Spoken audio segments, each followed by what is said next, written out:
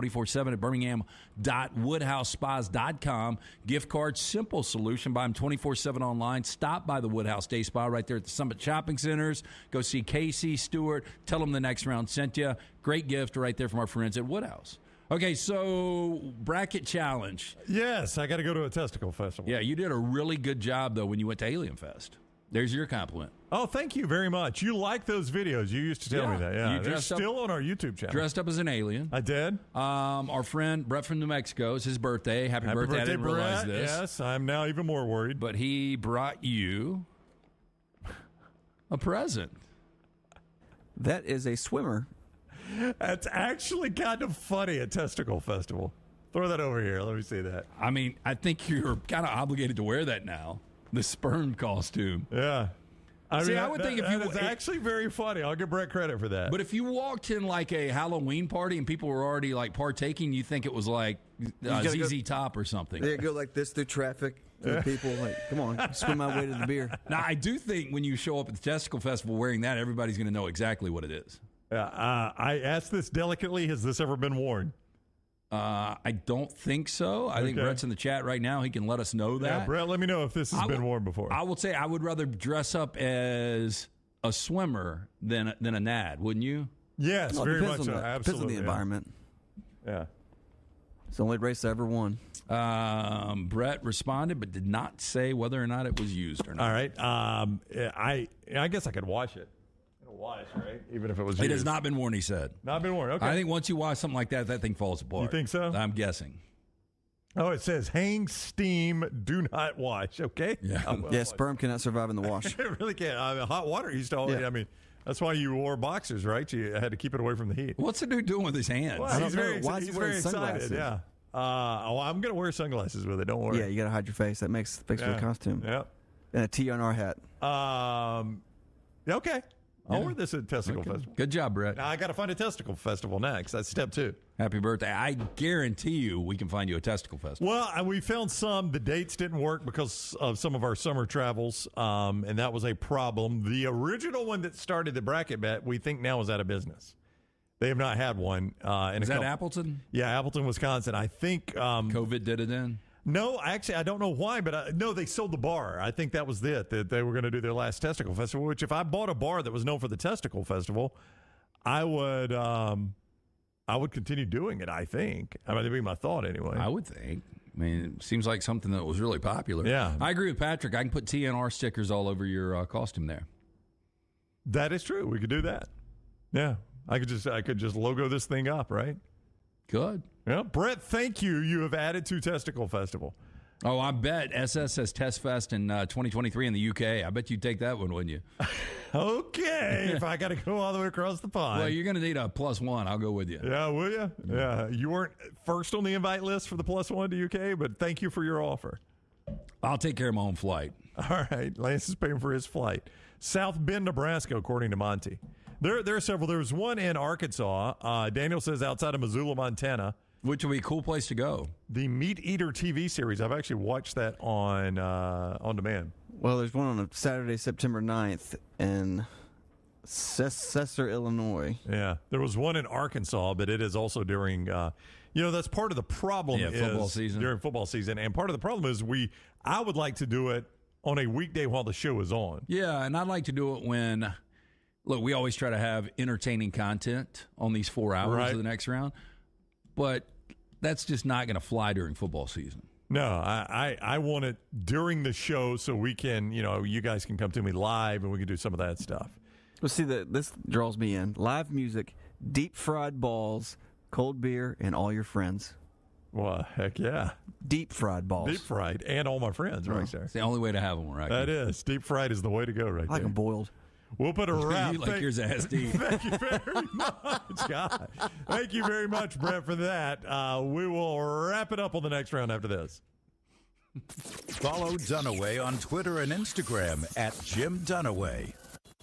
Hey, for all of your IT and printing needs, reach out to our friends at Xerox Business Solutions. Look, I'm still one of those old school guys. I print my notes every single day for the show. If you watch the show here on the next round, you see all the notes in front of me. From day one, Xerox Business Solutions, they've been with us here at the next round. Local for over 45 years. For all of your IT and printing needs, visit XeroxBusinessSolutions.com or call 205-969-3000. That's 205-969-3000.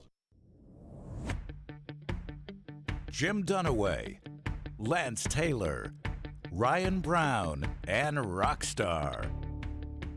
Live from the Birmingham Racecourse Casino Studios, the next round, presented by Bud Light, is on now.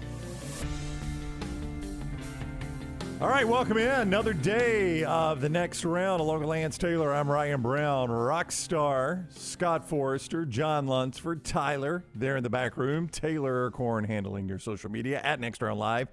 At Next Round Live, we appreciate you joining us on the show today. It is draft day in America. Everybody fired up if you're an NFL fan. That's right, Scott, flash them lights. Draft day in America, Lance Taylor. Oh, if I was Forrester, I'd be really pumped up because although he's a Falcons fan, doesn't have a quarterback, when you look at what he's got with Kyle Pitts, Drake London, they should have kept Calvin Ridley. I have seen projections the Falcons could possibly take Bijan Robinson. Oh, look out, Scott. Give me Scott's mic. Scott, are you fired up for a little Bijan mustard coming your way? I'd be okay with that. I'd rather have Jahmyr Gibbs if we're going running back. Hey, that goes a long way for Scott. An Auburn grad going with the Alabama back. I love me some Jahmyr Gibbs. Okay. Well, it's interesting you bring that up because there are some general managers out there that think Gibbs is the better option. Now, there's some people out there that say that Bijan is a generational talent and could go in the top 10, which would be the Falcons possibly at 8.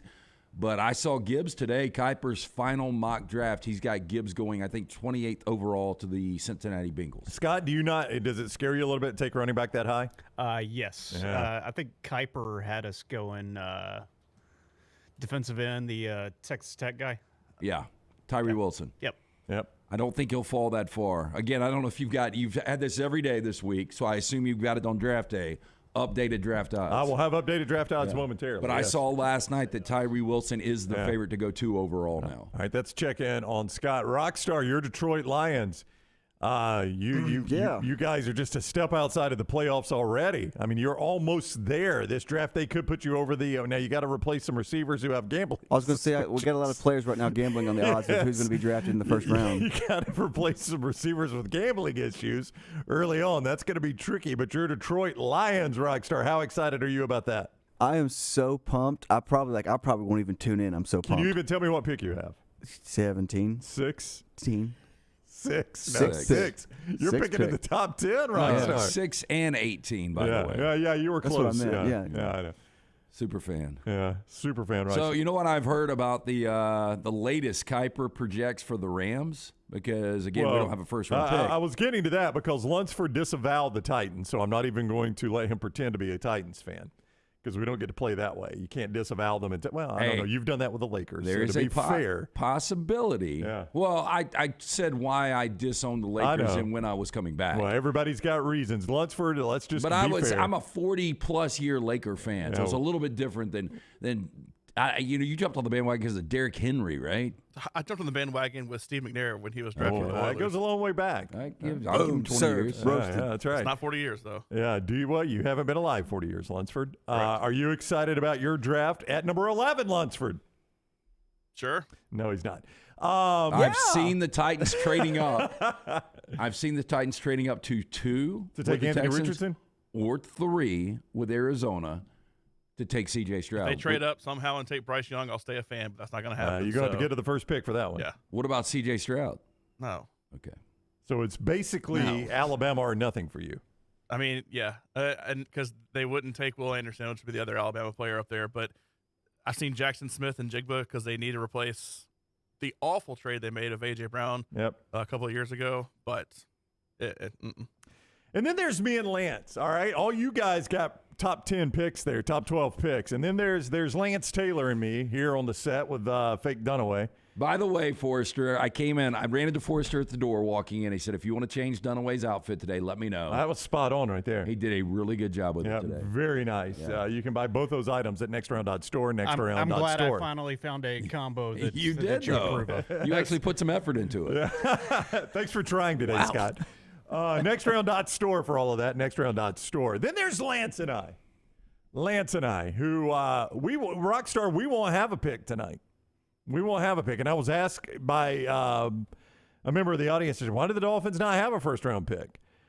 Well, Lance and I don't have picks for these two reasons. Lance doesn't have a pick because you guys are finally paying off that mortgage you couldn't afford. And it was a nice house. And for a I'll little take while. it, yeah. Yep. Look, I mean, we sold our soul for a championship. It was all in, and it happened.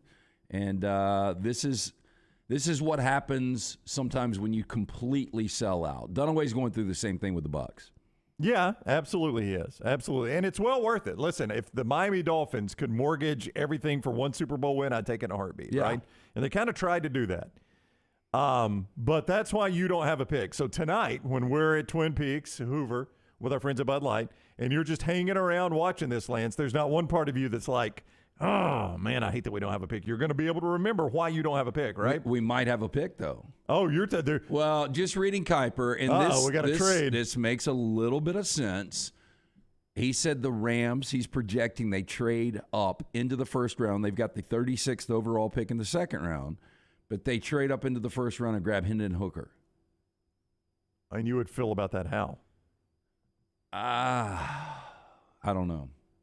I mean, I still like Matt Stafford. I still think Stafford's got a couple of years in him. A couple. I mean, this would be for the future. Yeah, I would rather wait on the future. So you would rather wait until he's absolutely done.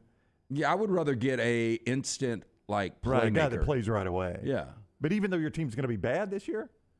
Well, I mean, you say that. I mean, do. Y'all don't have half a roster. Well, we don't have half a roster. We still have two of the best players in the NFL in Aaron Donald and Cooper Kupp. You do. Stafford comes back completely healthy. The offensive line plays like it did a couple of years ago. We could you never know, surprise some right? people. Okay. I'm not tapping out yet. You're not tapping out just yet. Lance not giving up yet. Did run into a Ram scout 2 weeks ago. 2 weeks ago tomorrow. A friend of ours that lives here locally. Yeah, and he said it's going to be a long season. I bet that guy loves running into you. Yeah, he laughs. Oh, when I see him separate from Lance, he's like, I saw your boy Lance the other day. I was like, how long did that take?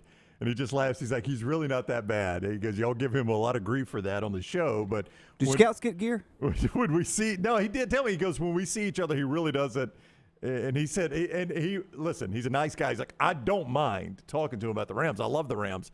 He's like, but he's really not as bad as y'all make it out to be. Right. He actually brings up the Rams more than I do. Yeah. I try to talk to him about some other stuff. That's why he did tell me that. I can't hide the passion. You guys know the Rams are like a fourth child to me. I do. Well, and he did, to Lance's credit, Rockstar, he did say he doesn't beat him up, in person as bad as you would think. So I'll give you credit for that. Okay, so then I was asked why my Dolphins don't have a first round pick. At least Lance has a Super Bowl ring to show for it. You know how many picks you guys have in this entire draft? I think it's 4, right? It's 4. Yeah. You've got a second, a third, a sixth, and a seventh. But you know why we don't have a first, right? So not because we won a Super Bowl. No, y'all didn't. We did not win a Super Bowl. Not even because we went out and got a great player trying to win a Super Bowl and failed in doing so. You know why we don't have a first round pick, Rockstar? You know why we don't have a first round pick, America? Because we violated NFL rules trying to hire Tom Brady and Sean Payton when they were under contracts with other teams. And apparently the NFL frowns upon that, so much so that they'll take away a first-round pick. Do you know which of those two we got, Rockstar? Sean Payton and Tom Brady? You didn't get either. No. We gave up a first-round pick to not get either one of them. But you know what? You got Jalen Ramsey for nothing. And that Jalen Ramsey is worth a first-round pick. Thank you. So that makes me feel better. So when I'm watching the first round tonight and I don't have a pick, I can pretend – because last year, when we didn't have first-round picks, it was because of Tyreek Hill. Right. And I'm like, okay, I'm fine with that. I would gladly trade a first-round pick for Tyreek Hill. So when I'm watching this year, I'll pretend it's Jalen Ramsey. Is that what you want me to do? Just pretend it's Jalen Ramsey? I mean, look, if you could get Jalen Ramsey in the first round, you'd take him, right? In a heartbeat, yes.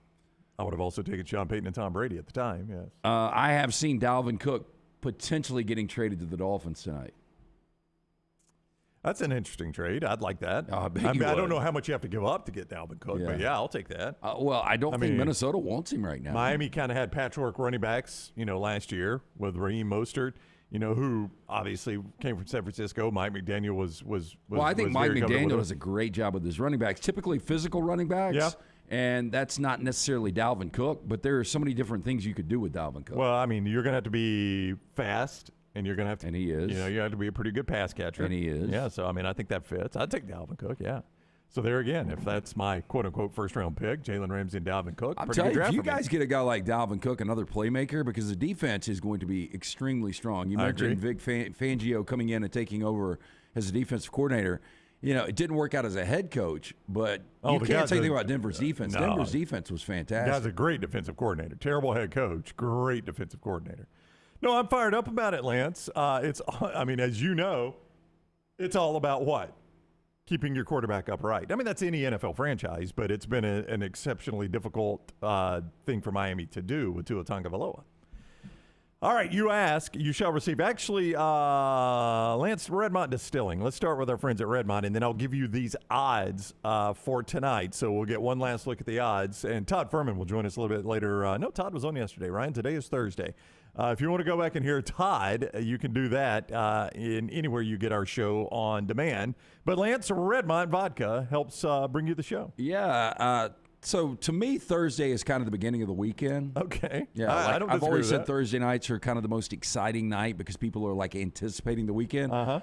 But you've got a Thursday night with the NFL draft. Go out, pick up a bottle of Redmont vodka. Celebrate tonight's first round with Redmont vodka. Their aim, clarity, and taste, color, and smell. It's vodka perfection. It's locally owned and operated. It's available in 22 states. Ask for it by name. It's 8 times distilled. It is gluten-free. It is fantastic. It's Redmont vodka.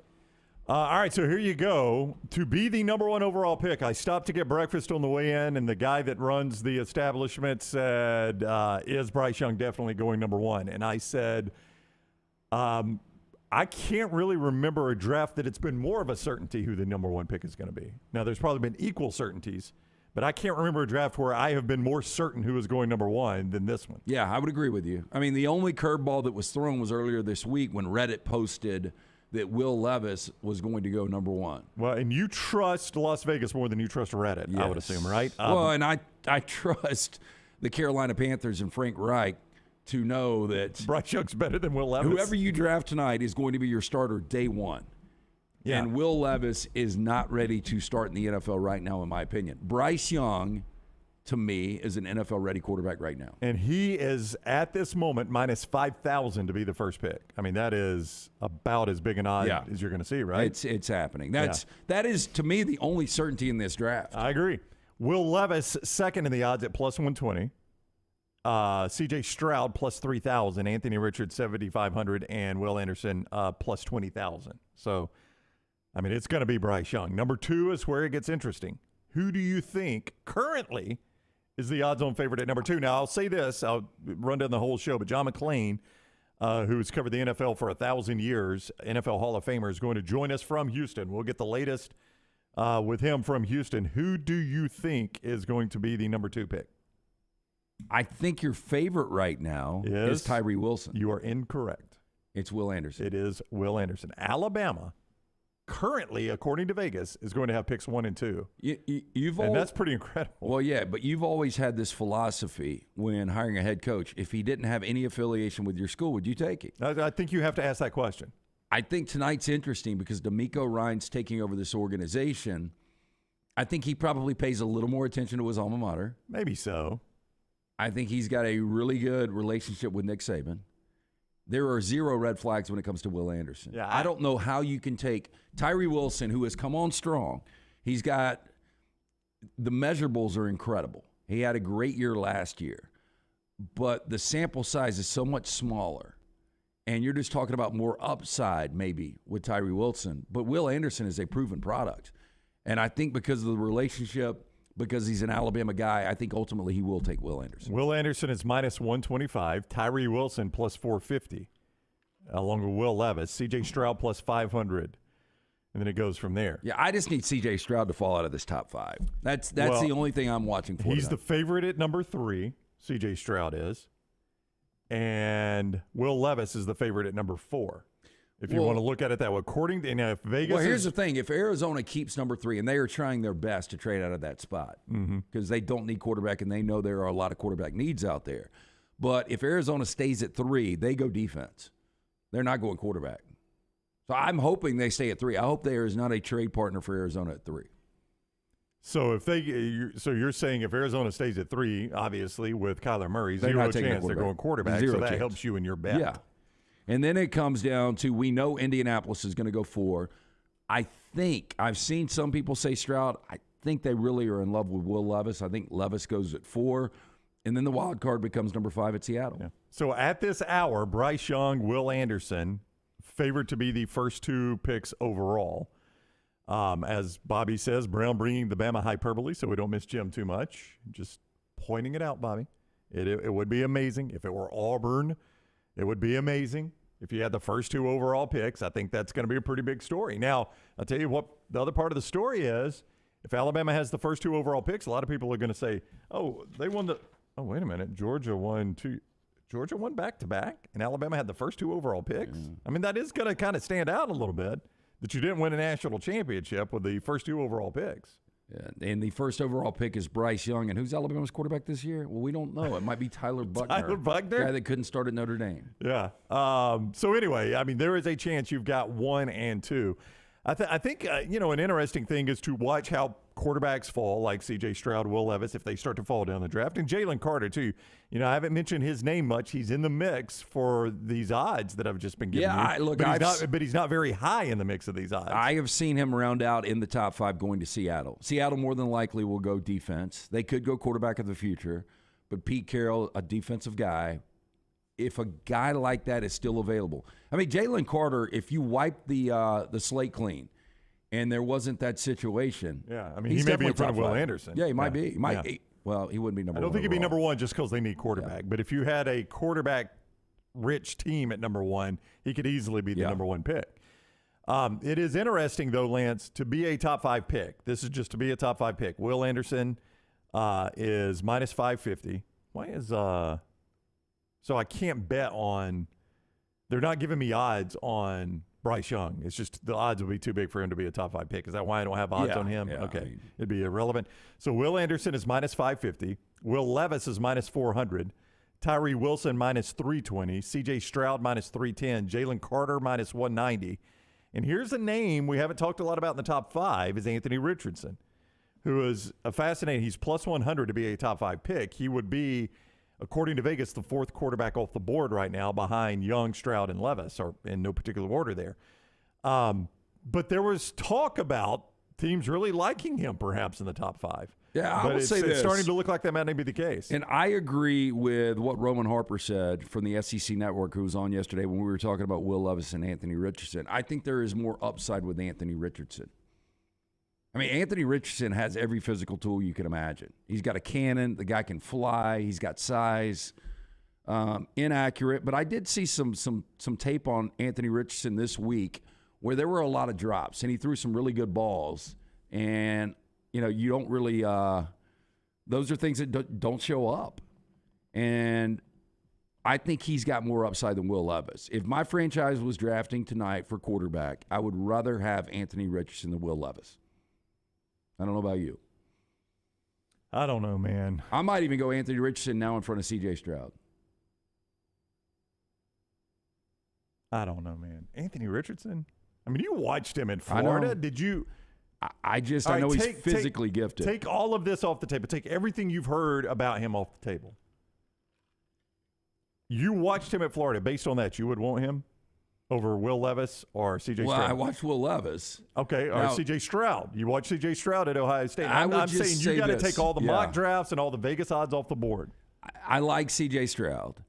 The thing is, if you put Anthony Richardson under Ryan Day with all of those weapons, how much different is it? I mean, it would be different. I don't disagree with you. You're right. It would be different. He would if. They would have accomplished the same exact thing they accomplished with C.J. Stroud with Anthony Richardson. I think he would have been a better quarterback. Maybe so. I mean, Billy Napier first year, there was a lot of transition there, and Anthony Richardson maybe played his best football game one against Utah. Yeah. So it didn't get any better. I just think there's a lot of upside with Anthony Richardson. The only quarterback that I'm absolutely in love with is Bryce Young. I think that's the only can't-miss guy. And if he were 6'2", you would really love him. Yeah, I think that's the only knock on him is his size. I think Bryce. I think Will Anderson. I think Bijan Robinson, Jackson Smith, and Jigba, who I saw fall all the way to 22nd with the Ravens tonight. If you're the Ravens and you get that guy at 22, I don't know why he would fall. Chris says Anthony Richardson could either be an all-pro or out of the league in 4 years. I don't disagree with that, but I'd say the same thing about Bryce Young. I'd say the same thing about C.J. Stroud. That's quarterbacks in the NFL. And Paul's saying C.J. Stroud carved up Georgia. Come on, LT. Oh, he did. He did. And look, There's I've no been a doubt C.J. about that. Stroud fan for a long time now. I'm just saying that Anthony Richardson maybe has more upside. Daniel says Dane Brugler has Jackson Smith and Jigba to the Packers. LOL. That would be funny. It would be. First I love draft it. after Aaron Rodgers, they go out and get a game-changing receiver. Well, and another interesting thing there is I've also seen the Jets with Smith and Jigba. Because the Jets are and then you say Aaron Rodgers is like, see, there you go. Now I got a franchise that'll give me some weapons. Because the Jets are sitting there at 15. And there's a good chance he drops there. That's heavy on Ohio State receivers, but I don't blame him. Yeah, boy, I'm telling you, he is going to be a steal tonight. Yeah. Well, if he falls that far, he is. There's no doubt about that. All right, a lot of draft to get to. We'll discuss that throughout the show. It is round one tonight. Joel Klatt scheduled to be with us tomorrow to recap round one. So we'll talk with the Klatt Monkey. He'll be there in Kansas City tonight. Coming up on the show today, you'll hear from Clay Travis. Clay could not be with us on Tuesday. He has moved to today, so Clay will be with us coming up at 10 o'clock. Also, I mentioned John McClain from Houston, GallerySports.com. Covered the NFL for the Houston Chronicle forever. He's an NFL Hall of Famer. He will be with us to talk about what Houston might do with pick number 2. He will do that at 11 o'clock. And then Buster Olney talks some ESPN baseball, Major League Baseball from ESPN. He will be with us coming up at 12 o'clock. So that's what's coming up on the show today. A reminder as we go to break, we've got some storms coming through. First of all, be safe. Make sure everything's taken care of. But on the back end of that, if you've got some roof damage from the storms, Greg from Pell City is Storm Restoration Roofing. That's who Greg is.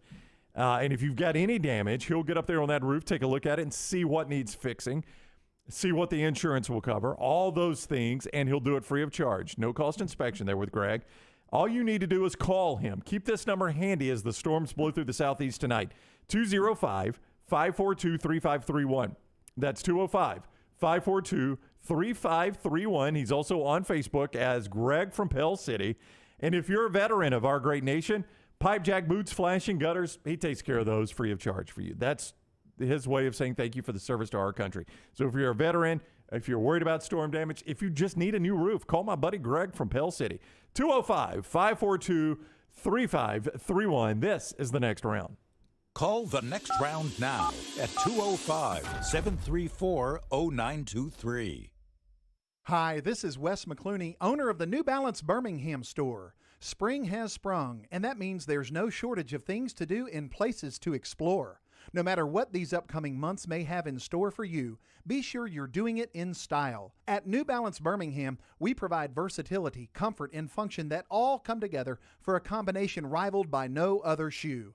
Come find a shoe that fits your lifestyle at the New Balance Birmingham store, located on Highway 280 next to Chick-fil-A. Start your day online with our website, nextroundlive.com, for the latest videos, podcasts, and college football stories. It's also a great way to stream the show or shop in the Next Round store. Stay connected by visiting nextroundlive.com. Harbin's Outdoors is an award-winning landscape company specializing in installing custom fiberglass pools, landscaping, and hardscaping. Jeremy and his team are a one-stop shop for your pool construction needs. Harbin's does it all, from the install to the final hardscapes around the pool and everything in between. It's beautiful work. You can find them on Instagram at Harbins_outdoors to see it for yourself, or call or text Jeremy directly, 205-300-0718. That's 205-300-0718. At Harbins, you and your home are the center of all that they do.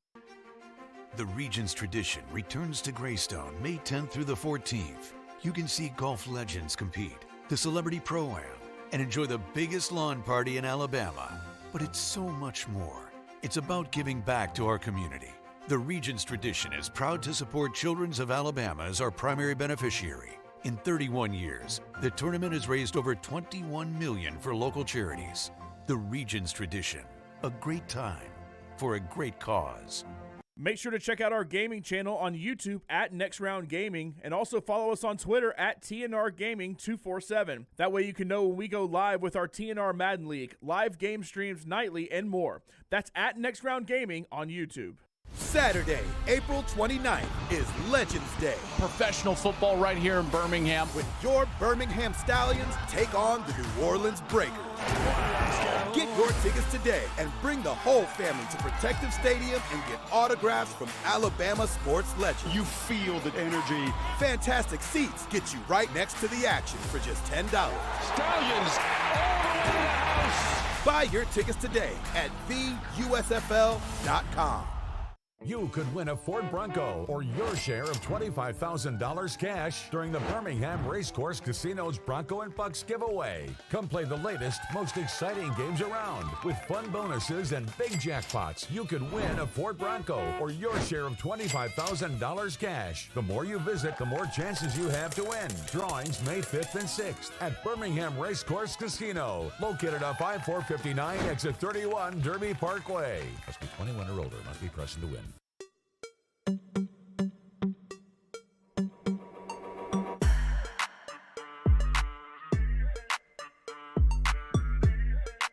Got some sad news in the entertainment world that is just breaking. This morning, one of the greatest in talk television history, Jerry Springer, has passed away. I can't believe this. I got a text from my good buddy Scott Banks, who's in Denver now, fraternity brother of mine from Fort Payne. And he said, I remember watching the show with you when we were roommates, which we watched all the time because I thought it was ridiculous, but it was so ridiculous, it was entertaining. And I'm trying to think of the captions. That there was one. But I mean, Jerry. Yeah. I'll find some captions we can use later in the show from the banner. I'll show you. Yeah. Stay tuned. The lower third is what you're trying to say there. Yes. So this is a guy, you talk about people that have major falls in life and are able to get back up from the mat. This is a guy that was at one time the mayor of Cincinnati, and I forgot what the scandal was that brought him down. I'll look it up. Drugs, women, something. Because he paid for something in a check or something like that. Yeah. I think it was a prostitute with a check. Something with a check. Well, whoa. He literally wrote a check to a lady of the night. I don't know if it was a prostitute, but it was something where he wrote a check. Be true. I think it was. Now, what kind of quality woman would take a check? Well, but I mean, what kind of idiot writes a check for a lady of the night? Jerry. Anyway, whatever the scandal was, he was able to overcome that and become one of the, I don't know how you would frame this. Okay, so according to Wikipedia, in 1982, Jerry Springer sought the Democratic nomination for governor of Ohio. TV commercials for Springer's campaign referenced his use of a check to pay a prostitute, saying he was not afraid of the truth even if it hurts. So, yeah. So there you go. Well, I mean, his own campaign ran commercials with it in there. So, I kind of like that. Yeah. Attack it head on, so right? I guess he accepted By the that. way, he did not get elected governor. Really? But he was the mayor of Cincinnati. But you're talking about a guy, Mike Tyson has had the fall from grace. Help me out. Who are some other people that have been able to bounce back? Robert Downey Jr. Yeah. So I think we did this a couple of weeks ago with I forgot what the theme of that was, but Springer at 79. He's looked 79 his entire career. I don't know how he passed. Did you hear calls of death? I have not seen that. TMZ's got the story. They normally have the calls of death. I mean, he probably wasn't a triathlete. Probably didn't live sources, according to TMZ, say it was pancreatic cancer. Oof. And he only was diagnosed a few months ago. I know some people, Lance. That's a tough one there, man. Oh yeah, the pancreatic cancer.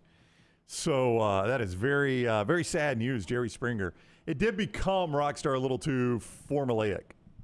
Oh, and more and more outlandish. Like when they come out and well, Tina's here, and she'd come out and it was just a straight. It's just a brawl. Like the fights, the punches never landed. It was just early on thinking maybe there'll be a fight tonight, and then it became like, well, of course there's going to be a fight. It's the Springer show. And the best was it Steve Wilkes, his bodyguard? Yeah, he had his own show too. Yeah, because then they started going, Steve.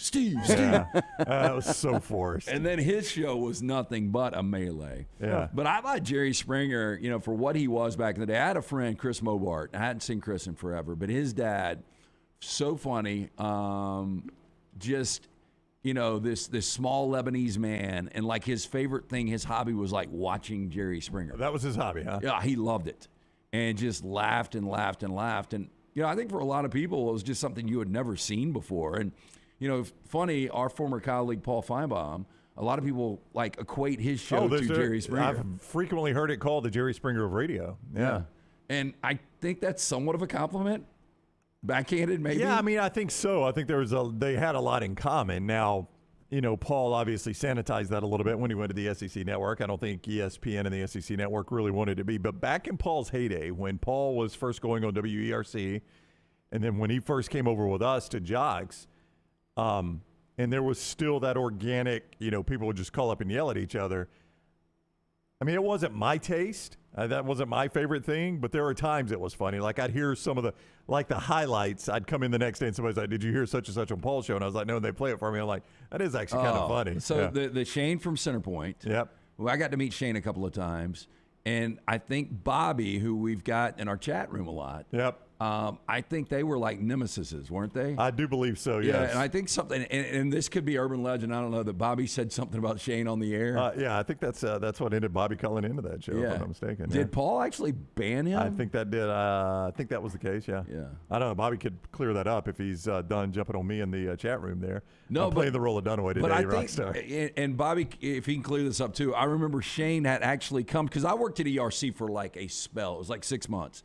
But Shane had come in studio, and there was like a beer drinking thing or something with his Camaro, and somebody got slapped. I mean, it literally was Springer, I think even before Springer.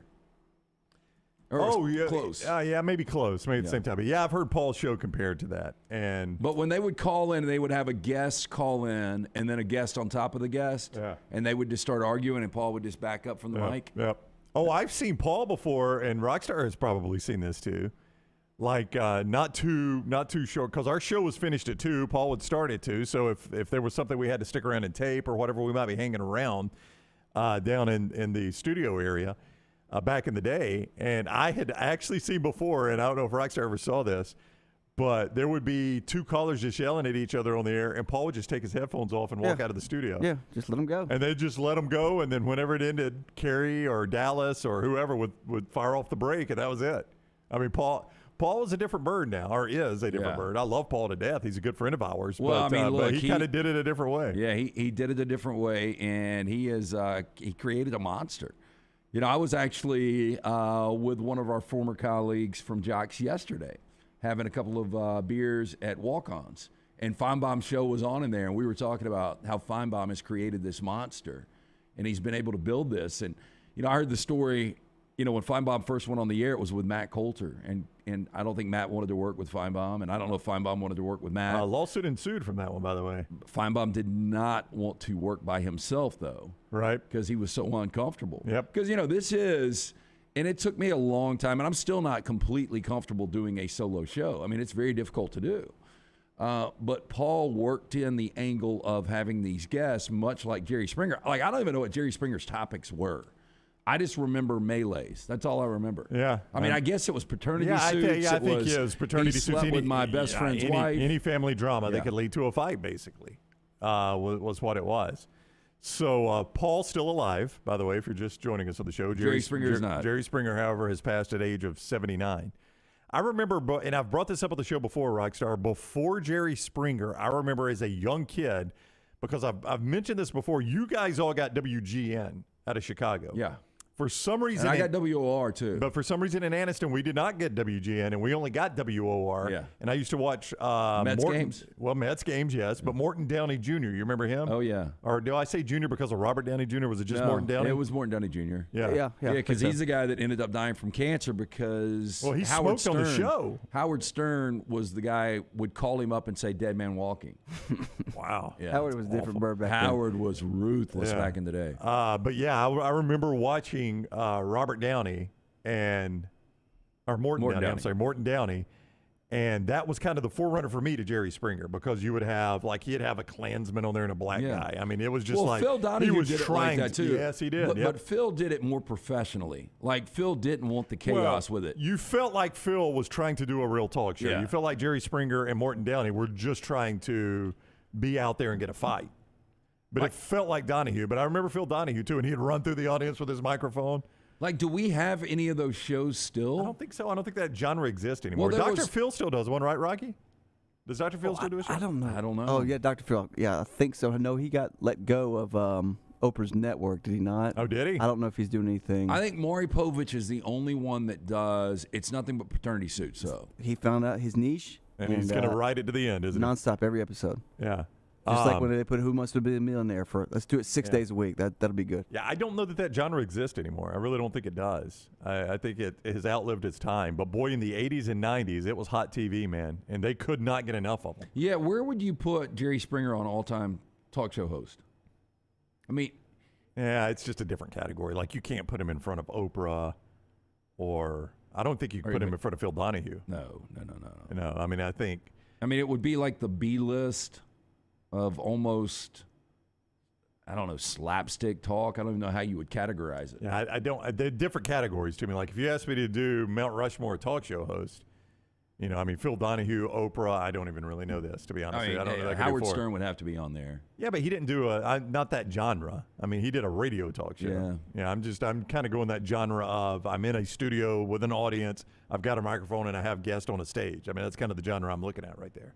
I mean, Ellen would be in the I guess so. Yeah, probably so. Ellen was really good back in the day. She was until she got canceled, right? She did. Turned out her staff didn't like her. Couldn't chew gum in front of her. Could you not? No, you're not supposed to chew gum in front of her. Dunaway doesn't let you guys chew gum, does he? He didn't like it when you. We're not allowed to by the equipment. No, I think he's fine.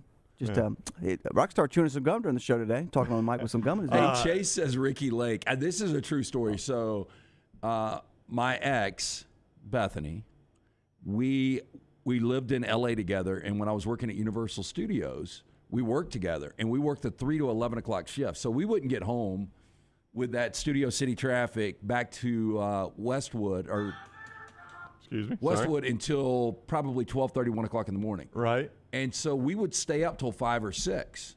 That was our routine. But one of the things we would do is watch Ricky Lake every night.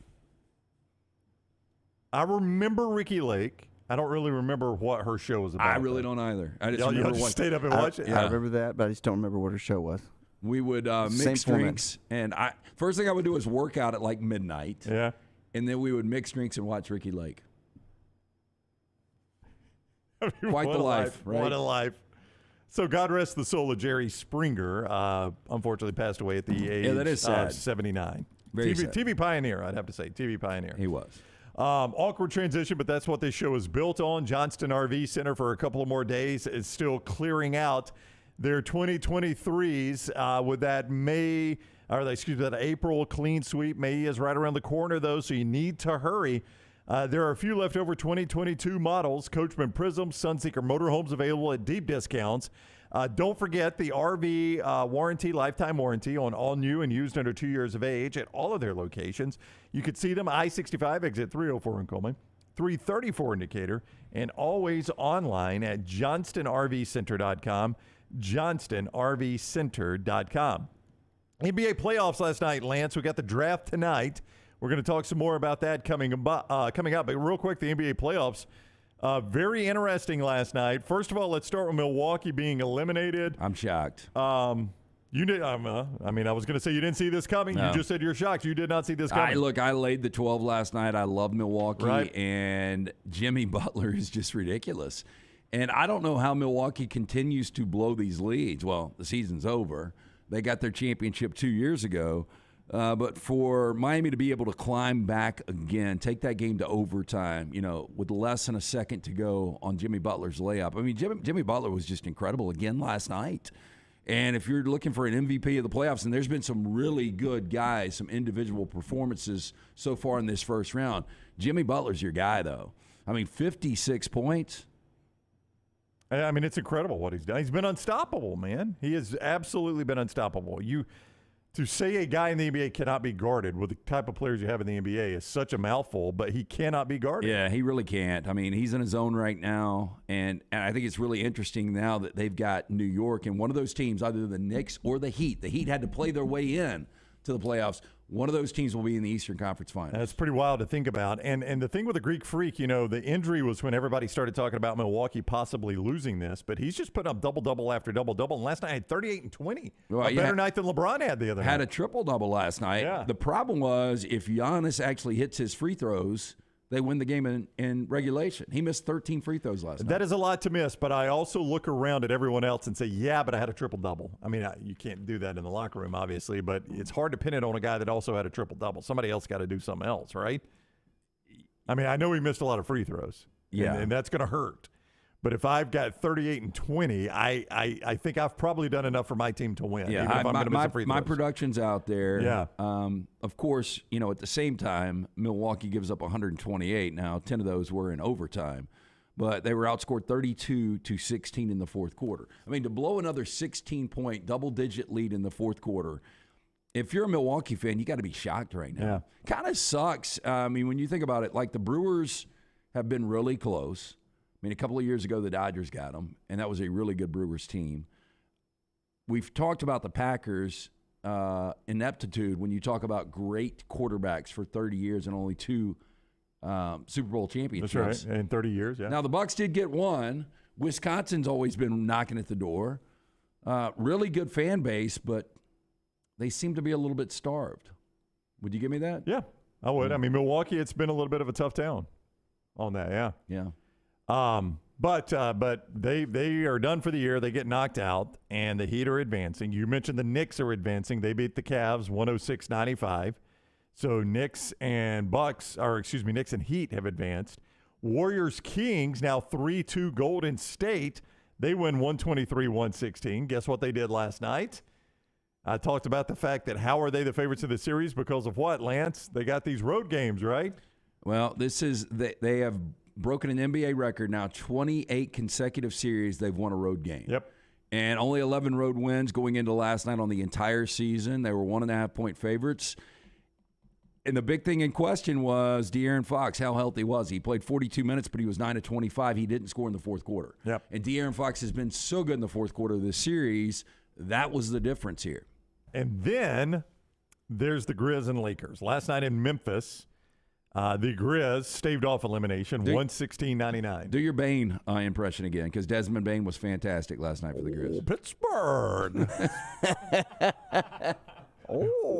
Steelers fans, you are in trouble. You've got to cover your nose when you do it. I'm sorry. Who's got a nose? With your Bane, you have to go, Steelers fans. There you go. Can't win a Super Bowl, and now you're going to die. You're doing your best Dunaway impression there.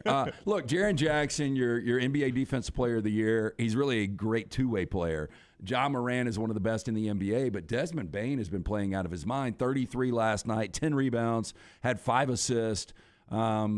This thing is going to go a full 7 games, it looks like. Yeah, it's a very, very good series. Those two out west, man, they have been fun to watch. Grizz, Lakers, and Kings and Warriors. And you're right, I think they're going to go 7 games. Tonight, by the way, LeBron was not good last night. I don't know how much you got to see of that. But None, LeBron 0. He was 5 of 17 on the floor, 1 of 9 behind the arc. He just did not play well last night. Tonight, only the one game on TNT. No Janet Jackson. She moved to Friday so the Celtics could play at the Hawks. 3-2 Boston series lead. Probably do or die for certainly do or die for the Hawks here, but probably for the Celtics. I mean, I guess if you're the Celtics, you're like, at least we got Game 7 at home. We got a little bit to play with. I will tell you this. I have been the last 4 or 5 days in the NBA, I have not been good. Just going to flat out call it like it is. You're going to own it right now? Yeah, I'm going to own it. The Celtics win tonight. So the Celtics close this thing out tonight, in your opinion? Okay. I mean, you're not going out on a limb there. I mean, they're probably, what are they? They're a 7-point favorite. 7-point favorite, yeah. So, all right, Celtics going to close this thing out tonight, according to Lance. We got much more coming up. Don't forget right now at Wayne's, we trust them for our yard service, our pest control, our termite service that's right there under the pest control, and also the mosquito service. They come out in my yard and they spray for mosquitoes so we can be in our backyard and don't have to constantly swat at the arms and get those bites and all that. And right now, because Wayne's is celebrating 50 years serving you, you can save $50 on all 3 of those services. And in fact, you can stack them, $150 total dollars in savings with all 3 of those services for new and existing customers. It's for everyone. When you call 866-WAYNES1, that is 866-WAYNES1, use promo code TNR to save that money. That is TNR, and you're going to save $50 each on those. Call Waynes.com or 866-WAYNES1. Happy birthday to Waynes. 50 years serving you, and you can save with code TNR at callwaynes.com or 866-WAYNES1. Follow John Lunsford on Twitter @JLuntz. Hey, there's nothing worse than waking up to a plumbing problem. Don't get caught in a flooded house. Call the guys at Hemp Hill Services. Adam, Chad, and the team at Hemp Hill are the only ones I trust to fix it and fix it right the first time. Hemp Hill Services does it right and always at a fair price. For all of your plumbing, cooling, and heating needs, trust the name that Birmingham has trusted since 1954. That is Hemp Hill Services. Call now, 205-229-2090. That's 205-229-2090. April showers bring May flowers, but they also bring flood damage to your home or business. If that happens to you, Dry Tech is ready to help. Call Dry Tech first, not the insurance company. Dry Tech responds quickly and has 5 crews ready to work for you. Remember the Dry Tech number, 205-637-0143, or online at mydrytech.com. Remember, Dry Tech goes to work for you, not the insurance company. So if you have flood or fire damage to your home or business, call Dry Tech immediately. 205-637-0143. Winners of every major championship in golf. Legends to an entire generation of sports fans. This is the region's tradition at Greystone. May 10th through the 14th. Ernie Els, Bernhard Langer, Padraig Harrington, and defending champion Steve Stricker are a few of the golf greats who will be fighting for another shot at history. I like this matchup, huh? How could he not love this group? The region's tradition. Buy your tickets today. Saturday, April 29th is Legends Day. Professional football right here in Birmingham. When your Birmingham Stallions take on the New Orleans Breakers. Get your tickets today and bring the whole family to Protective Stadium and get autographs from Alabama sports legends. You feel the energy. Fantastic seats get you right next to the action for just $10. Stallions all the way to the house. Buy your tickets today at theusfl.com. The Double Down Media podcast family is live and full of content for all ages. The Mystery Fifth Hour gives the Next Round host a chance to talk about everything but sports. Pour a glass of Bama and bourbon, our weekly college football conversation while sipping some of the most interesting pours in the bourbon world. And our Not For All Ages podcast, The Last Call. LT takes off the gloves for an in-depth conversation with stars like Taylor Hicks, presented by Redmond Vodka. Find those podcasts and more by searching The Next Round on Apple, Spotify, and on our website, nextroundlive.com. Let me introduce you to the new line of Red Wing athletic work shoes. This great new line is perfect for the industrial athlete, the guy who is working on concrete or running through the warehouse all day long. Red Wing Athletics use the same technology found in a running shoe, with soft mesh uppers, a lightweight aluminum toe for protection, and non-slip soles. This shoe is a winner. This comfortable new line of safety shoes are perfect for warehousing and light manufacturing. Plus, the colors look great. Stop by your local Red Wing shoe store, have your feet measured, and test drive a new pair of Red Wing athletic work shoes.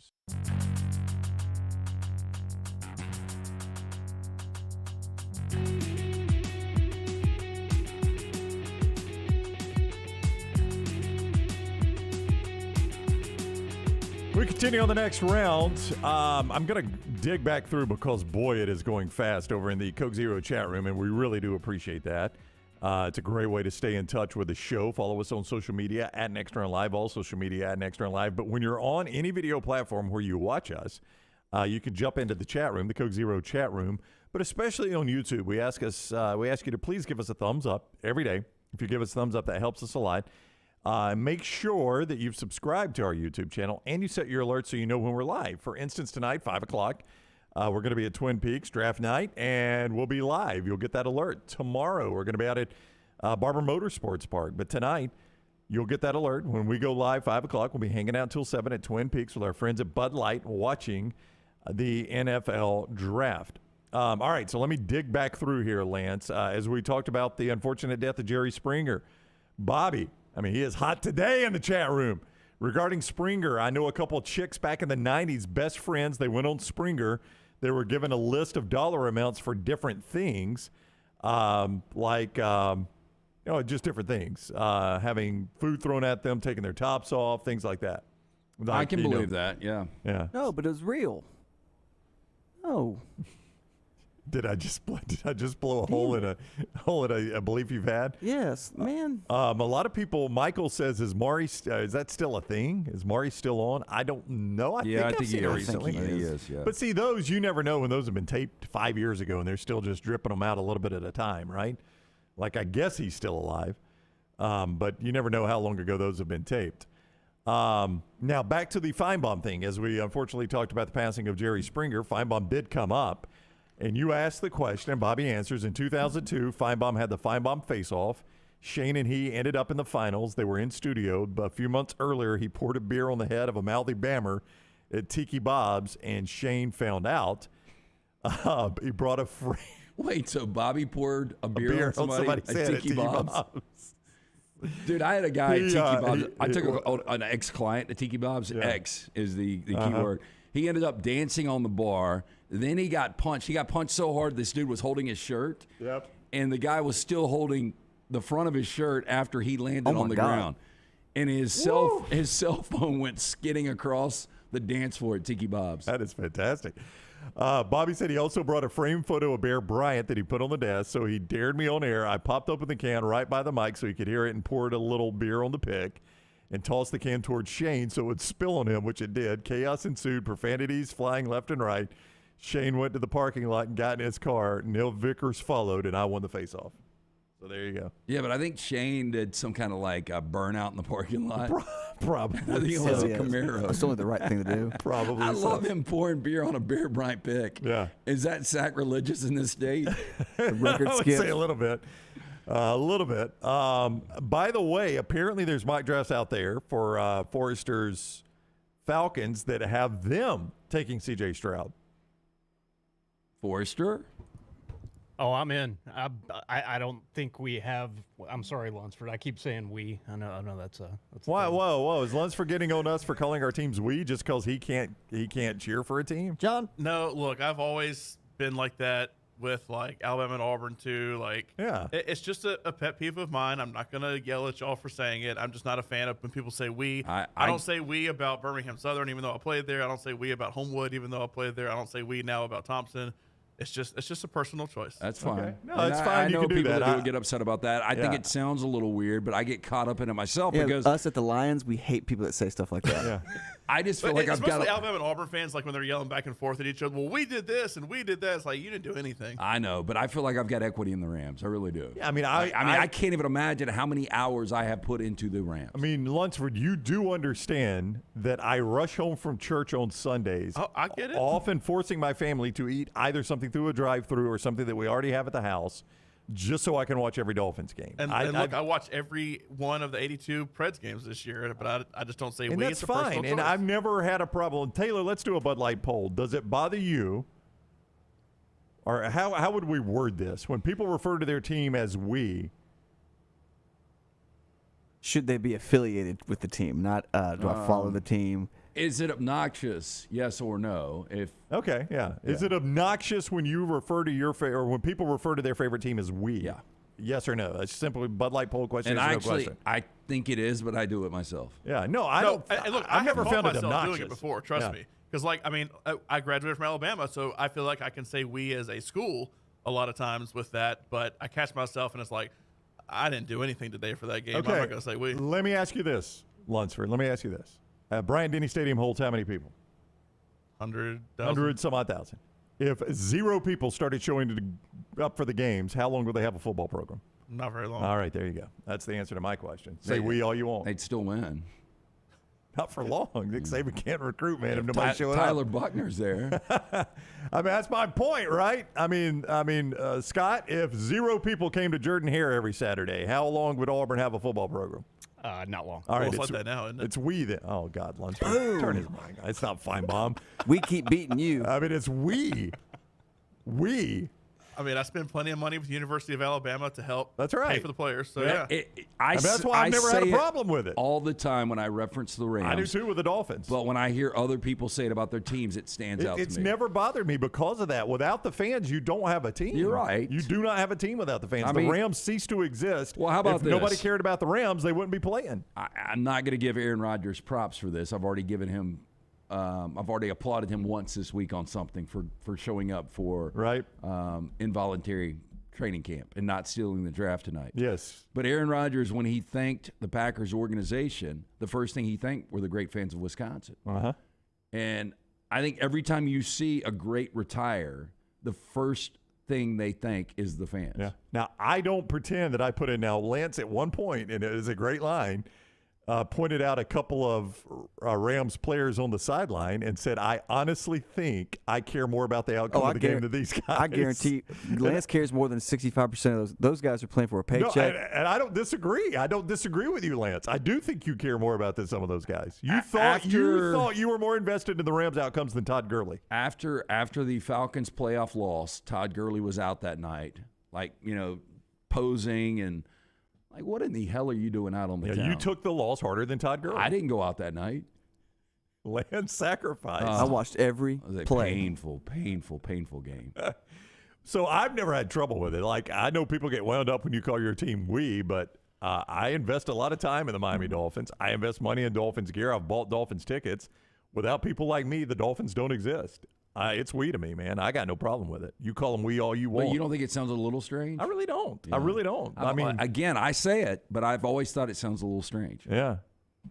I mean, I don't know how it's all based on how you're saying we, though. If it's we made a bad decision today, you didn't make a bad decision, the coach made a bad decision, the ownership made a bad decision. Yeah. But if it's if you're saying we as the collective, that's one thing. But if you're saying we in a very specific sense of something that happened with the team, like we had bad quarterback play today. No, you didn't. Tua had bad quarterback play today. Yeah, but right now, we're going to talk to John McClain a little bit, but Houston Talk Radio is blowing up right now about this number 2 pick. Oh, I'm sure they are. And almost every other caller is probably saying, we can't screw this draft up. Zero doubt they are. Yep. It's their team. See, I feel like that's more the collective than an individual thing that happened in a game. Yeah. Or something like that. Like we as a fan base can help mold if every mock draft said we're going to take Will Anderson and the entire fan base is losing their mind. No, we have to have a quarterback. That can maybe help sway. Look, we're going to lose a lot of fans if we do this. There's certain things that can sway that can be part of the collective we. But as far as an actual game, boy, we had a bad third quarter. That has nothing to do with anybody. Think about this. The Bucs last night blowing another 16-point lead. So in the bar after the game, Bucs fans are talking amongst themselves. I can't believe we blew. Yep. There's no way right. I can't believe the Bucs blew this. Why would you? They were at the game. It's we. How many bucks did you blow, by the way? Wow. Chris blew $10 in there. Chris says, I think we is fair. I've paid thousands to the university for me and my son, so it is us. We. Michael says, when referring to this show, my friends call it my show.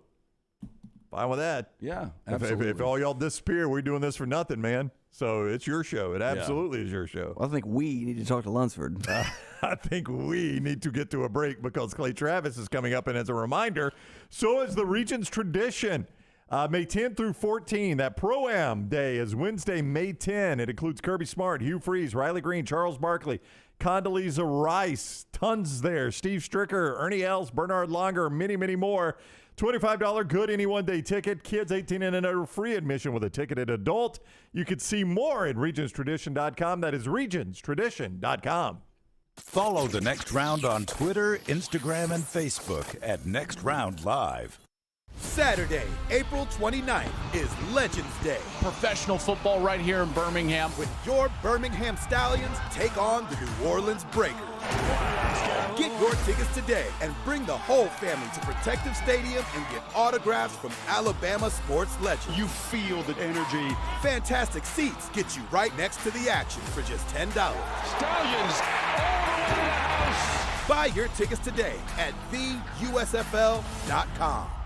You want to look great while supporting your favorite show? You know the place to go is the official Next Round store at nextround.store. Yes, there are .store domains, and we have one. From shirts to hoodies to hats and all kinds of fun stuff, you can rep the Next Round anywhere you go. At the beach, Next Round hats to block out that sun. Up north in the winter, get you a comfy Next Round hoodie. Just need something to put your $20 beer in at a game? Get you a Next Round koozie and throw that thing in your pocket. You never know what stuff Jim's going to make me put in there next. Check it out. It's the Next Round store at nextround.store. April showers bring May flowers, but they also bring flood damage to your home or business. If that happens to you, Dry Tech is ready to help. Call Dry Tech first, not the insurance company. Dry Tech responds quickly and has 5 crews ready to work for you. Remember the Dry Tech number, 205-637-0143, or online at mydrytech.com. Remember, Dry Tech goes to work for you, not the insurance company. So if you have flood or fire damage to your home or business, call Dry Tech immediately. 205-637-0143. The Next Round is so much more than the show you get from 9 to 1 each day. So make sure to head to our official YouTube channel at Next Round Live and subscribe to get all of our latest content. We, of course, have plenty of specialty content and shorts based all around the sports in the heart of the SEC. But we also talk pro sports, gambling, lifestyle and entertainment, and so much more. It's the Next Round YouTube channel where you never know what you're going to find next. Subscribe now to see the latest content and get notifications when we go live. That's at Next Round Live on YouTube. For 50 years, our friends at Wayne's have been doing things around your house that you don't have time to do. Warm weather is coming. You want that lawn looking great. You want mosquitoes not around. Our friends at Wayne's, they can help you out. Right now, they will do $50 off for each of those services to continue to celebrate their 50th anniversary. Again, our friends at Wayne's, they take care of all of us here on the Next Round. You don't want those mosquitoes. You want the lawn looking great. Call them today, 866-WAYNES1 or call Waynes.com. The manicured rolling hills of Timberline Golf Club is located just minutes from Birmingham. And right now, the area's best value membership drive is going on through April 30th. No initiation fee, unlimited green fees, practice range, and the TrackMan. Timberline's a fun place to be a member, and you get preferred membership tee times. To book those tee times at this Jerry Payton designed course and for more information on membership opportunities, go online to timberlinegc.com. timberlinegc.com. Jim Dunaway, Lance Taylor, Ryan Brown, and Rockstar. Live from the Birmingham Racecourse Casino Studios, The Next Round, presented by Bud Light, is on now. All right, starting another hour of The Next Round, along with Lance Taylor, I'm Ryan Brown. Dunaway continues his vacation. Our show being produced, as always, by Rockstar Sean Henniger. Where are you playing this week? You playing anywhere soon? I'm actually off this week. This is the first week in about 3 or 4 months that I have nothing to do this week. Rockstar's off the road, man. I got a kid this weekend, so. Off the road. You want to do a free concert in the parking lot? Can I do it for free, though? Yeah, absolutely. Can it be long? Scott Forrester handling our video. John Lunsford on all things technical. Tyler and Taylor Corrin handling our social media. Tyler, the intern, here as well. Dunaway will be back from vacation on Monday. Let's go to Clay Travis, Outkick founder. Normally with us on Tuesdays. He had something come up Tuesday. He is with us now on the JohnstonRVCenter.com hotline. What is up, Clay? How are you? I'm good. How are y'all? Doing awesome. Thanks a lot. You'll get a kick out of this. You had to miss the show right on the heels of the Tucker Carlson and Don Lemon news, and there was a lot of speculation about that. It wasn't actually directly connected to that, but we had to record some stuff because I was down in Fort Myers and in Naples. So, like, literally, that was pretty crazy. But sorry. So, that what a wild Monday. Well, hey, tell us a couple of things. First of all, what was the all-out calls for Tucker getting fired? And, my thought is this is the most viewed personality right now in television. Wouldn't it be better to keep him and try to regain that revenue than get rid of the guy? Well, first of all, I am like a tight end who occasionally gets called on to catch a pass in the larger Fox, in the larger Fox ecosystem. So I'm not a quarterback, I'm not certainly a running back. I'm not even a third string wide receiver, I don't think. So those decisions are way above my pay grade. But look, I mean, I think Tucker can make $100 million a year in the current media environment that we're in, right? He's got to figure out exactly what he wants to do. But I think his audience is going to be super loyal. And you guys know this because you started your own business. And people, for a long time, the platform mattered more than the talent, right?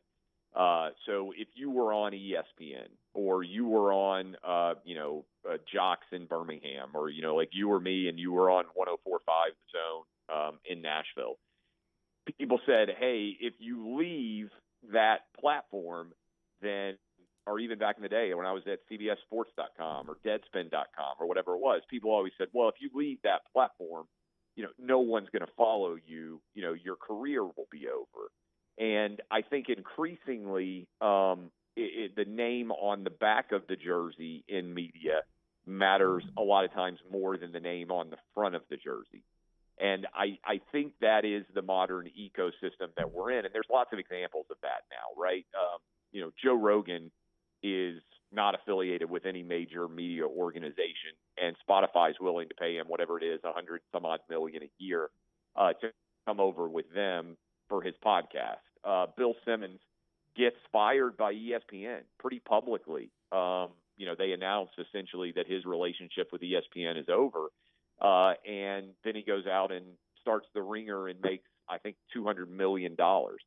So I think that there's never been a better time for individual talent to be able to make a living. And just using what we did, for instance, Sports Talk Radio, there's 6-month non-competes. You don't get paid a ton of money a lot of times. And they really will let you know, hey, if you walk out, you're not going to be taking care of your family anymore. You're not going to be able to pay your mortgage. That's taking people a little bit behind the scenes, but that's the way a lot of these negotiations in, for instance, Sports Talk Radio play out. And I think that talent over the last decade, and I think it's only going to continue to increase, is developing more power than they've ever had before. So I think Tucker will be fine. Now, I'm not sure about Don Lemon because I'm not sure how much of an organic audience people have, like, love Don Lemon. Is his group going to up and follow him wherever he goes next? I'm not sure. I think Tucker's fan base is going to be quite portable, like Bill Simmons's was, like Joe Rogan's was, like I would say, my fan base has proven to be. And like your fan base, to a large extent, I think has proven to be too. People will find you wherever you are. The platform matters less, it seems to me, in the modern environment than it does in past. So that's just kind of a big picture analysis. My first thought was, Tucker's going to make way more money as an independent entity than he was as an employee. Oh, no doubt. Well, no doubt I heard is $35 million. Is that off what he was making per year? And with that said, is there any chance you take that slot? $35 million. I have no idea what people make. I'm sure he was well compensated. The show was very successful. I don't, I think those chances are low. I don't pretend to know how the decisions get made.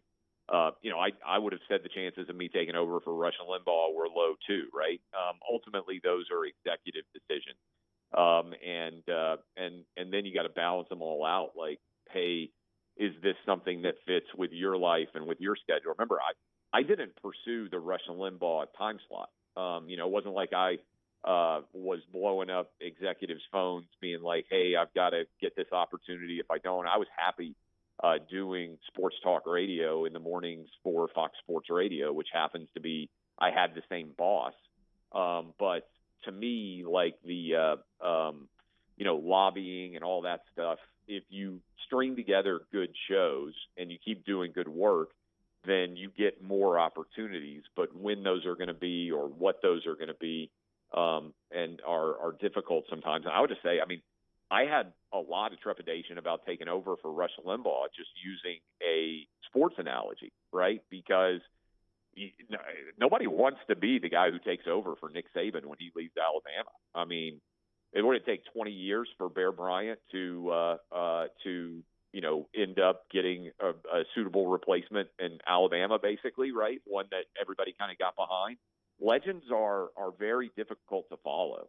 And so I think we've been fortunate. I like to think, that and certainly the data reflects that we've stepped in and continue to kind of carry the same kind of audience that Rush had.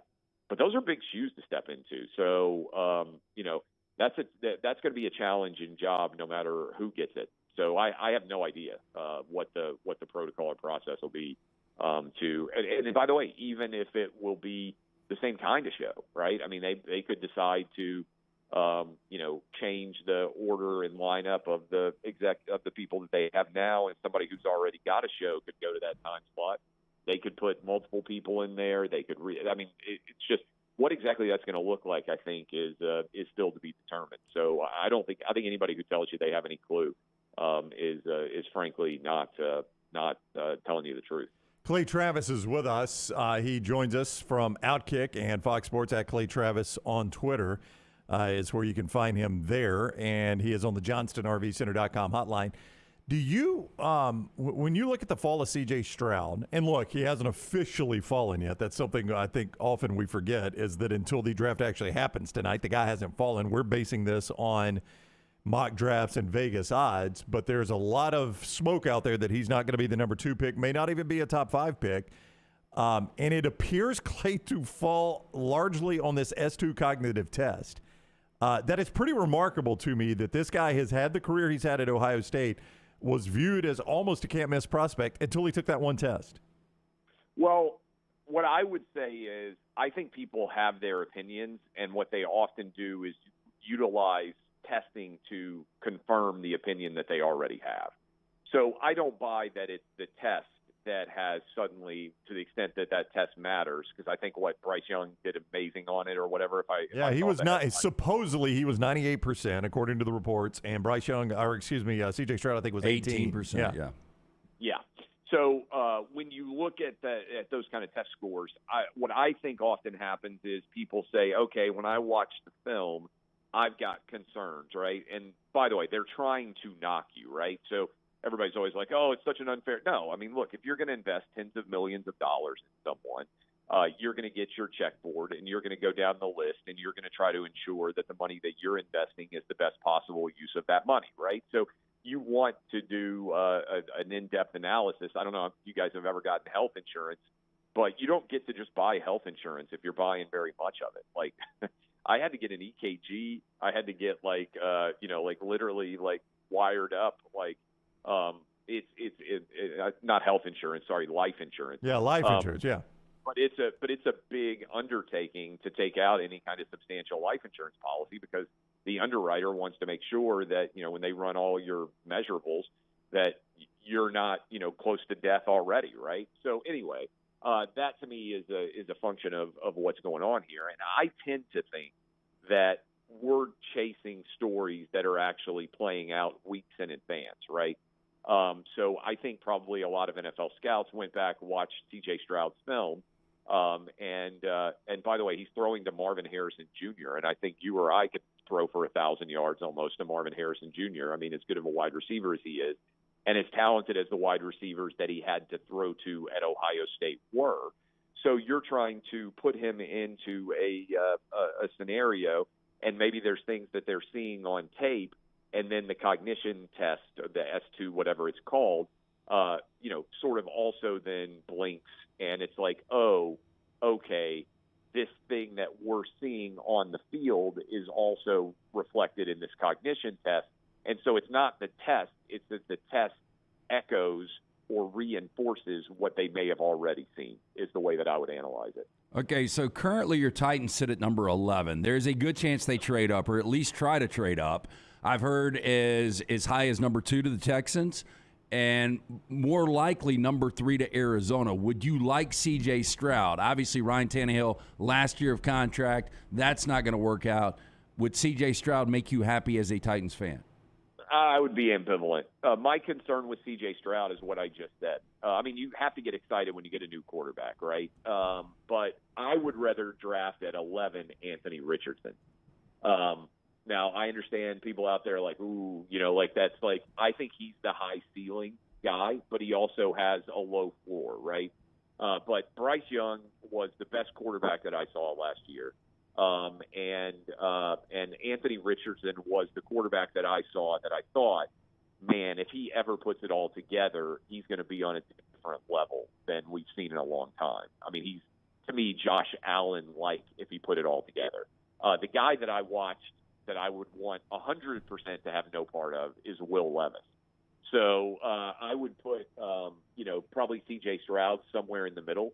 I'm a little bit nervous about Hendon Hooker just because I think Josh Heupel has such an incredible offense.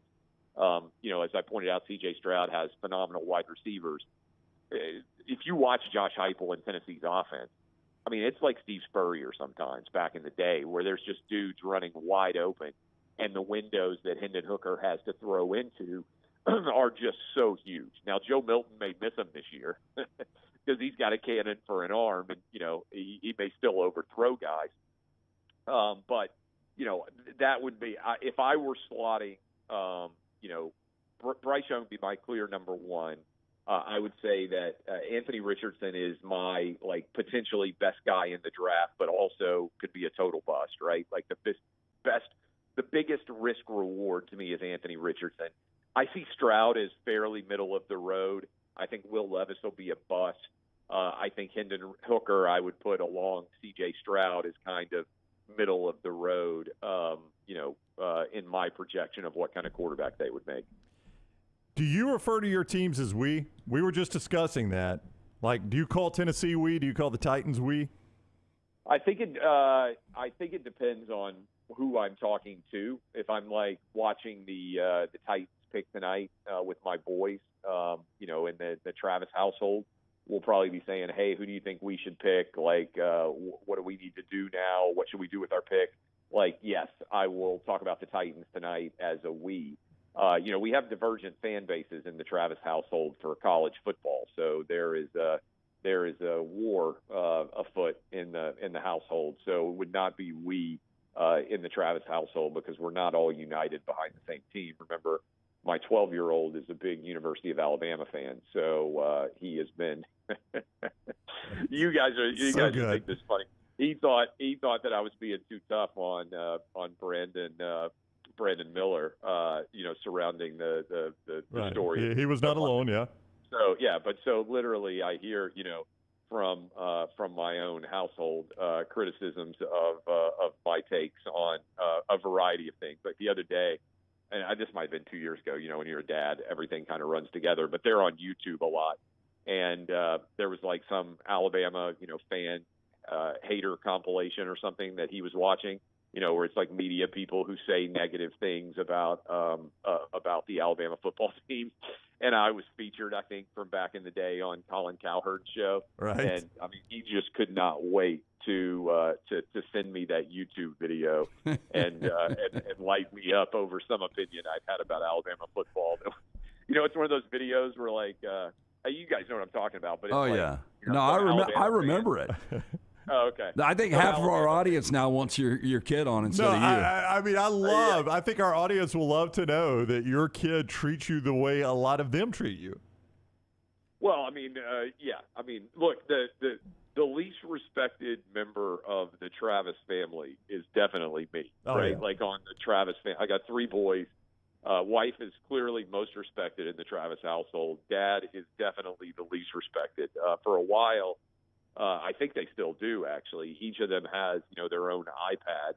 And I'm not kidding about this. All 3 Travis boys' iPad cover photo was my senior class photo from high school that they were mocking me about. So yeah, I'm not surrounded by yes men. I think it's fair to say. Hey, real quick before we let you roll, Barkley told us a couple of months ago that he was in negotiations with CNN. This new show with Gayle King, how do you think it plays out? I don't know what the interplay between the two of them are or will be. I have no idea. I think that Barkley is the most entertaining sports media personality in the country today, on TV, I should say, right? I think, but I don't know if there's even very many good people on podcasts, everything else. So if they just let him talk, then it'll be really successful. But is Gayle King going to be like Ernie on Inside the NBA? Is she going to play straight man? I don't know what that show will be, how that show will be organized. But if Barkley just says exactly what he thinks, I think it'll be super entertaining. Yeah. I agree with you. I agree 100% with you on that one. And I hope they let Barkley. I don't think Barkley would sign up if he couldn't be himself, though. There's no need for him no to. Doubt. But there's a good, he's great at playing off of people. That's what makes Inside the NBA so good. And Ernie does a great job, I think, underrated as the straight man to kind of keep the train at least somewhat on the track. So I just don't know Gayle King. I don't know what role she will play. And what that interaction will be like. Yeah. All right, he is Clay Travis. You can follow him on Twitter at Clay Travis. See him at Outkick and on Fox Sports. Clay, thank you for the time. We'll see you Tuesday. All right. Appreciate y'all. All right. Take care. Clay with us on the JohnstonRVCenter.com hotline. I said, see you Tuesday. That senior picture of his. Oh, it's so good. And I remember, the first time he was doing television with Fox, and they did a Friday night pregame show, which was really good college football because it was late night. Do you remember that? It was Matt Leinart. It was Clay. It was Petros. Petros Papadakis. Yeah. And one of the segments was I hate Clay Travis. And they use that photo. Yeah. And he has the most ridiculous hair in his senior it's picture. Awful. It's awful. It's a butt cut that comes down behind his ears. I don't even know how to explain it. I guess that's a good way to explain it. That's the only way you can right there. We've used it before. It's the butt cut that comes down behind the ears. But I love his kids. I mean, that's the same. Leighton, she roasts me all the time. It's nonstop. Oh, no, I can empathize with Clay on this one because I am the butt of the jokes at my house. Like, you would tell me, you would agree with this, that you got to be pretty thick-skinned to work in the environment we work in, right? Yeah. Everybody is on. Dunaway takes more shit than anyone. He really does. And so he actually, it's weird because I think he's got thin skin, but at the same time, he's got to have thick skin for what he deals with. That's right. Up here. Yeah. It is constant up here. Nobody is off limits. Very few, if any, jokes are off limits up here. What you guys see on the show or hear on the show, I guarantee you, it's only the tip of the iceberg. When one of us dies, one of us pulls a Jerry Springer, it will be mere hours before jokes are made. Oh, there's no doubt about it. Yeah, and that's the way I would want it, by the way. If I'm the first to go, y'all roast me, okay? That's the way I want it. So you got to have thick skin just to work here. But when I go home, I get it worse at home a lot of times than I get it here. I'll go ahead and tell you. Yeah, I do too. Now, I think it's because my family knows I can take a joke. And I think it's because sometimes I walk into it. I'm not going to lie. But I enjoy that. Like, I don't mind when you guys give me shit. Yeah. But I love it when my daughter does. Like, I don't tell her that. I act like it bothers me, but it just shows me that she's got a lot of my personality. So there's if you're watching us, that's the photo of Clay. I don't know how else I can explain it, but a butt cut that falls down behind his ears. That's about all I could say. There is zero chance he got naked in high school. Oh, only to change clothes, right? He's a never nude. If I don't know who all graduated high school with Clay, but Clay has been extremely successful. Like him or hate him, he's been extremely successful. I would say, I wonder if you go back to high school, if you're like, there's your most successful guy in your senior class. A lot of people would laugh at that. I was going to say, I have no idea who he graduated with out of Nashville, and I forgot which high school Clay went to, but I would assume that he is the most successful in that graduating class. Right. Lunsford Samuel is right in the chat room. When I die, you finally get any chair you want up here. Thank God we can finally get our chair back. That's right. The irony behind all that is we do a weekly staff meeting, and Lunsford literally has, quote unquote, his chair for that meeting. Yeah, he gets in there first. Yeah, but I'm I don't making think up for lost time, man. No. But I don't think anybody. Would take that chair. He gets out of here at like 12:50. He does. He's got to claim that bad boy before the show's even over. Hey, you know what? I have never asked anybody to move out of it though. When somebody's sitting in it. If he did not, nobody would take that chair. They know it's Lunsford's chair now. Let me ask you this though, because I never followed up from the Back Rooms podcast. Did you ever consider not taking the seat at the Iron Bowl? Yeah, I don't remember this story, so I cannot answer that. I'm not saying Lunsford is lying. That was a joke when I said that. I've only taken one person's seat ever, and it was last week at Nocturnal, and I remember that well. No, I was there for that. Let's say it happens this year at the Iron Bowl. What? You have a credential, and then you get there, and somebody is sitting in the seat, but he also has a credential. What are you doing? Well, okay, so the error was, however, the credential was requested. So like now, Lunsford will back this up, and Scott will too. It would have my name on it. It would say Ryan Brown, the next round. Yes. That didn't that day. Let's go back to the time machine. When was it? 2010? 2009. What did it say, John Lunsford? No, it said WJOX. It just said WJOX. So if there was WJOX, and then there was WJOX with like Feinbaum in parentheses because he was bigger than everybody else. So it was just said WJOX. And to be fair, I had gotten a credential last second. It was a makeup. That's why I had to tell the whole story. Don't. Hey, look, don't give the backstory. No, I had to give the backstory to get to why I was sitting, why I was even there. Did Feinbaum show up though? I don't know. Brown took my seat. Oh God. So why would you take Feinbaum's seat till he shows up? I'm an intern. That's the thing. You're talking about would it happen again? If Brown showed up and there was some kid sitting in his seat that he had never seen before, you probably still would be like, hey, I think this is my seat. Well, I mean, if I would be kind to him. Excuse me, if that's my seat, which is the way I did it with Lunsford. As I remember it. As I remember it not happening. So I don't remember anything that happened, but as I remember, that's the way I did it with Lunsford. So the answer is, I don't know. You think Dunaway's ever run somebody from his seat? No, I'll sit on the floor. Oh, that's fine. No. No. I'll just write I don't need ink. I'll just do blood. That's fine. Yeah, he'd 100% do it. You were going to see Dr. B today there, LT. We're going to get an update on that here. I've got a feeling that Dr. B, Rockstar, you'll love this, was at my wedding 24 years ago. Lance just randomly was like, Dr. B was my wedding. I said, well, how would you not know that? Well, so this morning, so last night I ended up going out with my ex-wife's brother, Mac, who you saw at Trivia. I did. And so he ended up staying over last night. So this morning we were talking to the kitchen, and I told him that I had an appointment today with Dr. Beckenstein. And he said, oh, man, we go way back. We've had Christmas dinner with his family a couple of times.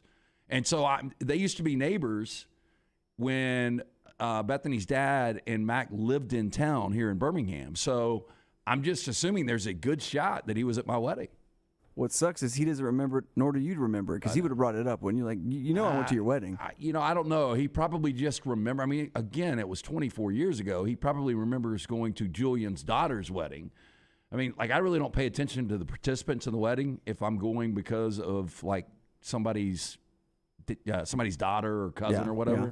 So anyway, back then I had a lot of hair. Unfortunately, full story. Yeah, it's thinned a little bit. When it started to thin, Dr. B was the guy everyone said I needed to call.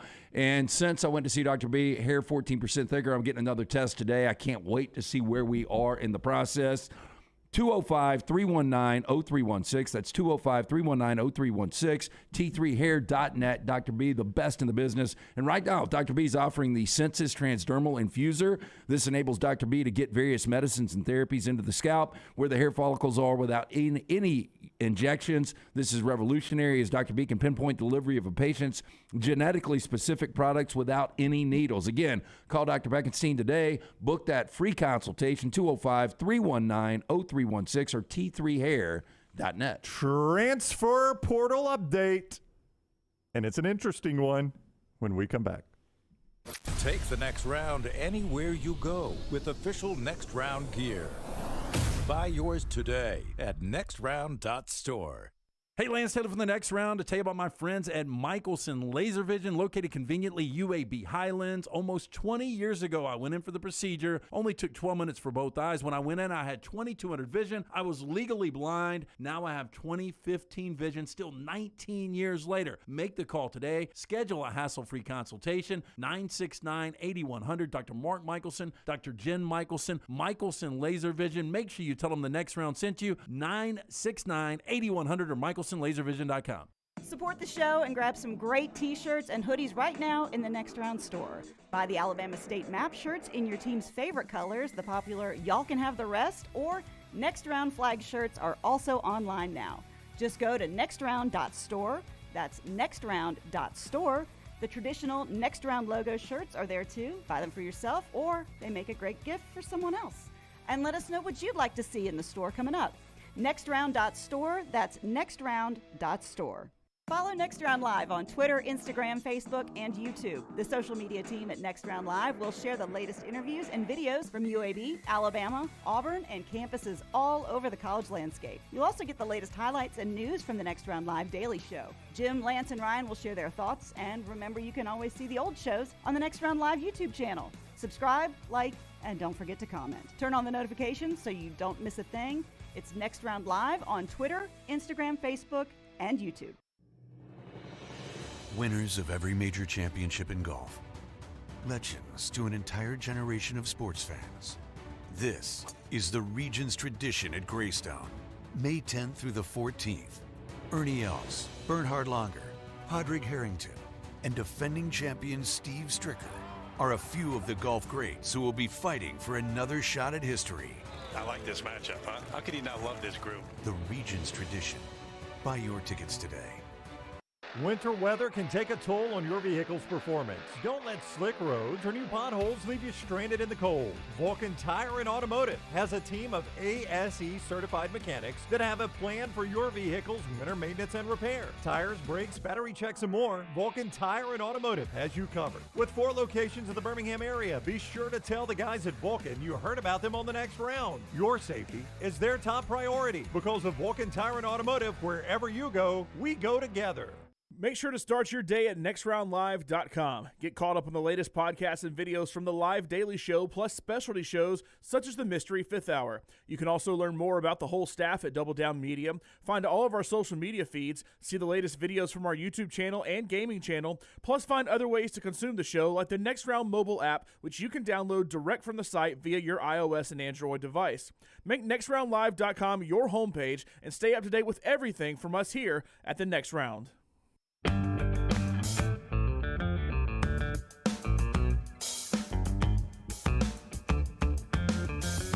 All right, that breaking college football portal news coming right up after Lance tells us about Bromberg's. Family owned and operated since 1836. They are your diamond specialist. If you're in the market, thinking about popping the question, go see the diamond specialist at Bromberg's. 2 great locations, Mountain Brook and the Summit. You can also go online, shop right now, brombergs.com. Bromberg's also thrilled to be the official Oris jeweler, introduce another fine timekeeping brand to the Birmingham community. Oris founded in the Swiss town of Holstein back in 1904. Today, Oris is one of the small handful of Swiss watch brands that makes only mechanical watches. Mechanical watch, thing of beauty, designed according to principles that have been around for generations and will continue long into the future. An Oris watch is an item built to last and provide a lifetime of enjoyment. You can view their vast selection right now at their Summit location or go online, brombergs.com/watches/Oris. He has made it official himself. This is not rumors. This is not reports. This is not speculation. This is straight from Tyler Buckner's mouth. He is transferring to Alabama. In case you just don't know who Tyler Buckner is, he is Notre Dame's quarterback that started last year under Tommy Rees, Notre Dame offensive coordinator at the time. Quarterback 2 starts and then the bowl game, but they were separated by an injury. Notre Dame went to the transfer portal for Wake quarterback Sam Hartman, who has won the starting job there. That puts Buckner in the transfer portal. As you know, Tommy Rees is the offensive coordinator at Alabama. So Rees and Buckner will reunite in Tuscaloosa. I just want to say this. Last year watching Jalen Milroe, a lot of people thought there was potential there. Most people thought Ty Simpson was going to be the guy coming into camp. Now, with Buckner coming in, I would say he is your odds-on favorite to be the starting quarterback. There is no other reason Nick Saban would have brought him in. He's unhappy with his quarterbacks right now. He needs either a jolt to get more competition or he really believes Buckner's going to be the guy. But the facts are the facts. This is a guy that has completed 56, 57% of his passes in his career. He's got more interceptions than touchdowns. I'm just blown away by this. And maybe he ends up being the all first-team SEC quarterback this year. Maybe he wins a Heisman. Maybe they win a national championship. But the Tyler Buckner I've seen doesn't. So Bryce Young is a 99.9% college quarterback on a scale of 100. All right. Tyler Buckner is, I don't know, half of that maybe. You're getting a shell of the quarterback play you've seen at Alabama for years. Now, Alabama fans will love the last line or the last paragraph of his announcement on this with the script A at the bottom, the crimson background, Bryant-Denny Stadium in the background. Sometimes life brings opportunities that are beyond anything you can imagine, and that is what has happened today. I have committed to play football for the University of Alabama and head coach Nick Saban. I know this is the best decision for my future, and I can't wait to get to Tuscaloosa and begin the next step of my football journey. That line, sometimes life brings opportunities beyond anything you can imagine. Yeah. Alabama fans will eat that up. Yeah, and I this is beyond my imagination. A couple of weeks ago when we heard Tyler Van Dyke, that would have been the right Tyler, in my opinion. Van Dyke did not have a good year last year, but watching him his freshman year, you could see there's potential greatness there. I haven't seen that from Buckner, and again, he might end up being great, but if I'm an Alabama fan today, it tells me that Milroe and Simpson aren't getting the job done. They think Buckner can be the guy. Buckner can't even start at Notre Dame. All right, well, let's get your reaction in the chat room here, in the Coke Zero chat room. And you can also join us, 205-734-0923, 205-734-0923. I'm going to dig back because it got hot, as you can imagine. Who transfers first, Milroe or Simpson? A lot of people follow. Blake asked that. A lot of people follow up with Milroe. Yeah, you would agree with that? Milroe, I think, is going to be out within days. I mean, you've only got, what are we sitting, the 27th? You've only got 3 days. I just saw Lunsford. Milroe might be out today. This is 5 minutes ago. Lunsford's only quote in the chat room. Oh, Lord, here we go. Paul says, can't believe Buckner is a better option than Milroe or Ty. I really can't either. Because watching Milroe last year, look, and I think ball security is a problem, but again, we're talking about Tyler Buckner, who's coming in 6 career touchdowns, 8 picks. Rusty, very eager to see how this plays out and who is the starter against Texas. It's going to be Tyler Buckner. Yeah, I think it'll be Buckner as well. And, rarely does Alabama go into a football game where they have a disadvantage at most any roster spot. But quarterback to quarterback, Quinn Ewers is much Quinn better. Ewers is a better quarterback right now than Tyler Buckner. I mean, unless Buckner just comes in and blows me away, Quinn Ewers is the better of the two quarterbacks. Well, look, let's go down the list. Bryce Young was the better quarterback in the last 2 seasons every game. But go through the schedule real quick. The Alabama schedule. Yeah, again, I did this the other day. We compared Buckner to starting quarterbacks in the SEC. Right. And I had him in the bottom 25%. You did. All right, so game by game for Alabama, who's going to have the better quarterback? Middle Tennessee, Texas. Texas, better quarterback. South Florida, Alabama. Ole Miss, Jackson Dart's better. Yep. State, Will Rogers is better. Texas A&M, now you say I think Wegman Wegman's is better. better. I think it's an unknown. Okay. Arkansas, Jefferson. Jefferson's better. Tennessee, Milton. Milton's better. LSU, I know you're going to say that. Daniels is better. Kentucky, you're going to Devin Leary is Devin better. Leary's better. Chattanooga, I don't know, and then Auburn. I don't know. So you're to the point right now you would say Robbie Ashford. I mean, because that's the only one we could say. Auburn hasn't hit the portal yet, like Alabama has. Yeah, I'll go Buckner over Ashford, but like in Jordan-Hare, probably not. Yeah. You're assuming Jalen Milroe's not the Auburn starting quarterback, Lance? He possibly could be. But that shows you that's like 6 or 7 games that at least I believe the better quarterback right now is on the opposing team. And when is the last time you've said that? Like, I don't even think you said that in 2019 with Burrow against Tua. Tua wasn't completely healthy. Tua was a great quarterback. I mean, Burrow won the Heisman, but it was close, right? Yeah, it wasn't just an absolute slam dunk like it was most weeks for LSU. Yeah. Who's got the better quarterback? But that's the last time I can remember even a single game? Yeah. Well, I mean, Bryce Young, I don't think he played anybody as a better quarterback than him. Tua, you're right. Mac Jones. I mean, I don't remember a game Mac Jones was in when there was obviously a better quarterback. I don't remember. Now, you might say, no. I mean, that first Iron Bowl he was starting against freshman Bo Nix, and now he did throw 2 pick sixes. It's hard to ignore those, but in a lot of ways, he was a better quarterback than Bo Nix. I think Mac was the better quarterback, yeah. Yeah, and he turned out to be the better quarterback than Bo Nix for sure. All right, here we go. Let me ask you this crazy question. Okay.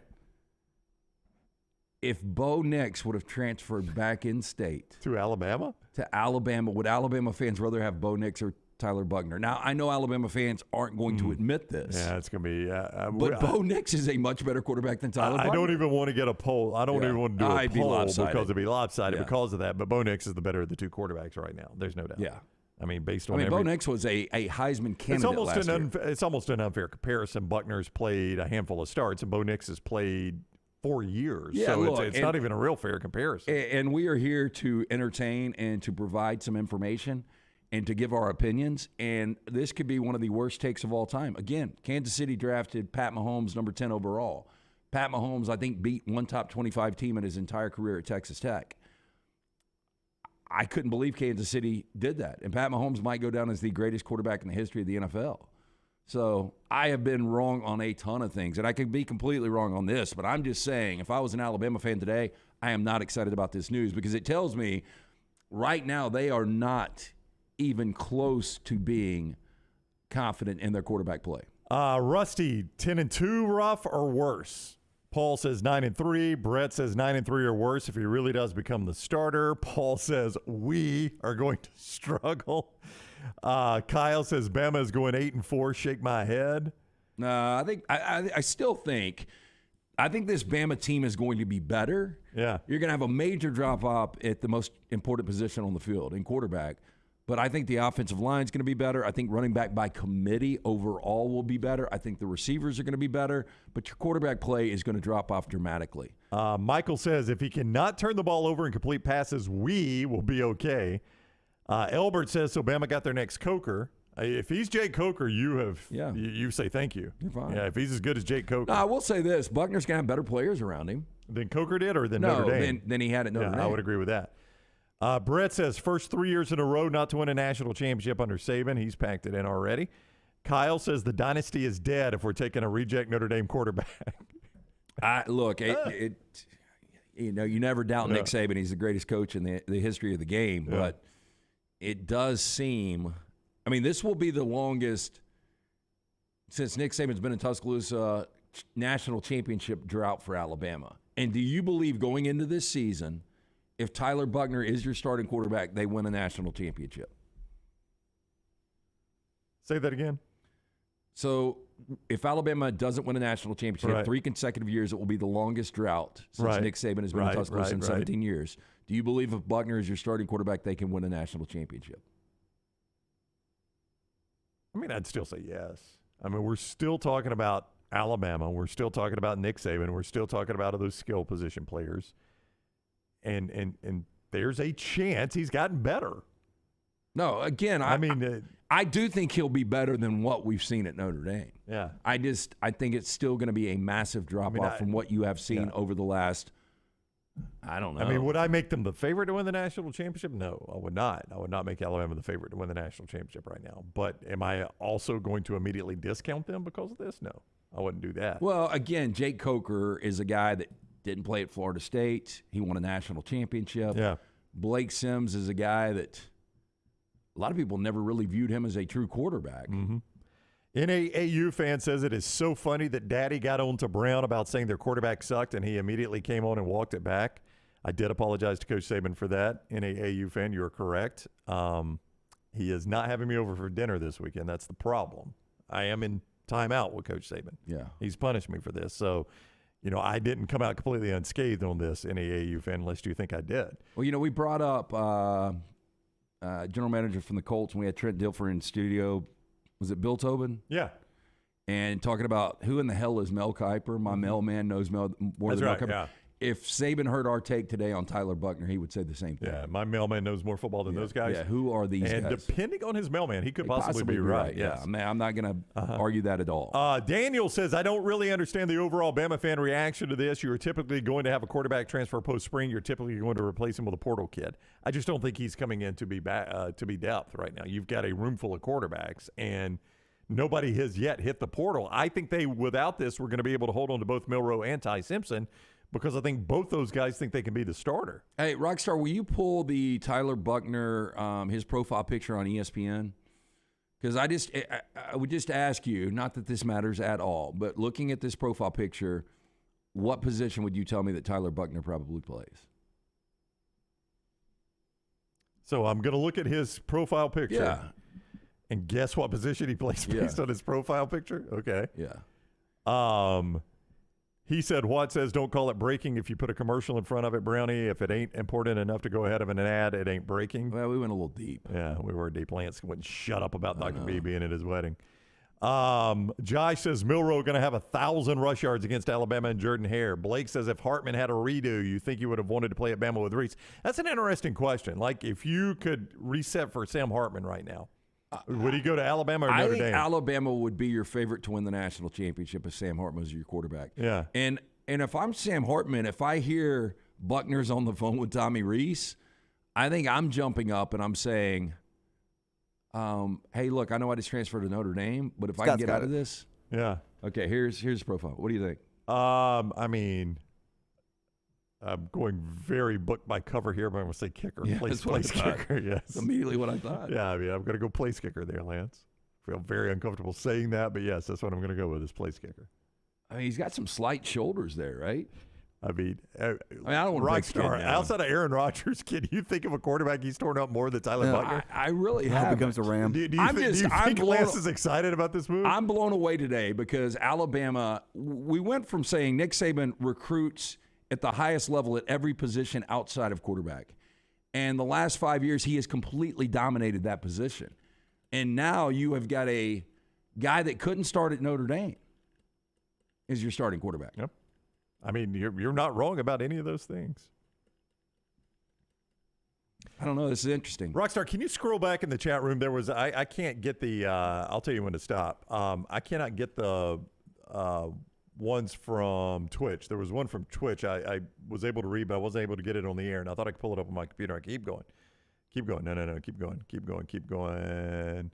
Right there. Well, Paul says, I don't understand why these quarterbacks are going to top-tier programs when there's a crowded quarterback room. Johnson going from LSU to A&M, Sanders, Oak State, Ole Miss, and now Buckner. They are sitting as backups. They should go to a top-notch and get film and play, go to a Texas Tech, an Arizona State, Iowa State type program. I agree with Paul. Like, if I really wanted to play football, I would not go to a crowded quarterback room. Now, the thing you've got to realize is almost every athlete at this level has an ego. And that's one of the reasons they've been successful. And so these guys believe in their ability. It's why guys come out in the draft way too early, because they believe they're going to get drafted higher than they do get drafted. They believe they're going to be better than they are. But all these quarterbacks think they're going to start.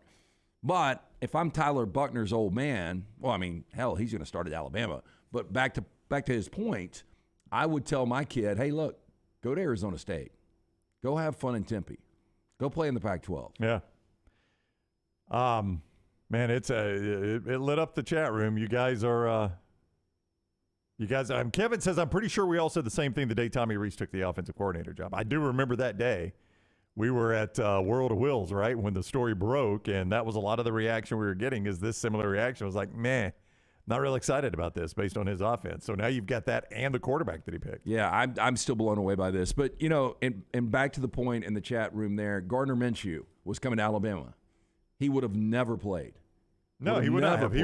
But he just wanted to be a graduate assistant at Alabama. That's all but he Mike wanted. Leach told him, do you want to lead the nation in passing? Yeah. And that sold him, and he went. And not only was he incredible that year, he was a Heisman finalist, but he also ended up being in the NFL as a starting quarterback and is still in the NFL. Cashing checks. Yep, you just never know. So my point there is you want to go somewhere you can play. Yeah, Gutter Cap bringing you this part of the next round. 823-2212, that is the number. Write it down. It's a dirty, dangerous job. It's raining out, I think, still. You need to have those gutters clean and free-flowing. The answer is Gutter Cap. It's a patented aluminum cover. It fits over most existing gutters.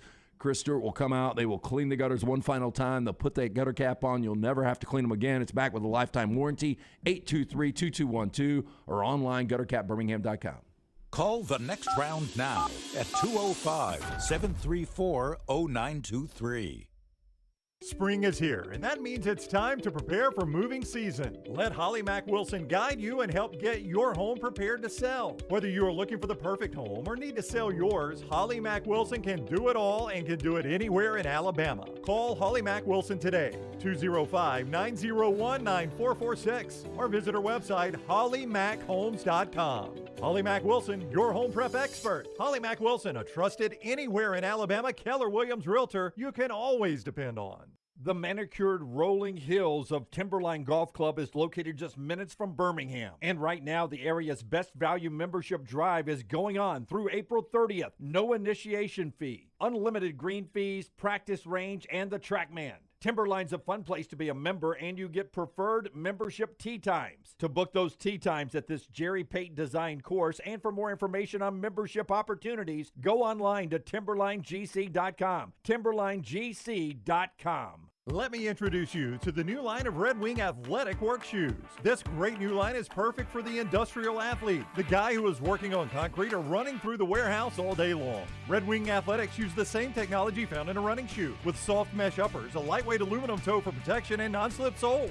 This shoe is a winner. This comfortable new line of safety shoes are perfect for warehousing and light manufacturing. Plus, the colors look great. Stop by your local Red Wing shoe store, have your feet measured, and test drive a new pair of Red Wing athletic work shoes. Hey, Lance Taylor from the Next Round to tell you about one of our favorite places for breakfast, lunch, and dinner. That is Hamburger Heaven since 1982. Hamburger Heaven has been serving Birmingham's best hamburgers, cheeseburgers, French fries, hand-spun milkshakes, and sandwiches made fresh to order. All of their ingredients are fresh and prepared daily. This includes their beef, always fresh, never frozen, hand-pattied each and every day. For breakfast, lunch, or dinner, visit any of the 4 locations, Highway 280, Irondale, Gardendale, and Homewood. Saturday, April 29th is Legends Day. Professional football right here in Birmingham. When your Birmingham Stallions take on the New Orleans Breakers. Get your tickets today and bring the whole family to Protective Stadium and get autographs from Alabama sports legends. You feel the energy. Fantastic seats get you right next to the action for just $10. Stallions all the way to the house. Buy your tickets today at theusfl.com.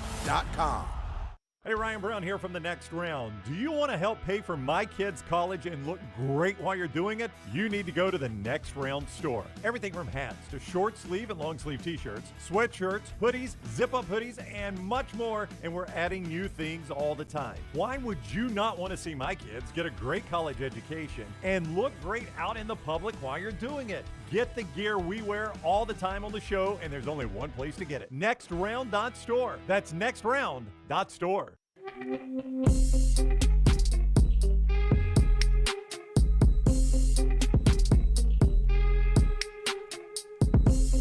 John McClain coming up from Houston. He's covered the NFL for a very, very long time. He's with GallerySports.com now. We'll talk with him about what the Texans are going to do with that second pick tonight. Does he think? Will it be Alabama's Will Anderson?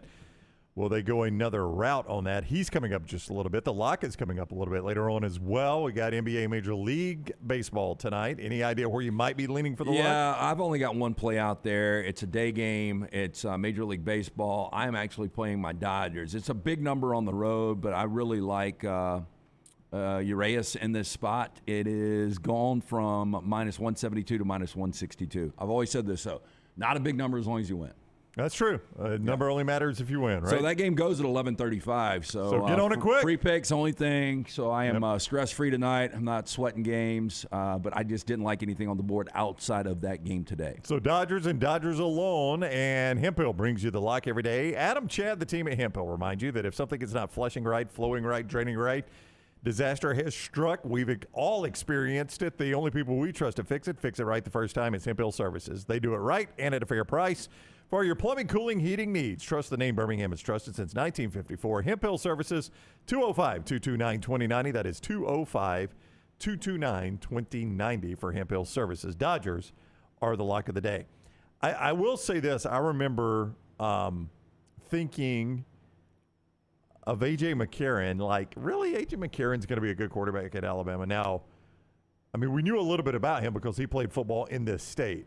But I do remember when Alabama was handing, and he didn't win the job outright, obviously. That was a huge battle between him and Phillip Sims.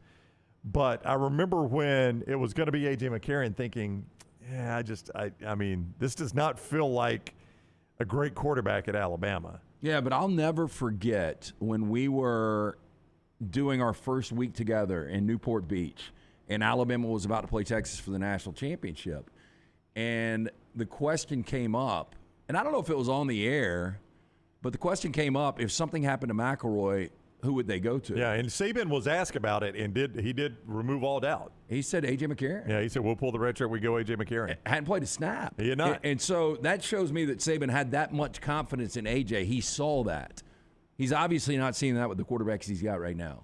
No, I mean, I don't think so. You know what's ironic about that? What's that? The other quarterback goes down. Oh, yeah, Colt McCoy. Yeah, Colt McCoy goes down for Texas. Yeah. Yeah, it was not Greg McElroy. It was Colt McCoy that actually got injured, and it affected the outcome of that game. And Gary Gilbert came in, right? Yeah, and was shaky early and came back and led them back. They got in the game. I remember there were Texas fans behind me, and they were dogging Mac Brown. We beat everybody this year by 40 points, and they never played the backup quarterback.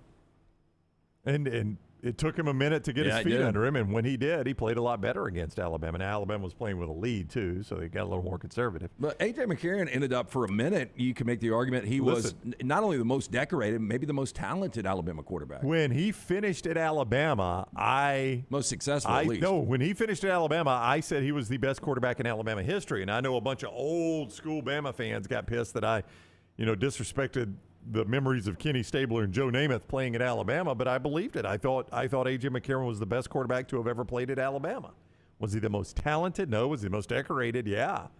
And he won championships. And I thought the whole package, McCarron was the best quarterback. Now, they've had better since then. Obviously, Bryce Young has been better. Tua was better. Mac Jones was better. But here's the thing. They've never had a bad year at quarterback. And I don't think Under Saban. Yeah, under Saban. I don't think Tyler Buckner will have a bad year. So let me just say, I just think there's going to be a massive drop-off from where you were before. And Bryce Young bailed Alabama out of a lot of spots. Now, I did see when I said this yesterday, people talked about Alabama's schedule is easier this year because they're having difficult games at home. I totally agree with that. Buckner's going to have more talent around him. It's probably an unfair sample size. Tommy Rees and Nick Saban know a lot more than we do. But it just shows me that Alabama quarterback room right now is not where they want it. I don't disagree with you on this, but I want you to explain your stance here. John says, so LT's already saying Buckner's going to start. Really? And I agree with why you're saying this. Well, the only reason I'm saying that is because there have been a lot of reports that Nick Saban is not happy with his quarterback play. And for Tommy Rees, the familiarity, the relationship he's got with his former quarterback, Tyler Buckner, there had to be a conversation. Buckner's not going to leave where he's comfortable because he was told this year you are going to compete with Sam Hartman. He knows if something happens to Hartman, he's the next guy up. He's not going to leave that situation unless he believes he's going to be the starting quarterback. And I don't think they would waste his time and bring him in if they didn't believe he was the starting quarterback. Yeah. Now, Ty Simpson or Jalen Milroe might end up being the guy. Well, I think when you bring Buckner in, you probably bring him in knowing you're going to lose one or both of Milroe or Simpson. Yep. So I don't think you bring him in without an idea that he can start for you. And that, again, when I said this the day the story broke that he had hit the portal, I said I didn't think that would happen. I had people from Tuscaloosa, as the guy in the chat room said, my daddy called me and said, don't be so fast on that. Tommy Rees thinks he can start at Alabama, that Buckner can start at Alabama. Well, you're right. I mean, one of these guys is going to walk. I would think so, if not both of them. The world we live in now in college football. If these guys aren't playing at that position, they're going to take off. So if I'm Milroe or Simpson, I'm having a conversation. Where am I in the pecking order? Tyler is now coming into our program. Do you guys view him as a better option right now? I want to know where I am. Look, a lot of these coaches are transparent. I mean, you see what Deion's doing, and probably to a fault. Hey, look, you're not good enough to play for us. Good luck wherever you're going. Yeah. I think Nick Saban is going to be honest with one of these quarterbacks and say, hey, look, you're not going to be the guy this year. To Lunsford's point in the chat room, though, your last four Alabama quarterbacks are now the highest paid quarterback in NFL history. In Jalen Hurts. A first-round draft pick in Tua Tagovailoa, the number 5 overall pick. Who could be a top 10 quarterback if he stays healthy. He could stay healthy. A first-round draft pick, Mac Jones. The Wolves are at the door with him, but a first-round pick. He's still a starting quarterback for this will be 3 years. Yeah, Heisman finalist. And the guy that's about to be picked number 1 overall. I mean, that's your last four. There is going to be a drop-off. I mean, when that's your last four, there's going to be a drop-off. How big is the drop-off? I don't know. But we've said that almost every year. When Mac took over. There's got to be at some point. When Mac took over for Tua, I didn't think Mac Jones would be the starting quarterback. So, again, I was wrong on that. I forgot who was even projected that year. I'm trying to remember now. It was somebody young. Yeah, I'm trying to remember. Oh, it was Bryce Young. That's right. Yeah. Are they going to start a true freshman Bryce Young? So I wasn't completely wrong. They probably should have played Bryce as good as Mac was. But I mean, Mac was fantastic. And Mac won a national championship. But I believe Bryce, based on all of the hype that I had heard, would end up being the starting quarterback over Mac. So I was wrong there. Mac ended up starting. You didn't think the numbers could be better, and Bryce Young's numbers were better. All right, let's get to the break. John McClain going to join us from Houston in about 2 minutes. What do they do with that number 2 pick? We'll ask the man that has seen more NFL than just about anybody next. Everything Next Round is on demand now in the podcast section at nextroundlive.com. It's the spring sales event at Alfa Romeo of Birmingham. Now you can get $10,000 off, plus rates as low as 4.7% on new 2022 Alfa Romeo Stelvios and new 2022 Alfa Romeo Giulias. Come see the team at Alfa Romeo of Birmingham, exit 27 just off I-459 on Grants Mill Road, or visit them online at alfaromeousaofbirmingham.com. Hurry down before they're all gone. All incentives applied, in stock units only with approved credit. Alfa Romeo USA of Birmingham.com. Hey, Lance Taylor from the Next Round. You've heard me for years talk about our friends at Bromberg's Jewelers, and we welcome you to stop by and see that great customer service at the Mountain Brook and Summit locations. But we'd also love for you to check out their new online shop. They've got plenty to choose from. Great gifts, big and small. Available online, they've got David Yurman, Tudor watches, select diamond and gemstone jewelry, William Henry, seasonal and favorite giftware items, and baby gifts as well. They've even got an online sale section. For more information, Brombergs.com. This is for the men who never settle, the ones who miss the fairway all day and still pull out the big stick, the type of guys who will always prefer to be behind the grill than in front of the camera, and the men who never let their friends forget about a high school nickname. This is the Lodge mentality. This is Twin Peaks. Who wants to settle for a single TV? With more TVs, bigger screens, plus our fabulous scenic views, there's more to watch at Twin Peaks. Follow Next Round Live on Twitter, Instagram, Facebook, and YouTube. The social media team at Next Round Live is dedicated to giving you daily news conferences and practice video from UAB, Alabama, Auburn, and around college football. Follow and compare to the sites you used to visit. You'll also get the latest highlights and news from the Next Round Daily Show. Turn on the notifications so you don't miss a thing. Next Round Live on Twitter, Instagram, Facebook, and YouTube. See more at nextroundlive.com. Saturday, April 29th is Legends Day. Professional football right here in Birmingham. When your Birmingham Stallions take on the New Orleans Breakers. Get your tickets today and bring the whole family to Protective Stadium and get autographs from Alabama sports legends. You feel the energy. Fantastic seats get you right next to the action for just $10. Stallions all over the house. Buy your tickets today at theusfl.com. Stop by the New York Butcher Shop and pick up the finest in certified Angus prime beef steaks and burgers, premium pork chops, ribs, and all-natural chicken cut to order just for you. Their chef-prepared entrees and side dishes are the perfect dinner-to-go choice for your family and are ready to heat at home. With a great selection of fine wines and desserts, the New York Butcher Shop is your one-stop dinner shop. 2 locations to serve you, Cahaba Heights and on Highway 119 in Greystone. The New York Butcher Shop, rare quality, well-done service. Jim Dunaway, Lance Taylor, Ryan Brown, and Rockstar. Live from the Birmingham Racecourse Casino Studios, the Next Round, presented by Bud Light, is on now. It is draft day. What are the Texans going to do with pick number 2? We are about to talk about that with John McClain, GallerySports.com. He's covered the NFL for years, Hall of Famer.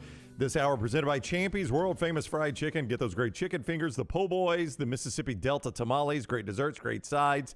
Champy'sChicken.com. That is Champy'sChicken.com. They bring you this hour of the Next Round. Let's talk to him now. You can follow him on Twitter at McClain_on_NFL and read him at GallerySports.com. Welcome in, John. Hope you're doing well today. I'm doing great, guys. How are you? Doing fantastic. Thanks a lot. I want to start with the number 1 pick. It is going to be Bryce Young. I said this earlier. Maybe there are years where I can remember it being this big of an assurity, being this assured that that's going to be the number 1 pick. Can you remember a year where you've been more confident in who the number 1 pick is going to be than this year? In 2014, the Texans had the top pick, and I knew from the end of the season they were going to take Jadeveon Clowney because if you remember, he was the highest rated prospect that year. And I don't remember anybody else coming in a close second. This year, Bryce Young is a lock to go number 1. The Texans would love to have Young. They screwed up by winning their last game at Indianapolis, so they would have had the top pick, and they would not have traded it to Carolina. They would have taken Bryce. And as it is now, they'll have their pick of all 4 of the other quarterbacks who could go from first round. but there still is a good chance they could take an edge rusher like Will Anderson Jr. or Tyree Wilson. You know, it is funny. You reminded me of this when they won that game against Indianapolis. Everybody made a big deal, but at the time, John, a lot of people were like, "Yeah, but you can't go wrong, Stroud or Young." I mean, so yeah, you lost that game. But you're going to get a great quarterback. It's funny how that has changed since January. I've been watching and reading and trying to keep up with people that I respect. This is my 47th draft, and I've had teams that have had the first pick a lot, going back to 1978 when the Oilers drafted Hall of Fame running back Earl Campbell, and the last time 2014 when they took Jadeveon Clowney. But you can't make players lose a game. You can't sit players because then you get in trouble with the league office like the Mavericks did when they tanked to get into the lottery, hoping to get Victor Wembanyama, the 7'5" guard from France, who's the biggest player in the world right now. And so there's a lot of people that like Stroud first. And the Texans thought for a long time, well, we're going to get the guy we want. And then the Panthers seemed to, and I believe the Panthers traded up knowing they wanted Bryce Young. I didn't buy it for a minute that they traded up and gave up all that draft capital and receiver DJ Moore because they didn't know what they were going to do. No. Now I'm seeing that people say, yeah, they knew who they wanted. And it's pretty cut and dried. The key now is, will C.J. Stroud go second to the Texans? Will they take an edge rusher, another glaring need in DeMeco Ryans' first season, his first draft, and try to get a quarterback at 12 or trade back up because they got 12 picks. They got a lot of draft capital if they want to move up. So sitting at number 2 overall and 12 in the first round, I mean, you've got the inside knowledge here. If you had to guess, is there a better chance they trade out at number 2 or they take a quarterback? No, I think in my last mock draft, I did 7. I had them taking Tyree Wilson, the defensive end from Texas Tech. And with the 12th pick, I have them taking Hendon Hooker, the quarterback from Tennessee. A lot of people think Hooker's not even going in the first round. Based on the people I've talked to, longtime quarterback coaches, coordinators, couple of head coaches, people don't understand why Hooker's not getting more attention. And so, well, he turned 25 in January. And they said, so what? Plays 10 years, he'd just be 35 years old. Quarterbacks are older than that. The rules are designed to protect them. They make so much money. They take great care of themselves. And his ACL will be fine. ACLs don't keep players from playing. And so I think there's going to be 5 going the first rounds. And I think you better not overthink it and you better not be too cute. I hope I'm wrong, and I hope the Texans take a quarterback second overall. You know, I heard because of the cognitive test that C.J. Stroud has already been wiped from half the boards. I don't know if that's true or not. But from people you've talked to inside of the organization, you talk about 5 quarterbacks possibly going in the first round. Is there any quarterback that you think Houston doesn't want? There's only 15 teams that subscribe to the S2 cognition test. The Texans are not one of them. They see that final score that we all do, but it's an 8-part test. There's a great in-depth story right now on The Athletic that goes over every part of that test. So maybe overall the score was bad, 18, but there might have been other areas of it in which he did really well. It's just one part of the scouting process. And if they don't like C.J. Stroud, it's because either they don't like his game, and teams have seen every throw in practice and games, or haven't liked their interviews with him. I'm hoping they'll take Stroud. If they take Will Levis number 2, fans here at their Fan Fest with 5,000, they will boo like crazy. But in 2011, they booed like crazy when they took J.J. Watt. So what do they know? And the fact is, teams ought to know better. But I've always thought, and this is my 47th draft, could teams make any more mistakes at every position if there were no pro days, no private workout, and no combine, and they just looked at the tape? John McClain is with us, gallerysports.com, at McClain_on_NFL. He's on the JohnstonRVCenter.com hotline.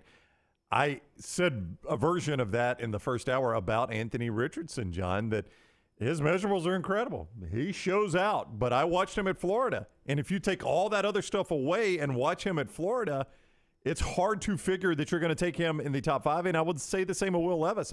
I watched him at Kentucky. Everybody that played Tennessee torched that secondary. He had 98 pass yards and I think 2 picks against Tennessee. None of that makes sense to me. And yet Hendon Hooker beat Alabama with an incredible performance, and yet he's not rated as high. I do weekly shows in Nashville and Knoxville for years, and they're just like you. They've watched those guys, and they're like, what's the big deal? And yes, they got talent. And Levis, he's got the big arm. He's got great size. Unfortunately for Levis, it's about accuracy and decision-making, and he didn't do well in that. And the problem with Anthony Richardson, he is the ultimate boomer bust prospect. You get him, you sit him a year. He only started 13 games. He was 6-6 in the ones he does start. Every time you see a highlight, he's running for a touchdown. Quarterbacks don't get drafted because they run for touchdowns. It's because they throw. And I used a good comparison of why the Texans better take a quarterback at 2. Myles Garrett's a great pass rusher, former first overall pick. He's been to the playoffs one time. Edge rushers don't take you to the Super Bowl. Quarterbacks do. So Tyree Wilson is the guy you've got going in your mock draft at number 2 overall. I was talking earlier, D'Amico Ryan's obviously a former Alabama player. He's got a really good relationship with Nick Saban. Tyree is a guy that's got a high ceiling, but we've already seen Will Anderson. He's a great player now. Why would D'Amico Ryans and the Houston Texans not take Will Anderson over Tyree Wilson? I've had them in 3 of my mock drafts, I had them taking Anderson, who, by the way, made a great impression when he was here winning the Rotary Lombardi Award. I was on the dais making a presentation, and everybody loved him. No flaws on Will Anderson Jr. at all. And they may take him, and I think they should take him. But Tyree Wilson, 6'6", 270. He's got everything they want. Long arms. He plays hard. Fact is, he blew out his foot and had surgery in November. Now, he's passed their physical. But to me, if I'm taking a guy with a second pick, I want a guy who's done it consistently, like Will Anderson has, on a big stage in the best conference in the country, over a guy who played really well his last year and got hurt and has a problem with a wheel. If those big guys, they have problems with their feet, that's scary. And if they take him and they make a mistake, they're going to pay for it. If they bypass a quarterback and Tennessee trades up or Indy takes one and those guys come back and play them twice a year and haunt them, they're going to regret it. My hope is, I think it would be great for the AFC South if the Texans, Colts, and Titans all took quarterbacks in the first round. And I tell people that'd be like all having kids at the same time and then watching those kids grow. See who does the best job of raising their kids, and they're all going to be using Trevor Lawrence as the benchmark. I think that would be so exciting for the next few years. John, before you go, as you might imagine, there are a lot of D'Amico Ryans fans here in Birmingham. He's a Birmingham native, played at Alabama. What will the level of patience be for the former Texan, as fans know and management knows the situation he has taken this franchise over in? He got a 6-year contract. The last 2 coaches were fired after 1 year because they did a terrible job, terrible. And so they fired him. They hired D'Amico. Fans wanted him. Media wanted him. He's one of the all-time most popular players, not just in Texans history, but Houston history. Everybody loves D'Amico. And everybody's going to love him until he starts to coach, and he better win. All he's got to do this year is win 5 or 6 games, and that's a huge improvement. They've won 4-3 the last 3 seasons. He's going to get a long honeymoon. Good. But if he passes up a quarterback, he better be trading for Trey Lance, because they cannot go into next season with Davis Mills and Case Keenum as their quarterbacks. I can't imagine being excited about that. I can't believe Case is still in the league. I'm a lifelong Rams fan, and I went through the Case Keenum experiment way back in the day. Not fun. John, you are always great. We greatly appreciate your time. Enjoy the draft tonight. Always fun talking with you. It is my pleasure, guys. Thank you very much, and good luck to all those players from Alabama. And it's going to be, I think 3 are going in the first round. It's going to be a lot of fun. Thank you. Yeah, thank you. GallerySports.com is where you read John's stuff now. GallerySports.com. And follow him on Twitter at McClain_on_NFL. Just one of the nicest guys in the world. Yeah, I love John because he gives no Fs. No, he doesn't really care. He's done this for 40 years. He's like, well, are they going to get pissed at me? The last 2 coaches sucked. Yes, he's right, though. In 2011, we took J.J. Watt. Yeah. Everybody booed. What do they know? Hey, by the way, last few days of swap and drop there at Legacy Credit Union. You can see more at LegacyCreditUnion.com. That is where both members and non-members at Legacy can swap their auto or recreational vehicle loans to Legacy and drop their rate. Apply online, LegacyCreditUnion.com, or any of the greater Birmingham area branches. Also, now that's only for a couple more days, but these lifestyle loans are sticking around. No collateral required, affordable low rates. Update the backyard, take a dream vacation, unexpected medical expenses, all those with lifestyle loans at Legacy Credit Union. Again, no collateral and affordable low rates. They're the official credit union of UAB Athletics. You can see more at LegacyCreditUnion.com. That is LegacyCreditUnion.com, federally insured by the NCUA. So after listening to John, guy that's wired in with that franchise who has had Will Anderson and says he thinks they should draft Will Anderson but doesn't think they will draft for Will Anderson, how do you feel now? Well, the Tyree Wilson thing is fascinating because he is huge. I mean, the guy is 6'6". He's 270 pounds. He can move. Guy started his career at A&M, transferred out after 1 year, and really didn't start to blossom until this last season where, as you heard John say, blew out his foot. It is an interesting point. When you get a guy of that size, 270 pounds, that has a foot problem, and that becomes a reoccurring problem. Yeah, I mean, you're asking a lot out of that foot to hold up a guy doing all that at 270. I agree with everything John said. I would rather have a guy that has been consistent his entire career at a high level in the best conference in college football, in the SEC. That's why I think they'll take Will Anderson. Tyree Wilson, to me, is a stretch. It's a fascinating story, though. Guys from Anchorage, Alaska. Yeah. How many first-round guys have ever gone from Anchorage? Mark Schlereth, he was not first round, but I think he was from Anchorage. He is from Anchorage. Yeah, that's the only other Anchorage player I can think of is Mark Schlereth. Somebody was asking about the movie Draft Day in the chat room earlier, and I don't know how many of y'all have seen Draft Day. I've seen about 10 minutes of it. Yeah, I know that what is not a ringing endorsement by you. It's Kevin Costner's obviously the general manager. I think our friend Phil Savage, I think, was a technical advisor on the movie. Yeah, I think. Yeah, because it's loosely based on that draft where Cleveland had multiple first-round picks. Yeah, and it came down to quarterback, running back, and I don't even know the other position. But Kevin Costner ends up. Spoiler alert. The decision is all his. I don't remember who he takes. Hell, I got no idea. I do. Okay. And the point I was going to make is he's faced with the same decision that John's just talking about with D'Amico Ryans. You've got this high pick. You know, quarterback is what this league is based on. But Kevin Costner is wrestling with, I know I got to have quarterback, and everybody wants me to take quarterback, but I don't really love my option at quarterback, so why not take a better overall player at that And pick? honestly, I would rather strike out at number 12 than number 2. So to me, Will Anderson is a can't miss if he stays healthy. Yeah. And by all accounts, he has stayed healthy his entire career. But then if I go make a deal for Trey Lance, I don't have a ton of faith in that one either. I mean, No, I have zero faith in going Davis Mills and Case Keenum. Yeah. But at 12, he mentioned Hendon Hooker. I think that's a reach. But at 12, I still think you might be able to get one of those quarterbacks. Maybe so. But, and it hurts a lot less if he fails at 12 than if he fails at 2, right? Well, and you could trade back. I mean, there are some teams that are right behind you, inside of the top 10 that would trade up to 2. So you could still keep the 2 first rounds, and you still could get a quarterback in the top 10. Yeah. So anyway, that's the report there from Houston. So John is telling you, and I think when you listen to John, you can probably see which way most people in the franchise are leaning in that number 2 pick, and it doesn't look like it is Will Anderson right now. Hey, so but things can change, obviously. Lunsford, is that correct? What you just said? I'm talking about draft day. He drafted Black Panther first. He was the Chadwick- linebacker from Ohio State. Yeah. Chadwick Boseman? Well, I mean, again, The spoiler whole thing is alert. supposed to be a quarterback. I mean, Okay. whatever. The movie came out like 10 years ago.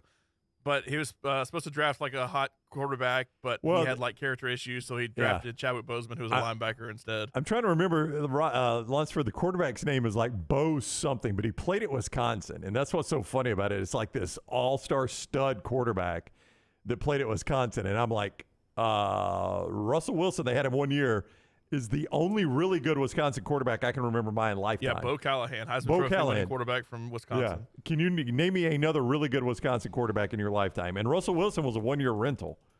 Oh, I've got a couple. Hold on. Now, I'll give you running back after running back that has played there that has been really good. Oh, my God. Who was the backup to Peyton Manning forever? Oh, Curtis Painter? No, he played at Purdue. No, not Curtis Painter. But he played at Purdue, right? Yeah. Curtis Painter was only the backup that 1 year. Oh. Start with was it? Because he was the boy. I'm Sorgi? just, huh? Yeah, Jim Sorgi. Yeah. Okay. Hey, he was a good quarterback. All right, yeah. I'm sure he's He won a fantastic. Super Jim Bowl, Sorgi? technically.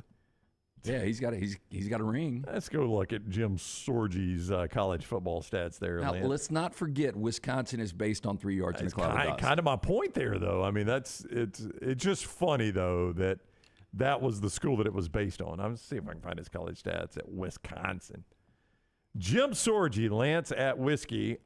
He completed 55.5% of his passes. Okay, well that's Tyler 55.5%. Okay, who you just destroyed this whole show. 33 touchdowns, 21 picks, and in 4 seasons threw for 4,400 yards. Oh, wow. Yeah. That's the best one you could think Tony of. Dungy liked him.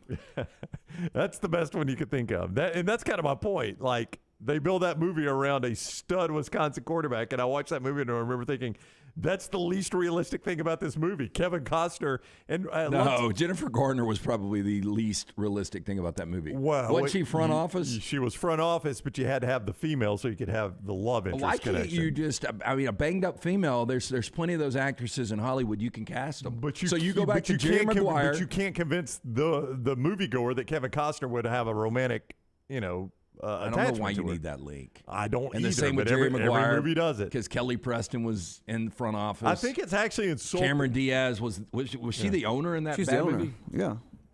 Any given Sunday.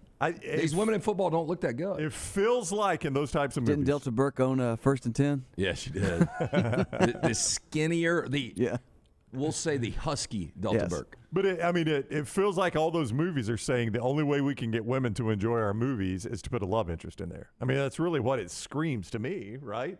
This is a sports movie. We know a bunch of guys are going to drag their wives to this movie because it's a sports movie. But the only way they can enjoy it's a love interest. There are plenty of women that watch college football all day on a Saturday, and there's no love interest. Oh, I know. And I'm not saying it's right, but I'm saying that feels like what they're saying when they cram the love interest into this. Hollywood always gets sports movies wrong. Oh, they're terrible. I mean, 99 out of 100 sports movies are terrible. Yeah, we can't watch it tonight. They just spoiled everything. Yeah, draft day. No. Undrafted. There are probably a lot of people that watch draft day on draft day, and we've basically just unveiled the entire plot for you here. Yeah, Joel Stave was pretty good. I love these quarterbacks. I'm trying to find some. Yeah, you ain't going to find one. It's Wisconsin. Bo Callahan's the best one they've ever had. He was fictional. Other than Russell Wilson. Again, Russell Wilson was very, very good, obviously. Hey, Dunaway has told you many, many times about our friends at Way to Wellness. Way to Wellness. He will tell you Way to Wellness saved his life. And you would say, okay, well, how does Way to Wellness save his life? Well, Jim was kind of trending in a bad way. He's admitted that, right? They got his blood pressure and his cholesterol in check. And on top of all that, they help him lose 45 pounds.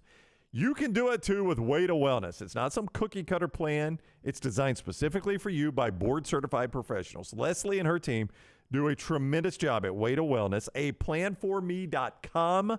That is aplanforme.com. You can go there. There's no sign-up fees. There's no contract. There is a free consultation.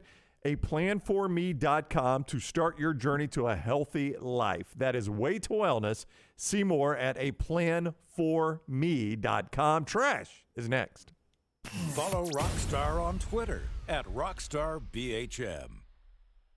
things fall apart. There's even a book about it, but that doesn't mean you have to break the bank to fix them. Ryan Brown here for the next round. Our friends at Mortgage Right have a new renovation option that will make repairs and other home improvements easy. If you've recently purchased a home and find yourself short on cash, or you're looking to buy a fixer-upper, Mortgage Right's renovation loan program can help you spruce up your space. Repairs can be made to your roof, plumbing, flooring, and more with the help of top-notch mortgage professionals. So get your fix by visiting mortgageright.com/TNR. And MLS 2239, Equal Housing Lender. Peanut butter and jelly, chicken and biscuits. Man, I love great combos, and you'll love our combo. It's the Bama and Bourbon Podcast. Yay, Alabama's Aaron Suttles is part of the Next Round family, and he joins LT weekly for the combo of Alabama sports and bourbon. Find a new bourbon to add to your collection and get all the inside information on Alabama football and Alabama basketball on the field or off the field, on the court or off the court. It's Bama and Bourbon with Aaron Suttles, only on the Next Round video and audio platforms.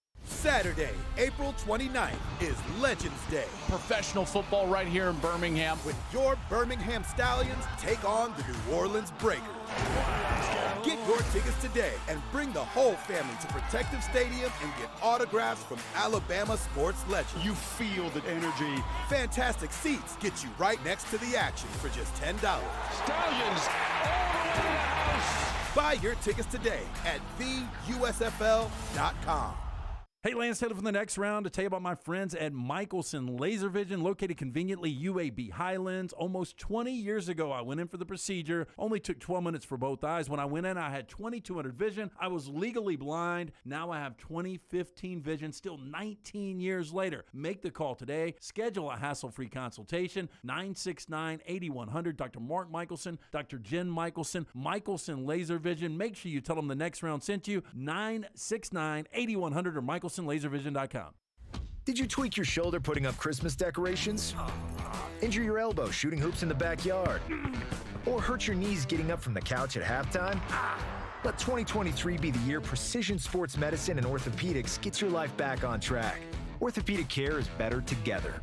Find your provider today. Call 205-512-3885. That's 205-512-3885. Or visit precisionsportsortho.com/2023.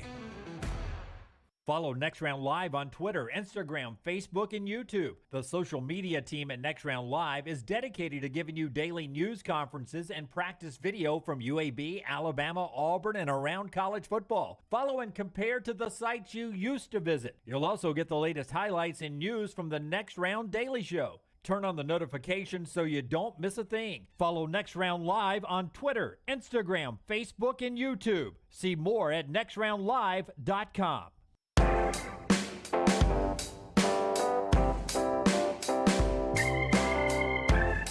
I mean, Mr. B is right in the Coke Zero chat room. The Lakers head coach and the owner's daughter had a love interest. Man, Jeannie Buss was, she was a Playboy model, right? Yeah, she was strong back in the day. Yeah. And I saw Bobby over in the chat room. He brought up Lamar Hunt's, is it daughter, granddaughter? Gracie Hunt, yeah. Now, again, those are team owners' daughters. Those are not necessarily, people that have worked their way up through the ranks into the front office, which I think is Jennifer Garner's character in that movie, as I remember it. It's been a minute since I saw Draft Day. I've never been a big Kevin Costner fan. I know we disagree on Kevin Costner. I can't think of There are a lot of women out there that would. Their hall pass would be Kevin Costner. He's very popular among the ladies. I do not deny that. Yeah, he banged one of my fraternity brothers' girlfriends years ago. You took that way too slow. Yeah, banged one of your fraternity brothers. Girlfriends. Yeah, Costner would like for you to. She got Robin Hood of Roxy. My Robin Roxy. Costner would like for you to make that sentence a little more joy. At least that was the story she told. Lunsford said, I'm sure she didn't make that up. Lunsford she told it to her boyfriend. Yeah, Lunsford says he's not a Kevin Costner fan either, Brent. I'm trying to remember. There's not. He hasn't been like outside of Dances with Wolves, which was fantastic. Never seen it. I cannot believe you've never seen that. Yeah. No Way Out was pretty good. What? No Way Out. Never seen it.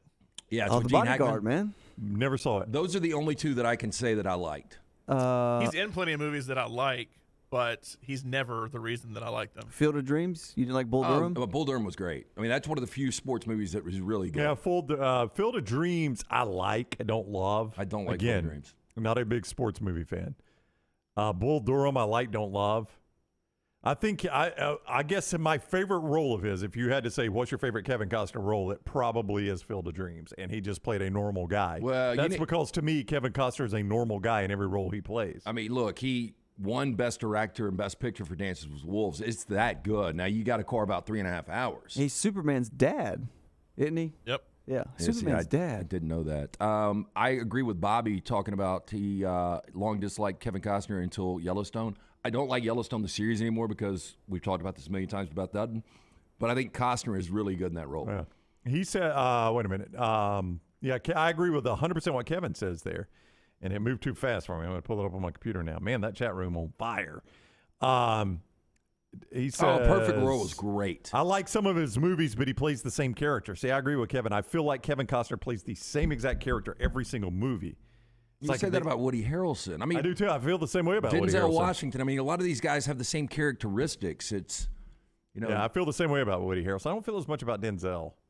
I've seen him change it up a little bit. Tom Hanks changes it up a little bit. I just feel like Kevin Costner's like, yeah, I'm going to be me. Okay. So it's a Civil War movie. Okay, well, put me in a Civil War uniform. I'm still going to be Kevin Costner. Watch Dances with Wolves. A Perfect World is a great call because he plays an escaped convict. Yeah. Who actually befriends their hostage, which is like a 10-year-old boy. Yeah, I remember that. It's a great movie. Clint Eastwood directed it. It's got Kevin Costner, Clint Eastwood, Laura Dern, and I forgot who else. But it's a good movie. Costner was great in The Big Chill. I think Costner only was in The Big Chill in the very beginning in the coffin, right? I think that was his first role. I liked Kevin Costner in Silverado as a kid. Did you? You ever seen Silverado? I've never seen Silverado, no. That was a pretty good Lawrence Kasdan movie. Have you ever seen that, Lunsford?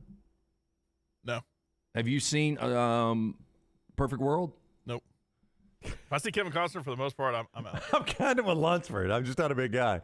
I did not like him in The Untouchables either as Elliot Ness. I thought that was miscast. Okay, so when I saw The Untouchables in high school, I thought it was a really good movie, and then I went back and watched it again. It is not. It is not. It is so cheesy. The only good part really is Sean Connery.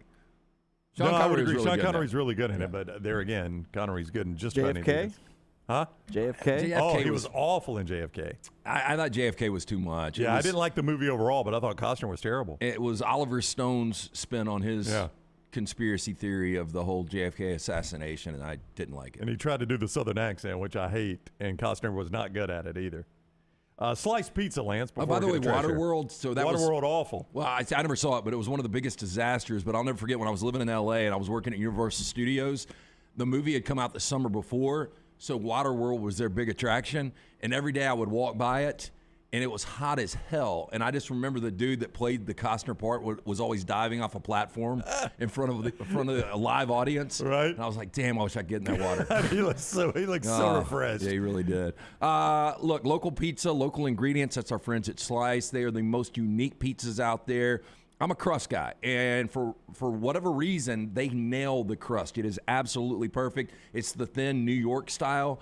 But the flavors, the ingredients, the soul pie, which Brown loves, the hot mama, which I've really jumped on board, the Hawaiian, the Bajaya Special, the Little Piggy. I mean, just go online right now. Go to slicebirmingham.com. You can check out all of those pizzas. And don't forget, $75, the carry-out special, 7 days a week. You get the 12 wings, 2 of the specialty pizzas, half pan of salad. Go online or head to one of those 4 locations. Lakeview, Vestavia, Montevallo, and now Crestline Park. Ush says Costner is great, underrated, and Wyatt Earp. Don't compare it to Tombstone, 2 totally different movies. It does not compare to Tombstone. Great in Open Range and The Upside of Anger. Never seen either one of those. Molly's Game was a great movie. I don't remember. I think we loved it, but we stopped watching it. He was the dad. Yeah, but he was really, really good in that. I'm in the minority here. Like, I loved Tombstone when I was younger. And I still like fantastic. it, but it has got so much cheese in it. Yeah, it's cheese I like, though. Yeah, I've cheese. I've got the DVD. I mean, Yeah. I watched it with the kids last year. Yeah. I've probably seen it 10 times. Johnny Ringo. But there are You better. look like I just walked over your grave. Unforgiven is much better. Okay, I don't Unforgiven. disagree. It's a much better Western. Unforgiven's Bryce Young. Yeah. Tyler Buckner is Tombstone. I wouldn't go that far, but Unforgiven is the Heisman winner of Westerns. I don't disagree with you at all. I think True Grit's in there too. I don't think you can look past True Grit. Oh, The Searchers. Yeah. There's a lot of good. We need to do a day of westerns. A day of do westerns. A podcast of westerns. Well, we got to dress up, Anybody too. else here Western fans? Nope. I love westerns. I don't watch them. Yeah. I mean, I don't mind them, but I don't seek them out. As a kid, City Slickers. My old man. I like City Slickers. Funny movie. My old man would watch westerns all the time, and it was a bunch of cowboys chasing Indians and just racket with the gunfire and Rinse stuff. and repeat. My granddad, my paternal grandfather, my dad's father would call the house phone. That's how long ago this has been. And I would answer, and he would say, "There's a good shoot 'em up western on Channel 6 or Channel whatever it was." He'd call them a shoot 'em up western. That's what your dad used to watch. Yeah. Shoot 'em up western. And C. Stu, his uncle Ronnie, that's all he watches. There's obviously, I forgot what channel it is, but there is a 24/7 nothing but westerns. Oh, my granddad would have loved that. They will shoot 'em up westerns. All right, it's time for Trash. Rockstar, can you I know it's draft day and you're excited about the Lions. Could you ignore all the Lions draft projections for one moment and please hit the big button? We can. Thank you. Literally like they soft served it right out of the tit of the couch. The teat. Can you imagine the cow? LT's Trash is presented by Mortgage Right. Mortgages done the right way. Hey, let our experts and our friends at Mortgage Right help get you into your financial house in order. Their team of experts can make sure you're prepared for anything 2023 may bring, including freeing up cash for the things you need to get done. With locations in Birmingham and Leeds, Mortgage Right offers a variety of loan products, fast and free pre-approvals, reliable hands assistance that will help you take advantage of all available home buying and refinance options. With Mortgage Right, no middleman. You can trust that your files will never leave their office. Take control today. Visit Mortgage Right at their locations, Highway 280 in Birmingham, Parkway Drive in Leeds. You can apply at mortgageright.com/TNR. Call 205-815-9200. NMLS 2239, Equal Housing Lender. Trent is right. 310 to Yuma is fantastic. Oh, you didn't like it as much, I liked it. I didn't think it was great. Oh, I like 310 to Yuma. It's a good movie. I thought it was good. Christian Bale and Russell Crowe. Yeah, Christian Bale, Russell Crowe. And I don't know who was better. Has gained. He's massive. He is massive. He doesn't give. Yeah, and remember they're making a Gladiator sequel. No, they're not. Yeah, with him in it. Is it him in it? Lunsford. With who? Gladiator Russell sequel. Crowe. Is he in it? Russell Crowe. I think it's a prequel. So he's got to get even skinnier. Yeah, because the people they've cast, the one they cast for Joaquin Phoenix's role is like a kid, like not a kid, but like 20s. So I think it's Is Ridley Scott doing it? I don't know. Man, that is one of my favorite movies. Yeah, and Joaquin Phoenix was as good as Russell Crowe was. I think Joaquin Phoenix was. better No, in his he was role. fantastic. Yeah, I don't disagree. Yeah, Commodus. Little League season has commenced, and a New Jersey community is implementing a clever regulation, according to this, to tackle misconduct following instances of parents yelling and verbally attacking referees and umpires during youth games. All right, let me see if it's clever or not. Yeah, many referees and umpires are unpaid volunteers, and the escalating number of confrontations has resulted in a surge of resignations. This is a problem affecting the young athletes in the Deptford Township, which is situated in the Philadelphia suburbs. In the last week alone, 2 volunteer umpires have stepped down due to such confrontations. Now, the officials of the Little League have devised a creative strategy to address the escalating issues of conflicts.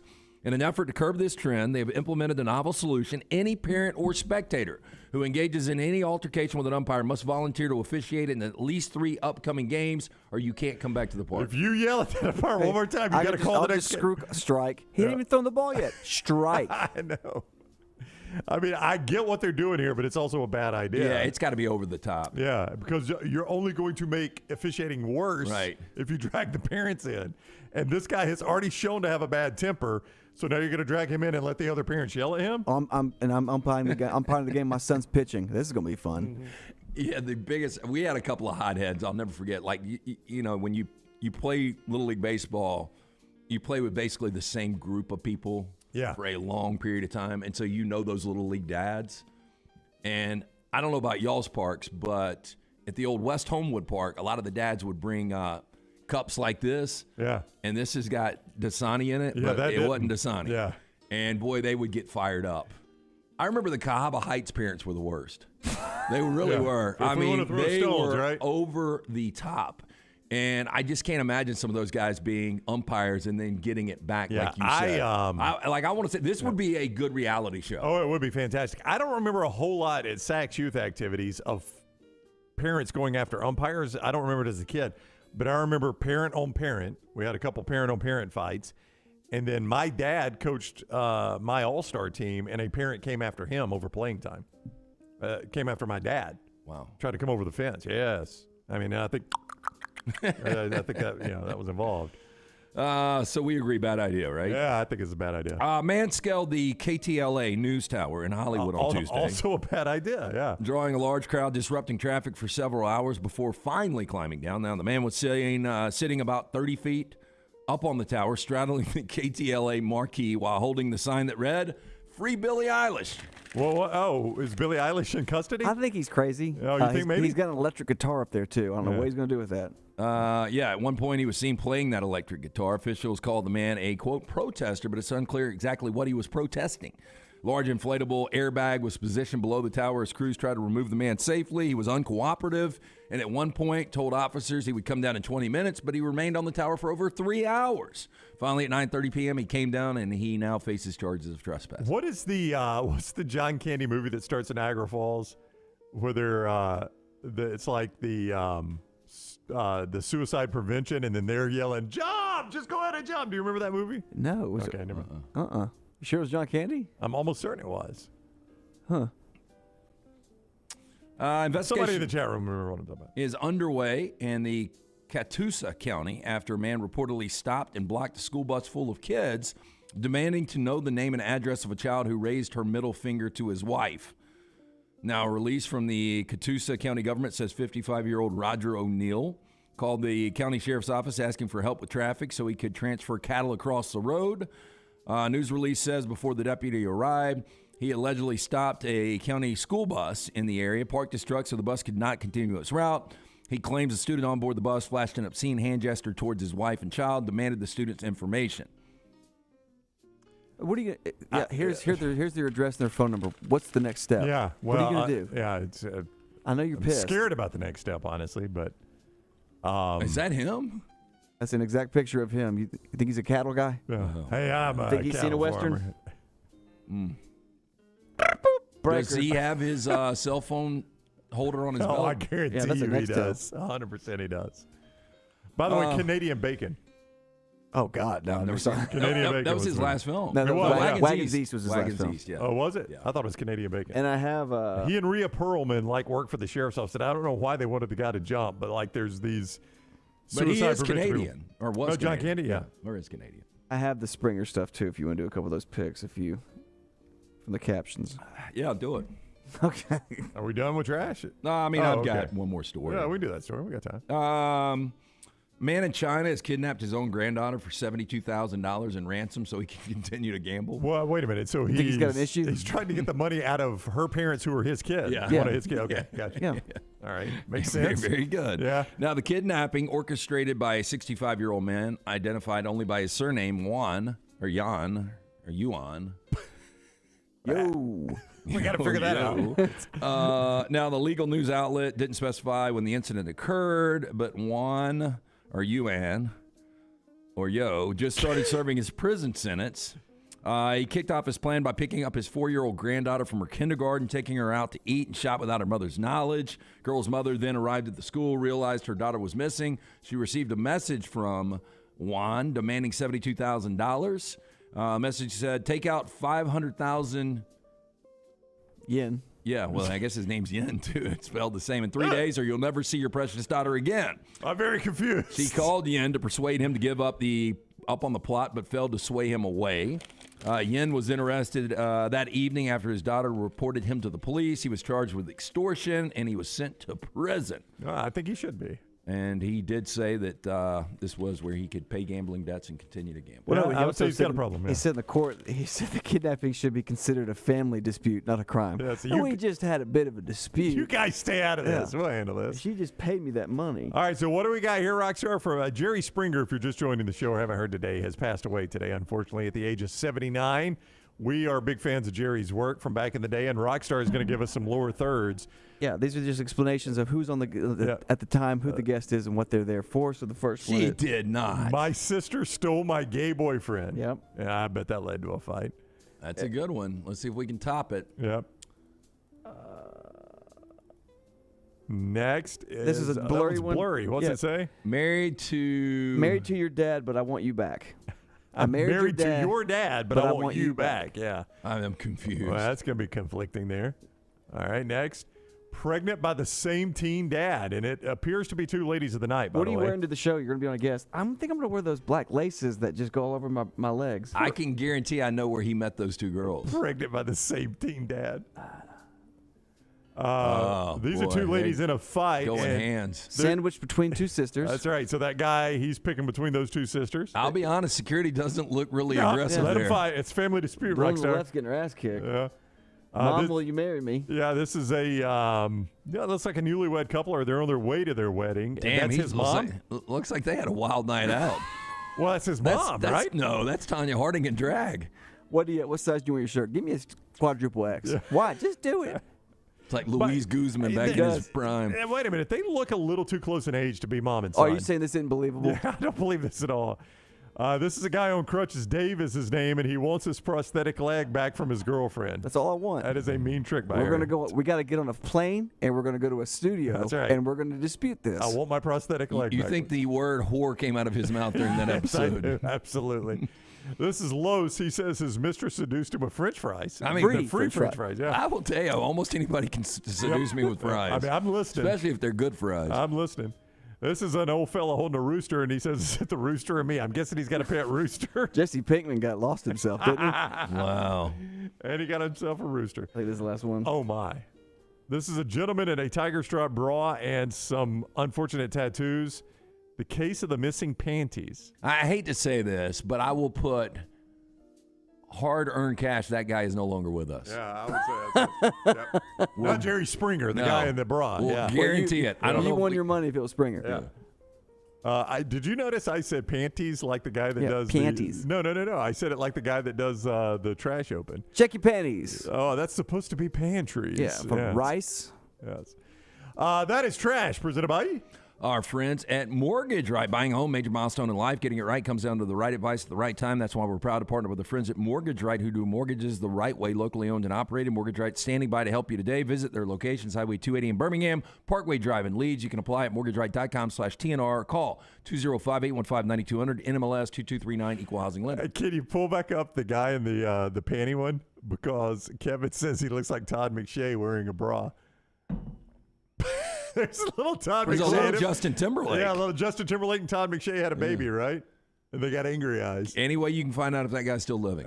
Yeah, Rockstar. Figure No that way. one out. I mean, like, no way. Oh, draft day, Todd McShay making an appearance in a Jerry Springer segment. Hey, don't forget this hour presented by our friends at Champy's, world famous fried chicken. Go try those Mississippi Delta tamales that we love. They're great fried chicken, the po' boys, sides, desserts. Highway 119 right there in Alabaster. It's a great place for lunch if you haven't made that choice yet, or dinner tonight for draft night. Champy'sChicken.com. That is Champy'sChicken.com. Follow Scott Forrester on Twitter at ScottForresterTV.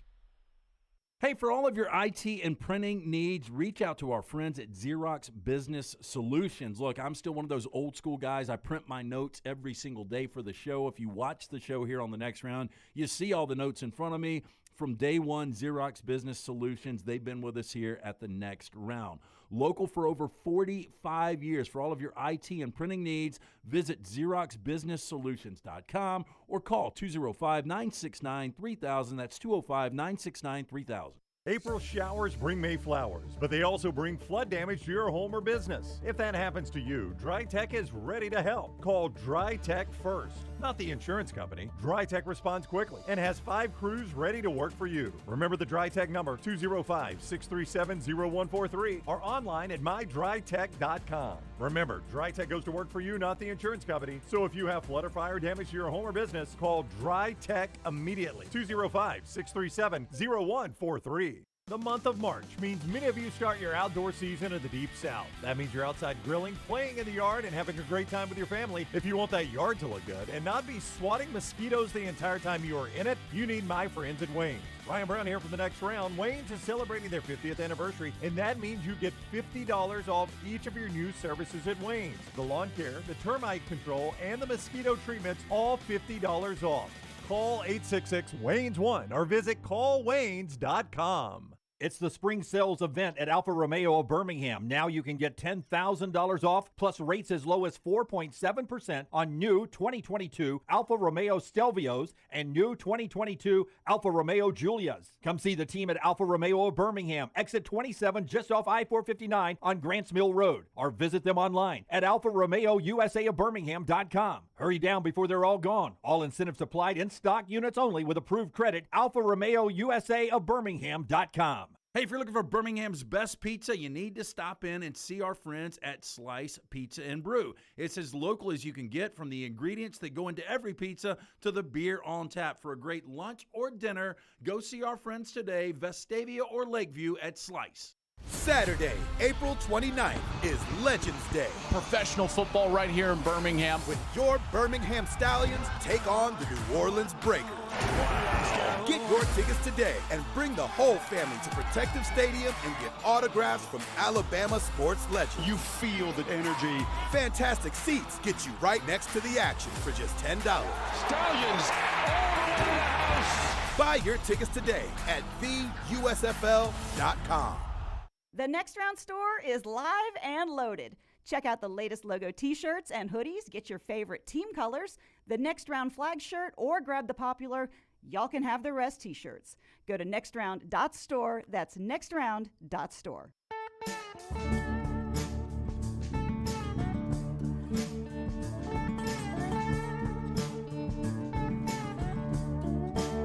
All right, a look ahead at what's coming up is Buster Olney. That look ahead presented by Michelson Laser Vision. I'm just looking over there. What you Outlaw got? Josie Wells. I like it. I'm not as high as everyone is on that one, though. Outlaw Josie Wells was good. I did not like, what is the name of that? High Plains Drifter. Do you remember High Plains Drifter? That was a weird Clint Eastwood movie. He's done some great ones. Good, Bad, and Ugly. Yeah, Good, Bad, and Ugly was good. I liked Pale Rider. Yeah, Pale Rider. Yeah. Go ahead and do that because somebody responded. Ush had the Mount Rushmore of modern and all-time Westerns. Well, I can't wait to hear that. Yes, our friends at Michelson, 969-8100. That is the number you need to write down. Call for the free consultation. We were talking about Michelson earlier in the green room. One of the best decisions I ever made when we started our radio journey way back in the day was going to see Dr. Mark Michelson. It's been 2 decades ago. I was wearing the contacts. I was legally blind without the aid of contacts. Didn't even know that. Had the 2200 vision. After the procedure, which only took 12 minutes for both eyes, 2015 vision. I've still got it. Make the call that I made, 969-8100. Ask for Amy. Tell her the Next Round sent you. They're going to hook you up with a hassle-free consultation. You have zero to lose to find out if LASIK is right for you, 969-8100 or MichelsonLaserVision.com. The Mount Rushmore modern Westerns, Unforgiven, True Grit. Now, that's the remake, which I think is like better the than the remake. original. It's better, yeah. I agree. 310 to Yuma and Tombstone. That's a good list right there. That's a good Mount Rushmore. You didn't agree with 310 to Yuma, but boy. The three of the four you go with, Cowboys versus Aliens. I'd put the Searchers on there. His all-time Cowboys versus Aliens. What is the Western? It was the weird movie with Will Smith and Wild Wild Kevin West. Kline. Wild Wild West, yeah. Remember, Will Smith declined The Matrix to make Wild Wild West. Yeah, I mean, that's technically a Western. It's right there in the name. No Country for Old Men is not a Western, and it's a great movie. It kind of sounds like a Western, but it's not. That happens a little bit out in the West. I mean, they're out west. It's the cartel they're dealing with. He's in the desert. All-time Westerns, according to him, The Good, the Bad, and the Ugly, The Outlaw Josie Wells, Jeremiah Johnson, and Once Upon a Time in the West. Yeah, Charles and my buddy Heath are talking about Open Range. Open Range was good. Now, it's slow for a lot of people. The cinematography, if you care about any of that stuff, it was awesome. I forgot where it was shot. I went and actually saw that one in the theater. But Robert Duvall and Kevin Costner. Yeah. And Annette Bening. It was good. Yeah. So you're not opposed to Westerns at all. You like Westerns. I love Westerns. Yeah. Yeah. It's actually, So genres, I would say like anything mafia related, organized crime. Yeah. But No, Westerns would probably be a top 5 for me. Let's talk some. I want to go to this. Now, I haven't heard this whole thing. Rockstar, could you pull up cut 1, please? Scott edited this today, and I don't know how much Scott cut out because it was a very long answer. But, Scott, I mean, did you – because people are going crazy – not crazy. There's a lot of talk about this Greek Freak answer.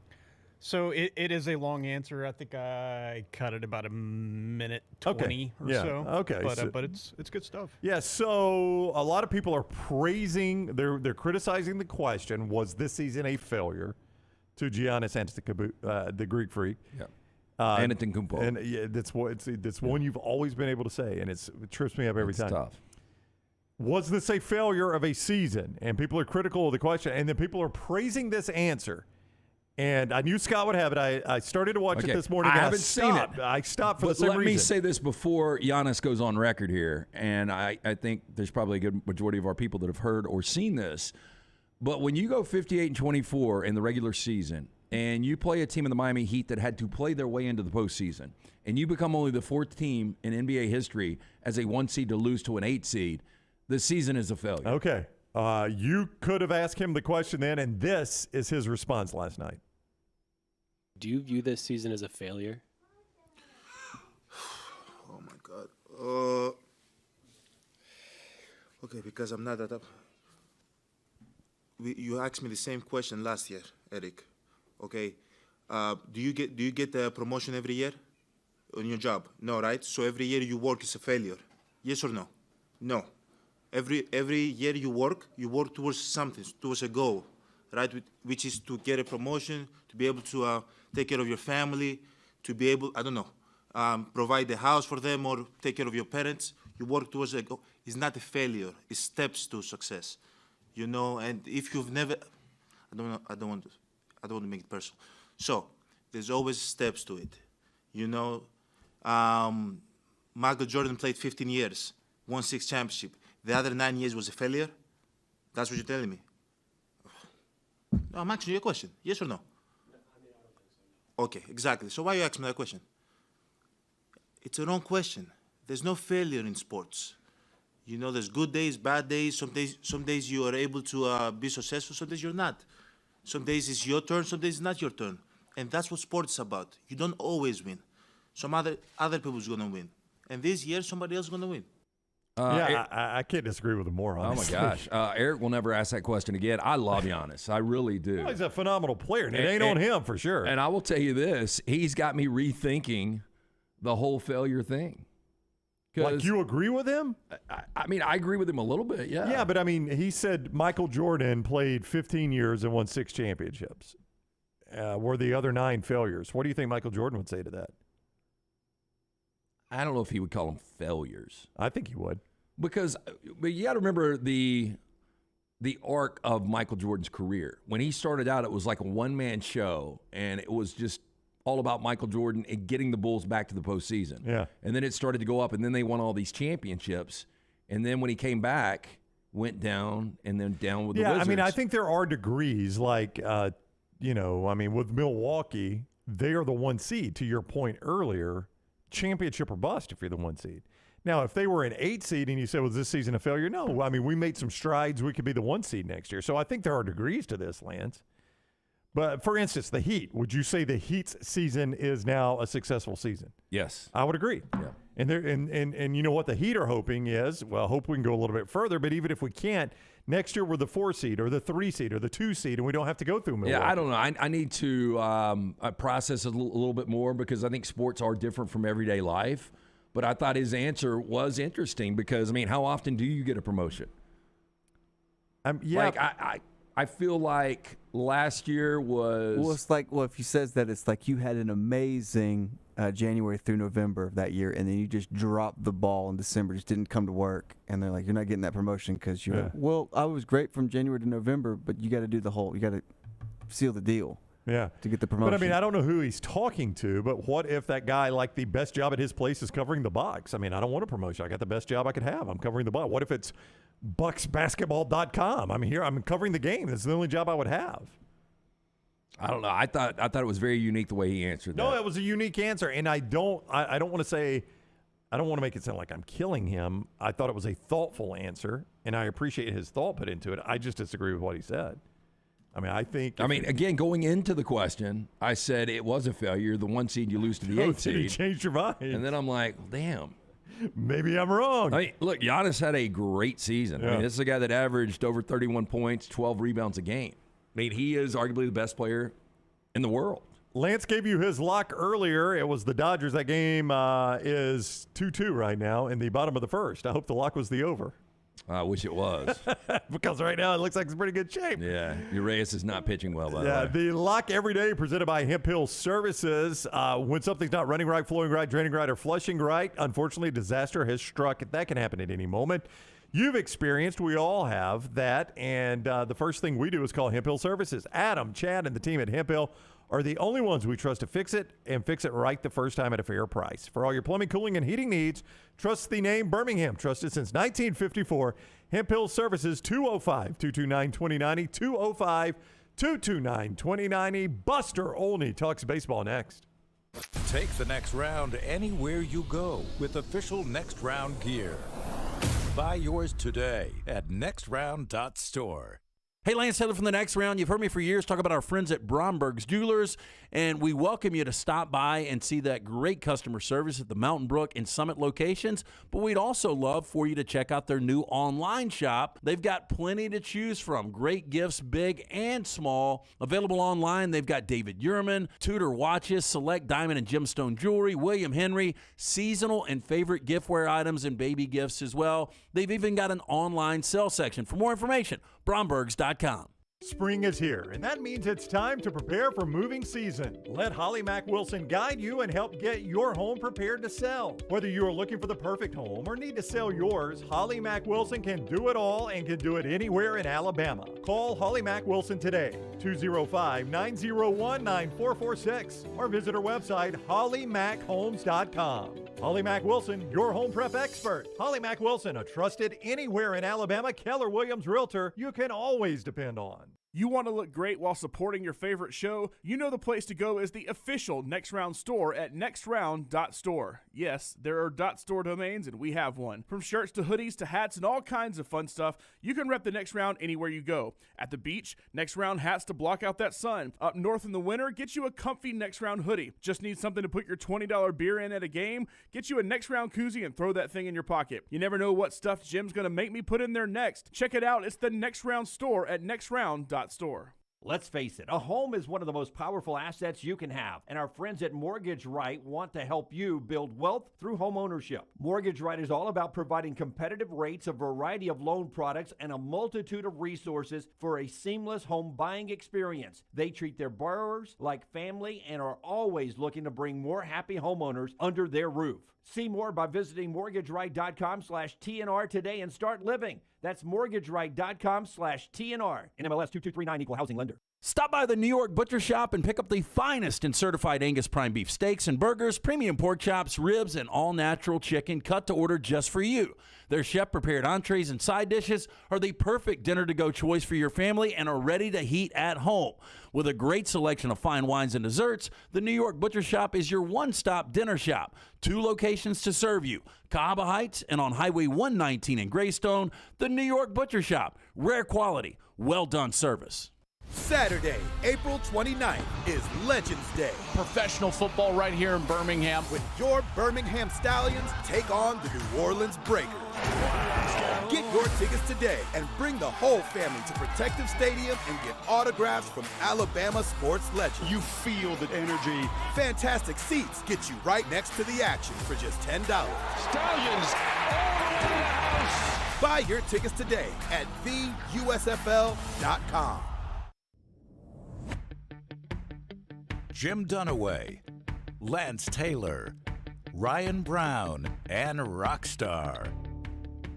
Live from the Birmingham Racecourse Casino Studios, the Next Round, presented by Bud Light, is on now. All right, we are about to make our weekly visit with ESPN's Buster Olney to talk some Major League Baseball. We told you Dodgers, Pirates. It is now 3-2 Pirates as they play in the top half of the second. Quick update. If you missed it earlier, Tyler Buckner, the Notre Dame quarterback in the transfer portal, has officially announced he is joining his former offensive coordinator, Tommy Rees, in Tuscaloosa. So Alabama's quarterback room at this moment grows by another. That is up to 5 in the Crimson Tide quarterback room. Probably not going to stay at that number. I wouldn't think. Precision Sports bringing you this part of the show. Speaking of numbers, remember this number, 205-512-3885. The website, precisionsportsortho.com/2023. Maybe you tweaked that shoulder, putting something in the attic. You injured your elbow shooting hoops in the backyard. Maybe finding pain in your knees when you get up for the game at halftime. Let 2023 be the year Precision Sports Medicine and Orthopedics gets your life back on track. Orthopedic care better together. Find your provider today. Again, call 205-512-3885 or visit precisionsportsortho.com/2023. Welcome to Buster Olney, Major League Baseball, ESPN. What is up, Buster? How are you today? I, as a lifelong Viking fan, today is about finding a quarterback. It's about finding a future. Maybe one of those Alabama quarterbacks can transfer to the Vikings, so we have some hope going into the future. Hey, you know what, Buster, man? It's such a great organization and a great fan base. I had an opportunity to go to Minneapolis for a game a couple of years ago, and I absolutely love the atmosphere. And it's so sad that you guys have never won a championship. It really is. Yeah, I am regretting the decision I made at age 8, because I fell in love with the Vikings logo and the purple people eaters back in 1972, because it's just been heartbreak after heartbreak after heartbreak. 0-4 in Super Bowls, and of course, every time they get close, you just keep waiting for the other foot to drop. Red Sox fans were relieved of their angst, and Cubs fans were relieved of their angst. Vikings fans, we soldier on. Yeah. Always living in angst. Really, you think about 1998, how good that Vikings team was, where Gary Anderson missed that kick. His only miss of the year, right? Yeah, I think it was. What, Buster? Against the Falcons. So are you just enjoying pulling the snap off every? I can't believe that team. Talk about losing to the Chiefs and losing to the Steelers and losing to the Raiders and losing to the Dolphins, and yes, the field goal that was missed is just brutal. Hey, and don't forget, after the Diggs walk-off against the Saints, you guys host the NFC Championship game against a backup quarterback. Oh, my God. Okay, we'll leave it. You're going to fart fumble and the whole thing. Do we really need to go down memory? I don't even know why I brought it up. Okay, I don't either. I'll shift gears here. Spencer Strider, best pitcher in baseball right now. Can you make an argument? You can make an argument that he's the most dominant guy. Look, in Major League Baseball these days, it's all about generating the most swing and miss possible. Jeff Passan, my colleague, and I, had a conversation yesterday about all these pitching injuries. And we agreed. It's essentially because everybody in baseball, teams, pitchers, they're looking for more swing and miss. And there's nobody better at swing and miss in baseball right now than Spencer Strider. And if you're the Braves, you're feeling good because, as you guys know, when he was in college, he had Tommy John surgery. I talked to Dana Brown, who was at that time, scouting director for the Braves, and he talked about, always having Spencer Strider in mind because he loved his makeup, he loved his stuff, and it probably turned out to be a blessing in disguise for the Braves that they had the year of the pandemic in terms of getting Spencer Strider. Because if that hadn't happened and more people had been exposed to him before his injury, I bet you he drops. What a value they got, and what a great pitcher. At Vanderbilt, you guys probably talked about regression to the mean. We did not when I was in school at Jacksonville State. But I do wonder if there is a sample size of the Rays that will be the regression to the mean, or is this team that good? Okay, when you started with regression to the mean, I thought you were going back to the Viking stuff, okay? Because let's face it, that's the way where we always wind up. Look, I think the Rays are for real. I wrote a piece last week about how I think that they're going to be wire to wire in the American League East. And yeah, they're not going to necessarily be a team that wins 125 games.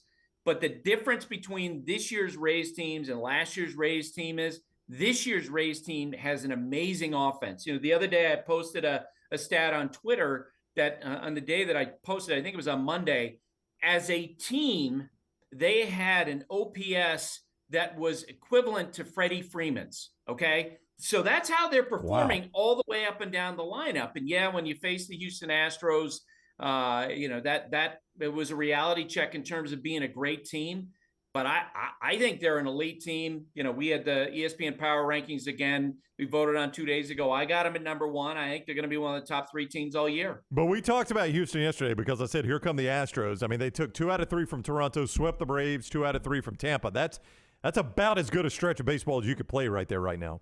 It felt like a statement, especially because they're doing this without so many of their key guys, right? Jose Altuve, broken thumb in the WBC. He's probably 2 or 3 weeks away from coming back. Yordan Alvarez, who I think might be the best pure hitter in baseball right now. He was not available yesterday because he had this neck thing. We're waiting to hear from the Astros as to exactly what's going on with him. He was out. And that, Justin Verlander leaves the free agent, and that they just keep going along. During this championship run, they've lost George Springer, and they've lost Carlos Correa to free agency. Garrett Cole walked away as free agency, and they just keep on winning. There's no doubt that there's a great culture there, a great competitive arrogance, which is developed within that clubhouse. I continue to doubt the Pirates. Brown asked me about them a couple of days ago. I don't know how they're doing it. They're 17-8. Their run differential, they're plus 31.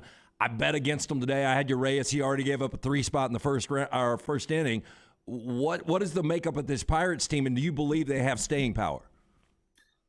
It would be hard. I'd be hard pressed to say that I believe that. I would say this, tell you a story about how early last year, when there were signs that they were starting to play a little better, I was talking with Ben Charrington, their head of baseball operations, and he spoke very positively, and he's generally very understated personality, spoke very positively about the progress that they were seeing. Yesterday, I taped a podcast segment with Rich Hill, the oldest player in baseball, who signed with the Pirates this year. And he talked about the great culture that they have there and how the thought was, look, we're just going to keep trying to get better. Andrew McCutchen, the fact that he signed back there, I think was a really important sign. And the fact that Brian Reynolds, speaking of Vanderbilt, just signed this 8-year, $106 million contract to stay in Pittsburgh. That puts the Pirates above other teams like the Baltimore Orioles in terms of, look, the team is clearly invested in getting better. Brian Reynolds wants to stay. These are all really great signs for this team. Our director of video, Scott Forrester, has a question for ESPN's Buster Olney. Are the White Sox the most underachieving team in Major League Baseball, and why is the answer yes? That is his question to you, Buster. I'm guessing that he's not a fan of the Cardinals, because I think Cardinals fans might have something to say about that. I don't know if you guys have had a chance to hear this incredible rant that came out on ESPN 1000 with a White Sox fan, first time, long time caller called in yesterday and it was 7 minutes, completely eviscerated the organization from top to bottom. Might have been the greatest talk radio call in the history of the sport. And you know what? The White Sox have earned that. Right? Yeah. In terms of how their guys have performed, in terms of how the front office has performed, Jerry Reinsdorf's decision to, hire Tony La Russa as their manager. And the caller also made the point that Jerry Reinsdorf, the owner of the White Sox, he probably wouldn't be getting any credit if he hadn't happened to have Michael Jordan fall into his lap as the owner of the Chicago Bulls. Yeah, it's a total disaster right now in Chicago. I think they're 7 games out already, and we're not even out of April. I know you're a Dodger fan like me, and based on expectations, Dodgers aren't playing great baseball right now. But James Outman, this kid, is he the rookie of the year, and is he the next future star for the Dodgers? Yes, and yes. We are preparing. We have the Dodgers a week from Sunday on Sunday Night Baseball, Padres against the Dodgers. And I made a strong case yesterday, like Outman needs to be the guy that we put the microphone on because of what you just said. He's the Dodgers' next great star. And this is someone, I think he was the 244th player taken in the draft when they selected him. But he just has continued to get better and better and better. Another example of how great the Dodgers are. Once they get guys in their organization, they help them improve. Let's face it, it's been a long time since the Dodgers have had a top pick, and yet through the years, whether it's a Will Smith or a Gavin Lux or an Outman, they find guys and they seem to, give them the tools to become really excellent major league players. But he's got an OPS going into yesterday's game, I know, over 1,100 so far this year. And in a year which, and I think you'll agree with me here, it does feel like that the most important thing for the Dodgers this year in 2023 is to get their payroll in shape for a runner to Shohei Ohtani. I was around the Mets over the course of the weekend, and it's interesting how many people in that organization are like, yeah, he's going to be a Dodger. Ohtani's going to be in the Dodgers next year. And that's what, they worked on during the course of the offseason. Outman's helping to prop up some of the holes that they didn't plug during the offseason. Hey, one question. So speaking of Dodgers, I was a huge Cody Bellinger fan, and that swing just took a dip. But I am so happy that he's back playing really good baseball for the Cubs this year. I completely agree. I covered his dad, Clay Bellinger, when he broke into the big leagues with the Yankees. And so I've talked to him from time to time about Cody's struggle with the Dodgers. And I got to say, for someone who was an MVP at one point, I think that among those hitters, if you ask Cody, like, what makes your swing work, I think it was kind of a mystery for him for a long time. Like, what made him great? Because you would never teach his very unconventional swing to any little leaguer ever. But this year, however he got there, he's been able to put the ball in play more, use that athleticism. And, Dave Roberts would always tell us, the Dodgers manager would always tell us that, as much as Cody struggled offensively in recent seasons and had swing and miss, you never saw him let his offense affect his defense. It's great to see he and Dansby Swanson really start to turn that culture around and really put a focus on winning for the Cubs. I don't know if you've ever seen, and I can't remember I don't know if it was a 30 for 30 or in NFL Films, but it was about when the Browns everybody knew they were leaving Cleveland. And that last season, the fans turned on them, and it was just an ugly scene. And Bill Belichick and Nick Saban were there, and they've talked a lot about it. We're going to see that play out in Oakland, aren't we? I mean, they're on pace for less than 40 wins right now, which is astounding to think about. And there's no future there. This feels like it's going to be an ugly year or two for them. Does it not feel like this is the movie Major League playing out? Yeah. Almost to a T. It in terms of what the owner's trying to do, trying to run the franchise into the ground. I will tell you, because we had that the last Sunday night game in San Francisco, I talked to a lot of people out there about what's going on with the Athletics. There's a lot of folks who believe this is all leverage play, that in the end, the A's will wind up making a deal with the city of Oakland because they were so close before to having a ballpark deal. I don't know if that's true or not, but the idea that this is a fait accompli, a lot of people in baseball are not buying that.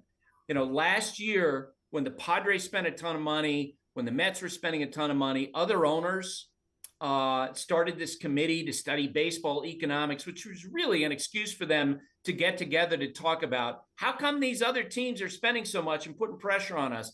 How about a special committee to study the Athletics and as an example of tanking? Guys, they might be the worst team in the history of baseball. Oh, wow. Through Saturday's games, their run differential for the first 21 games, minus 100. That's the worst since 1900. They surpassed the 88 Orioles, who were at minus 85. It's an embarrassment that Major League Baseball would let a team get to this level of bad, and it's going to be awful all year to see them get blown out every day. Yeah, I mean it's got it's Major League vibes. That Cleveland team was pretty good, as I remember it, Lance. I mean, I think they were leading their division, and then once all that leaked out, it fell apart for them. This is the exact opposite. This is just an awful team, and there's no reason for people to go to games because they stink, and you're not keeping the team. It is going to be embarrassing for Major League Baseball. Yep, and let's face it, it's gotten to the point now where the Athletics, where the conversation is not about the team and whether they can win a game. It's about the possum that has taken root in the visitors' television booth that forced the Mets broadcasting team to move. It's the conversations about, I remember for years when the Raiders would play a game the night before the Athletics would, then inevitably there would be sewage that would bubble up inside the home and visitor clubhouses. It's awful. It's an awful situation, and baseball should be embarrassed that it let the situation get to this point. All right, see Buster and the crew in Houston Sunday night, 6 o'clock, ESPN. Phillies Astros. We were talking about those red hot Astros. Buster sees them in person at Minute Maid Park Sunday night, 6 o'clock. Phillies Astros, 6 o'clock. Buster, thank you for the time. Have a great weekend. Thanks. Wish us luck as we go for that quarterback that's going to put us over the top. Go get it, Buster. Good luck, Buster. Good luck. Take care. Hey. Buster with us on the JohnstonRVCenter.com hotline. We need to get my buddy Keith Ginner on. Okay. Because, he played, Billy Beane was his general manager in Oakland, and he started for the A's for multiple seasons, and he's got some really good stories about that organization. Speaking of sports movies, Billy Beane portrayed by Brad Pitt. And Moneyball. Yeah. It was a good movie. Did you like that one? Yeah, Jonah Hill was good, too. Yeah. Odie's Tavern. I thought of an actor. This is so random in draft day that I wanted to bring up real quick. Odie's Tavern, that was where you guys were last night. So my question was, which came first, Channing Tatum or the McDonald's Happy Meal? I am going to say McDonald's Happy Meal. I'm going to say that's early 70s. Channing Tatum would have been mid-70s. Channing Tatum, 1980. McDonald's Happy Meal, 1979. Boom, nailed it. Yeah. Very close, though. These are the little nuggets that you learn when you come to Odie's Team Trivia. We do it every single Wednesday night. But outside of that, live music on Friday and Saturday, incredible food every single day at Odie's. The award-winning wings, delicious burgers, great sandwiches, including that Diablo special, ice-cold beer buckets full of the Bud Light. Go see Will Haver and that great staff. Odie's Tavern, it's a Birmingham institution, Crestline Village. The team owner in draft day is an actor. Many may not recognize the name. I would call him a bit actor, but I always like every role he's in, it seems, is Frank Langella. You know what I'm talking about. Would you call him a bit actor? Yeah. But I like that guy. I don't know what it is about him. It's like every role he's in, I really like the way he plays that role. I don't know if you have an actor like that. Yeah. Frank Langella. So James Gambon, who was the manager for Major League, I thought he was an interesting character actor. Yeah. Jonathan Banks, who ended up being Mike on Better Call Saul and Breaking Bad, was a very good character actor. Yeah, there he is. Rockstar has pulled up Frank Langella. He's one of those guys that, I mean, you might not know his name, but you've seen him in a lot of roles. Good actor. I'm trying to think of his best role, though. Give me some of the movies, Rocky. Got a good tan there. Yeah. I never saw Frost Nixon. Frost Nixon was good. I like that movie, yeah. Now, the trial of the Chicago 7 was awesome. Have you seen that? I have not seen that. No, I have seen that. I have seen the trial of the Chicago 7. Yeah. Is that the – wait a minute. I'm thinking of a different movie. How does it end? Can you do it without spoiler? Well, I mean, it was a true story. I know. Yeah, so it was give me the cast. So Sacha Baron Cohen was in it. Oh my gosh! Is Mark Rylance? Is he in that? Yeah, he's in it. Okay, yeah, I've seen it. Yeah. Is that the one where at the end he just starts reading all the names? Okay, yeah, that's it. Yeah, I've seen that. He's good in that. Yeah. I like Mark Rylance too. It seems like I like every role he plays.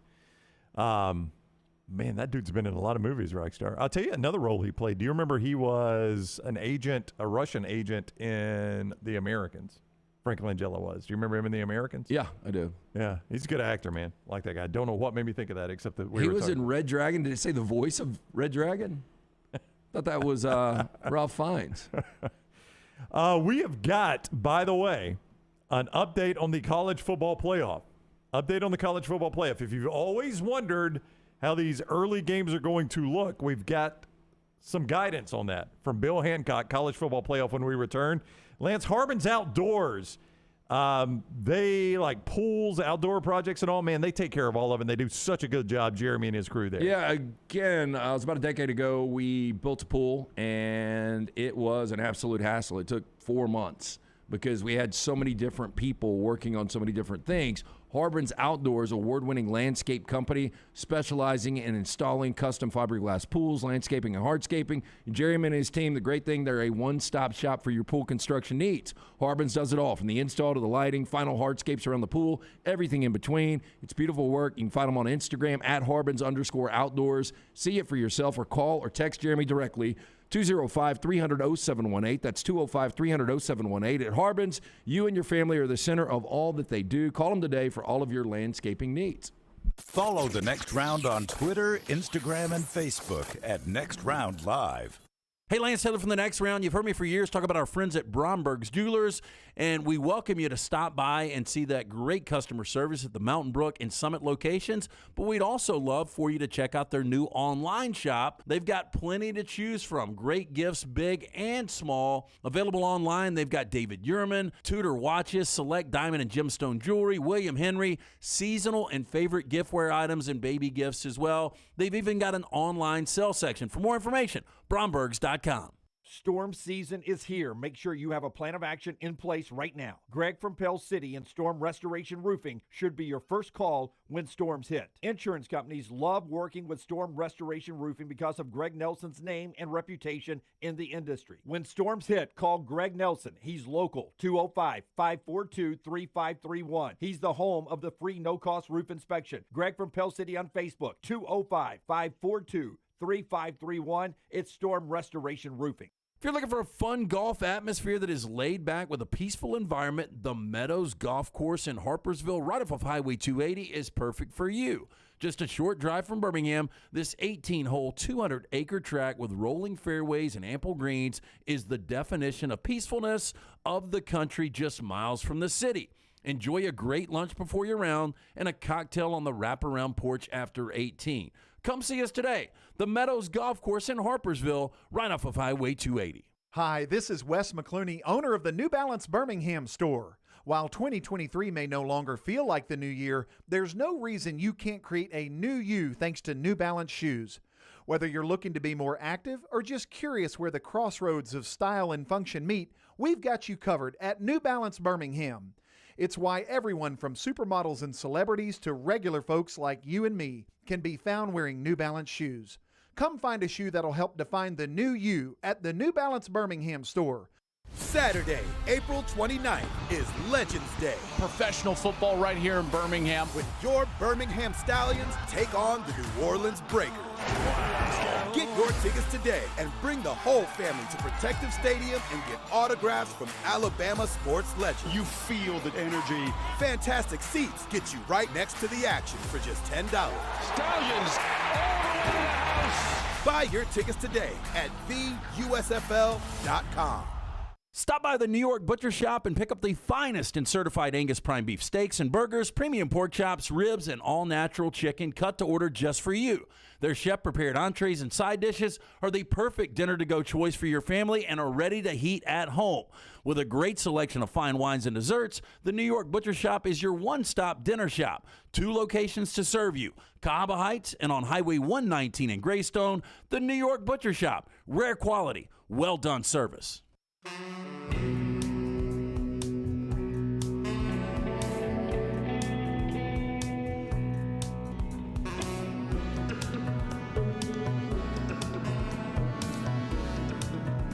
We continue on the next round. I told you going to break some college football playoff scheduling news for the expanded playoff, answering a few questions in the expanded playoff.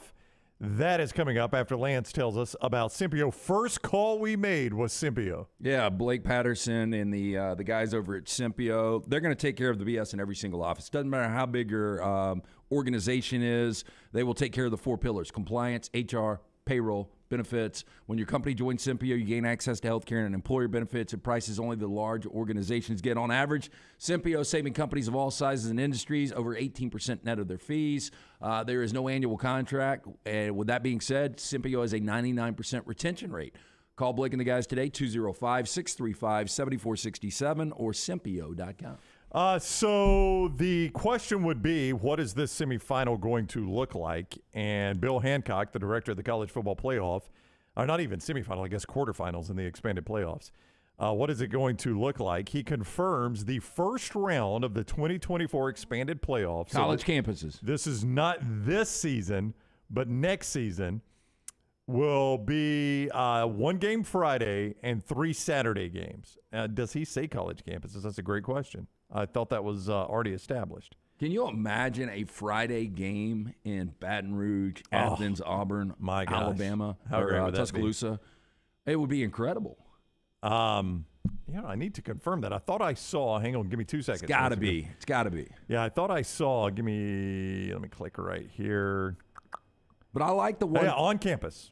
Beautiful. On campus, yeah. This is First perfect. round, this is according to Nicole Auerbach, who was listening in on the teleconference, so assuming she heard it correctly now, of The Athletic. First round on-campus games, 1 Friday night game, 3 Saturday games. So my guess for TV purposes, you'll probably get an 11, a 2:30, and a prime time. That's what I was thinking. Yeah. And then on Friday night, you get a prime time. Friday night would be prime time, clearly. Yeah. So you're probably looking at a couple of 7 o'clock kicks, an 11 o'clock kick, and a 2:30 kick. That's a great weekend of football right there. I actually, if I'm hosting, I'd like that Friday night game, the standalone. I think I would too. Yeah. Give you another extra day if that matters. Well, and if I'm a fan, I want that too, because if you're going to the game, then you get to sit back on Saturday and watch all 3 games. Now, here's where it gets tricky. The semifinals are going head-to-head against the NFL wild card weekend, and they're not dumb enough to play on the same day, so they are going to play midweek games. Now, midweek makes it sound Wednesday or Thursday. Bill Hancock was said, by midweek, do you mean Friday? And he's like, yes, that's a possibility. So you could have a Thursday night and a Friday night semifinal game. That's not ideal, but also going head-to-head with the wild card NFL games is not ideal. So you got to pick your poison at some point, right? Yeah. It's going to be tough going against the NFL at any point. In 2024, the quarterfinals, the 3 of the 4, there are 4 games, will be played on New Year's Day, and one will either be New Year's Eve or January 2nd, according to Bill Hancock. But basically, your first round of the playoff is going to be the 3rd week of December. Well, that's what it boils down to. I think they're getting this right. Yeah. I think most people are excited now about the expansion to 12. I think almost everybody agreed the first round needs to be on campus. Yep. And I love the standalone on Friday, and I like the triple header on Saturday. They are looking at January 20th of 2025 for the first championship game. I'm assuming, I haven't looked, but I'm going to assume that's a Monday. Yeah, I agree with Brett and Bob over in the Coke Zero chat. I mean, why you're going to play these other games on Fridays and Saturdays? Why do we have to play the national championship on Monday? I know it's about ratings, but you got to give the fans a break at some point. January 20th is a Monday. I mean, really, how different would the television ratings be if you played on a Saturday night as opposed to a Monday night? The same people are going to watch the game. Yeah. I've never thought that. I mean, TV wants it on Monday night. It's why it's on Monday night. Would the ratings be any different? No, I agree completely. It does. But that's where they're going to, as long as TV wants it there, that's who is writing the check for this whole thing. That's where it's going to be.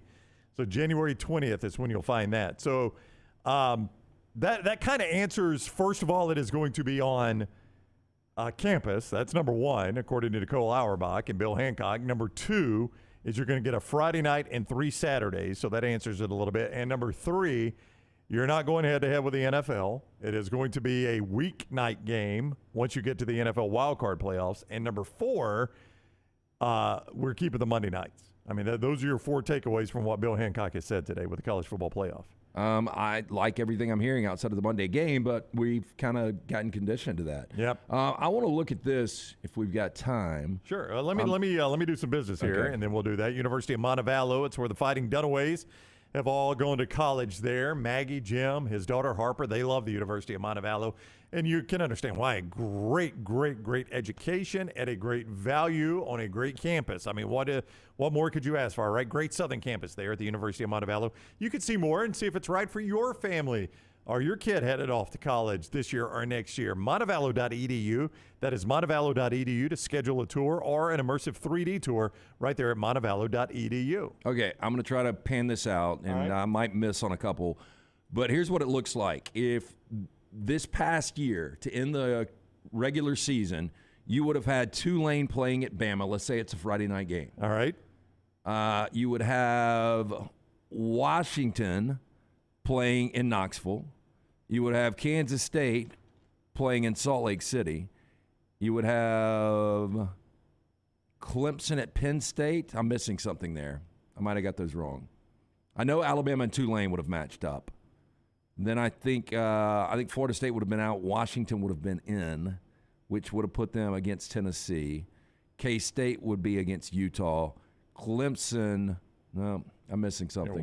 Yeah. Well, so we had 4 byes, though, right? Yeah. So the 4 byes would have been Georgia, Michigan, TCU, and Ohio State. Alabama would be the next highest seed. They would be hosting a game.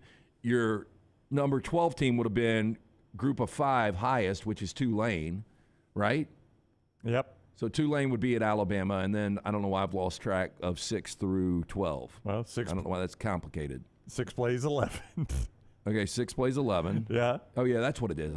Yeah, Washington would not be in. 6 plays 11. So that would be Tennessee would be hosting Kansas State. All right. Then Clemson would be heading to Salt Lake City. Uh-huh. And then Penn State would be at USC. I mean, sign me right up. Oh, my God. What is not to like about that? So you would have on-campus games in Tuscaloosa, Knoxville, Salt Lake City, which is the outlier, and L.A. Yeah, but hey, probably bad weather in Salt Lake. Who went to Salt Lake City? Clemson? Salt Lake was Clemson. Yeah, I mean, that's a tough road game. I mean, late December in I would have Salt taken Lake. Utah in that game. Yeah, late December in Salt Lake, that's going to be a weather game, and I think this is part of it. I mean, you see that in the NFL all the time, right? Miami went and played at Buffalo in the playoffs. You think Miami was comfortable in that situation? No.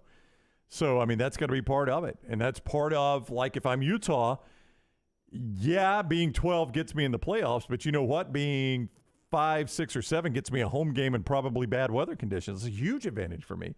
That's why when people say, yeah, this many teams getting in, there's less to play for, not necessarily. Oh, and think about playing in Knoxville in December. Yeah, I mean, that's not going to be, it's not going to be warm most places, but I mean, it's extra bad in places like Boulder or Salt Lake City or somewhere like that, or in Big Ten country. Did you say USC was at Penn State? No, Penn State's at USC, but there's an advantage USC, right? Nice warm night in L.A., Penn State's been up there in the cold all the time. Weather's going to be a factor in this, and that's why you play your tail off to be at home. Yeah, and I just, these college campuses are just incredible on Saturday afternoons, most of them. Yeah. Especially when you look in the SEC and the Big Ten, in some cases the Big 12. But for one of these home college football playoff games, it's going to be next level. All right, when we come back, Rockstar is going to give us his 4 downs. Rockstar's 4 downs next, always off the board on the next round. Follow LT on Twitter at @TheLanceTaylor. Did you tweak your shoulder putting up Christmas decorations? Injure your elbow shooting hoops in the backyard? Or hurt your knees getting up from the couch at halftime? Let 2023 be the year precision sports medicine and orthopedics gets your life back on track. Orthopedic care is better together. Find your provider today. Call 205-512-3885. That's 205-512-3885. Or visit precisionsportsortho.com/2023.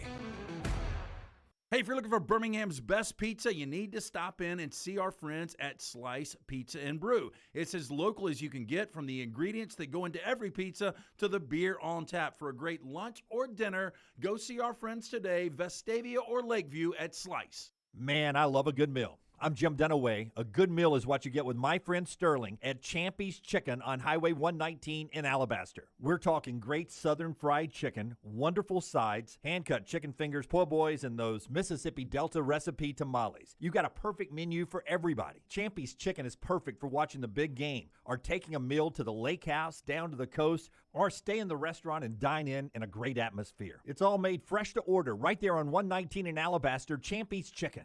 Saturday, April 29th is Legends Day. Professional football right here in Birmingham. When your Birmingham Stallions take on the New Orleans Breakers.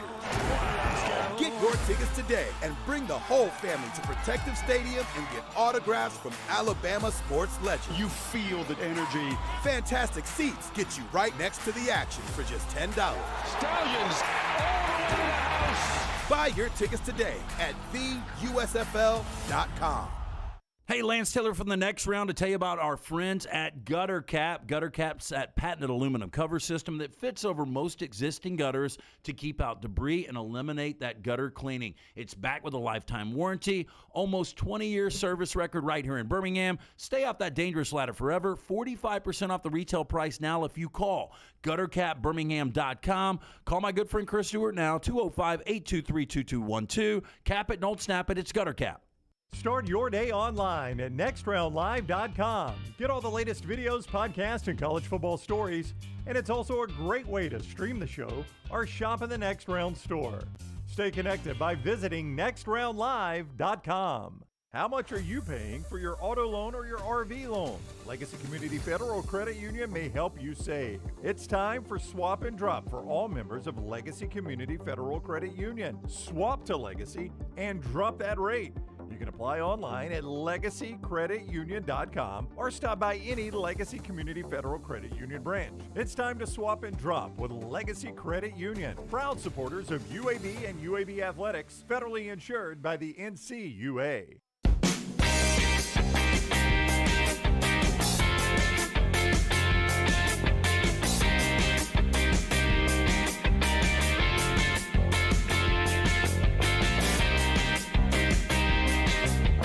We continue on the next round. Rock Stars, 4 downs coming right up.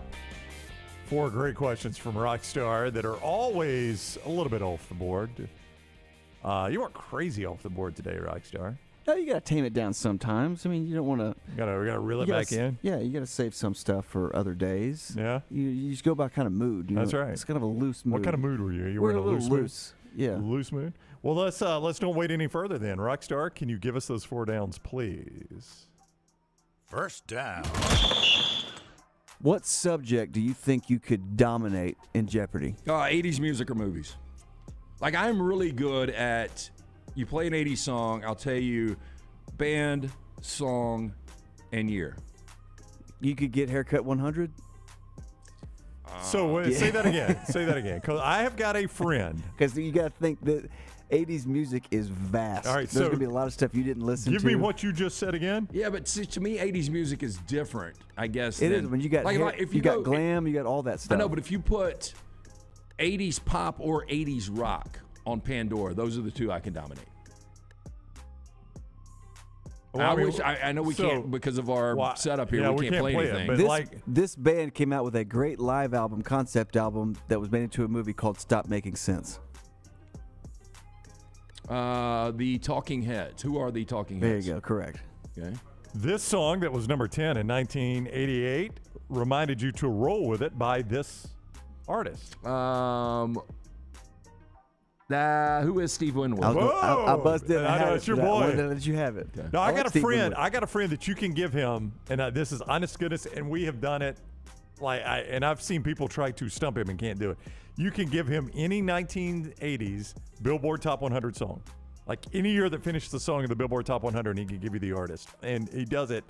Wow. Never misses. Yeah, so it's crazy. Those were some deep dives right there. No, not deep dives, but I'm better at like hearing the song and then telling you what's going on. Rockstar, who reminded you to always drink red wine in the 1980s? UB40. Yeah, that was their only hit too, right? No, let's keep it going. No, they did. Wise men say. Yep. They did. That's right. In Love. Yeah, that remake. Did you say you want to keep? You want to keep going? Is that what you said? Daniel says I'll take live reads from the next round for 400. Oh, we're good at those. Yeah, we want you to memorize every one of those. Oh, David Double. So good. Mr. had this one-word song title that finished 9th in 1986. What is Kyrie? It's a weird name for a song, but I like the song. I can do this all day. Okay, hang on. Let me. Golf history is mine, Rockstar. Golf history. I know. I'm not saying it's exciting. You just asked. This Argentinian golfer had the nickname the Duck. Angel Cabrera, and he's in jail now. Yeah, good question for him. Oh yeah, he's in jail for what? A little domestic situation there, and he was running from the law. Situation. Yeah. Oh. Hang on, I got one here. You think you got me? Yeah. In 1984, this number 11 song was "Missing You" by what artist? Who is John Waite? Yeah, I was going to say, I had weight on the tongue. I always get this one wrong. I thought somebody else did this one. In 1988, this song that finished number 13 wanted to hear it for the boy. You thought it was who is Whitney Houston. I did think it was Whitney Houston. It is. It sounds like Whitney Houston, which is a compliment to this person. Oh, it is. Let's hear it for the boy. You sound just like it. Did you? Oh my gosh! Give me the initials. DW. Dionne Warwick. No, it is not Dionne. It is not Dionne Warwick.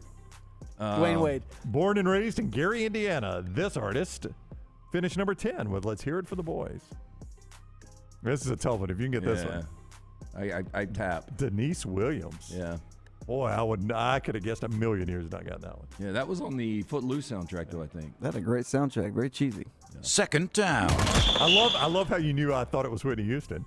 Yeah. It sounds like a Whitney Houston song for some reason. All right, go ahead. So I get half credit, right? Yeah, you do. What is an indescribable pain?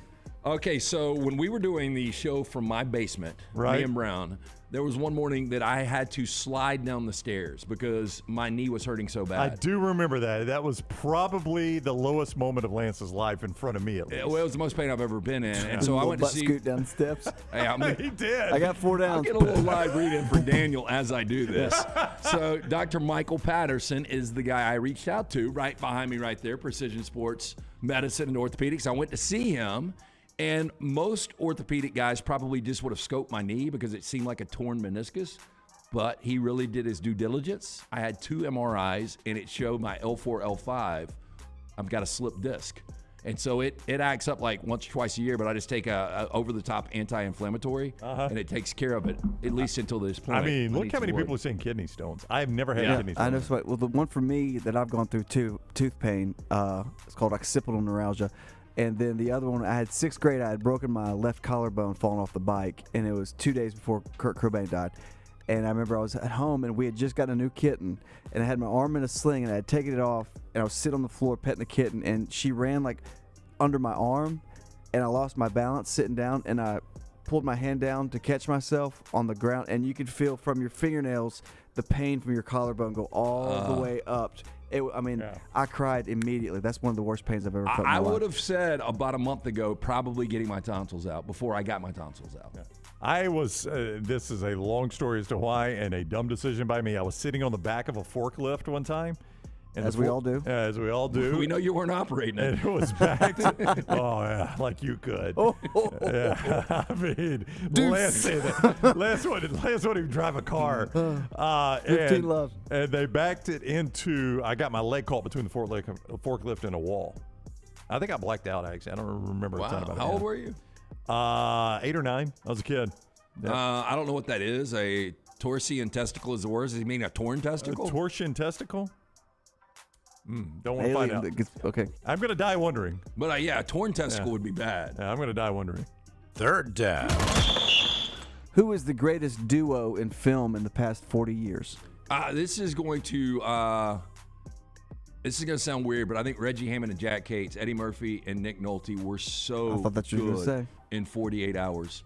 I mean, that movie is one of the best comedies. And it's one of the best chemistries between 2 actors that are so far away from each other on the spectrum. Right. But Eddie Murphy and Nick Nolte. Have you ever seen 48 Hours? Oh, yeah. I've seen 48 Hours. Now, another 48 Hours, a little cheesy, but it's still good. But I watched that with Jack and Jace. It's just, I can watch 48 Hours over and over. I was going to go Paul Newman, Robert Redford. It's hard to beat, too. I mean, Butch Cassidy. Butch Cassidy, the Sundance Kid, and The Sting. When did that come out? This is 40 years. Let's say from 83 to now. Oh, well, then it's outside that window. Because Butch Cassidy and Sundance Kid was, that was 60s, right? Sting was 72, I think. Yeah. Yeah. Butch Cassidy, I think 69 and 72 for The Sting. Yeah, 2 of my favorite movies growing up. What about Glenn Close and Michael Douglas? It's a good duo. He kind of wanted out at the end. It only lasted a week, right? Tom goes Richard Pryor, Gene Wilder. Very good.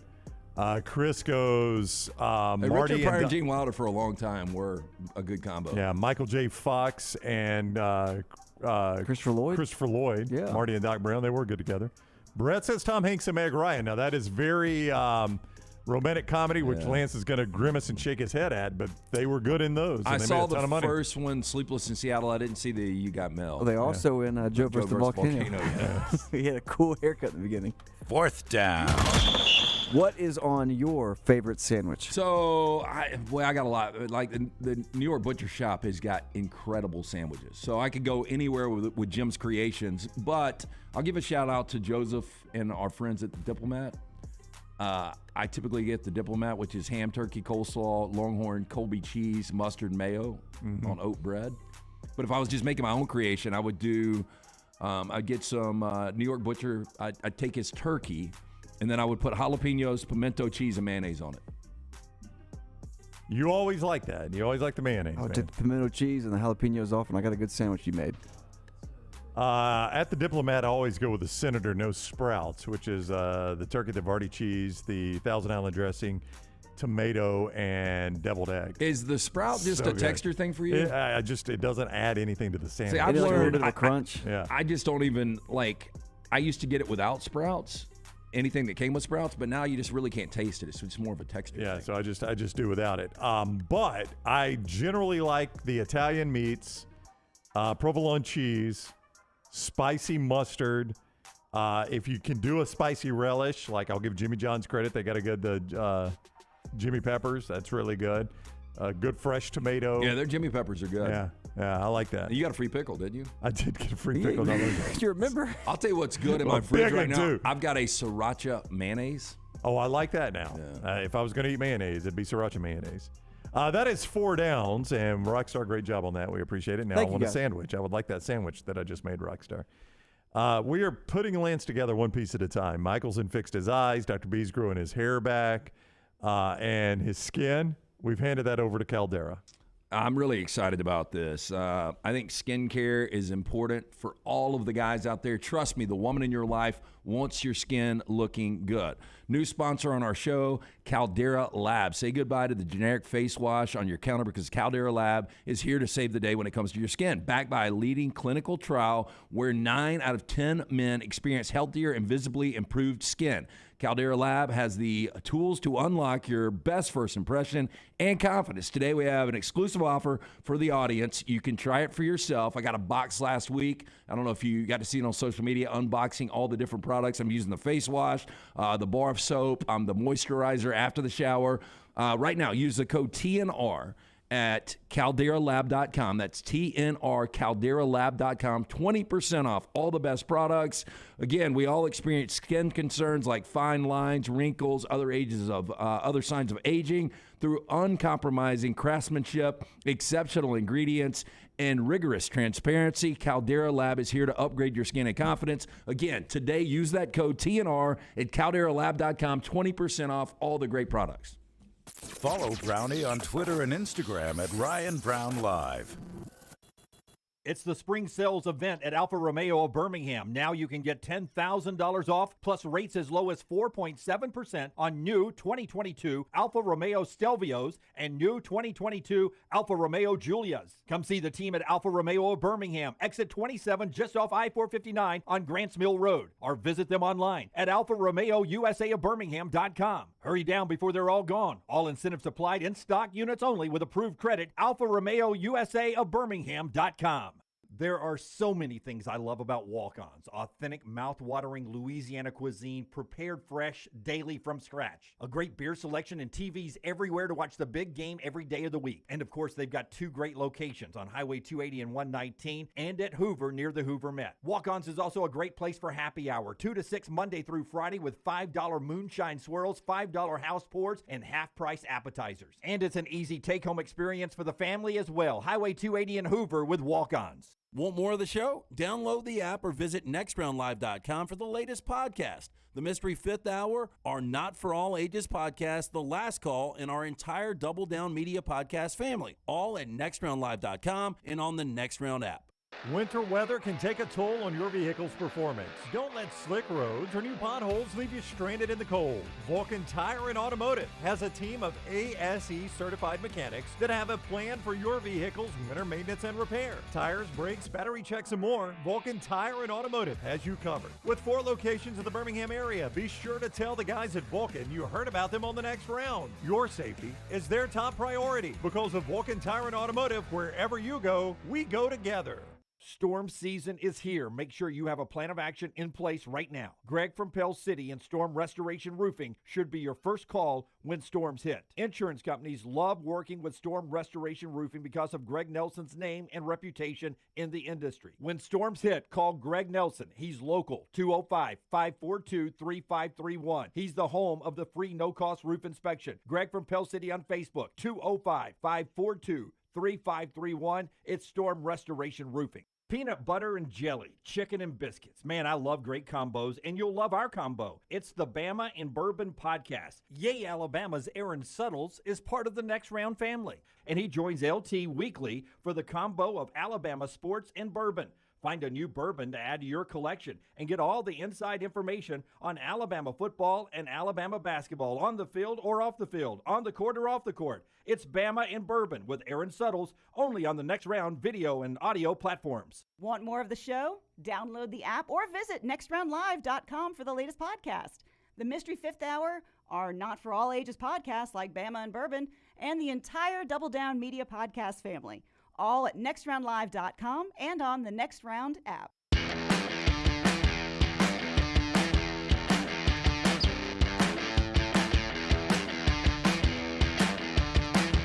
All right, I'll walk through this. We're going to do it visually, too, because Brandon Marcello has laid it out better than I presented it earlier.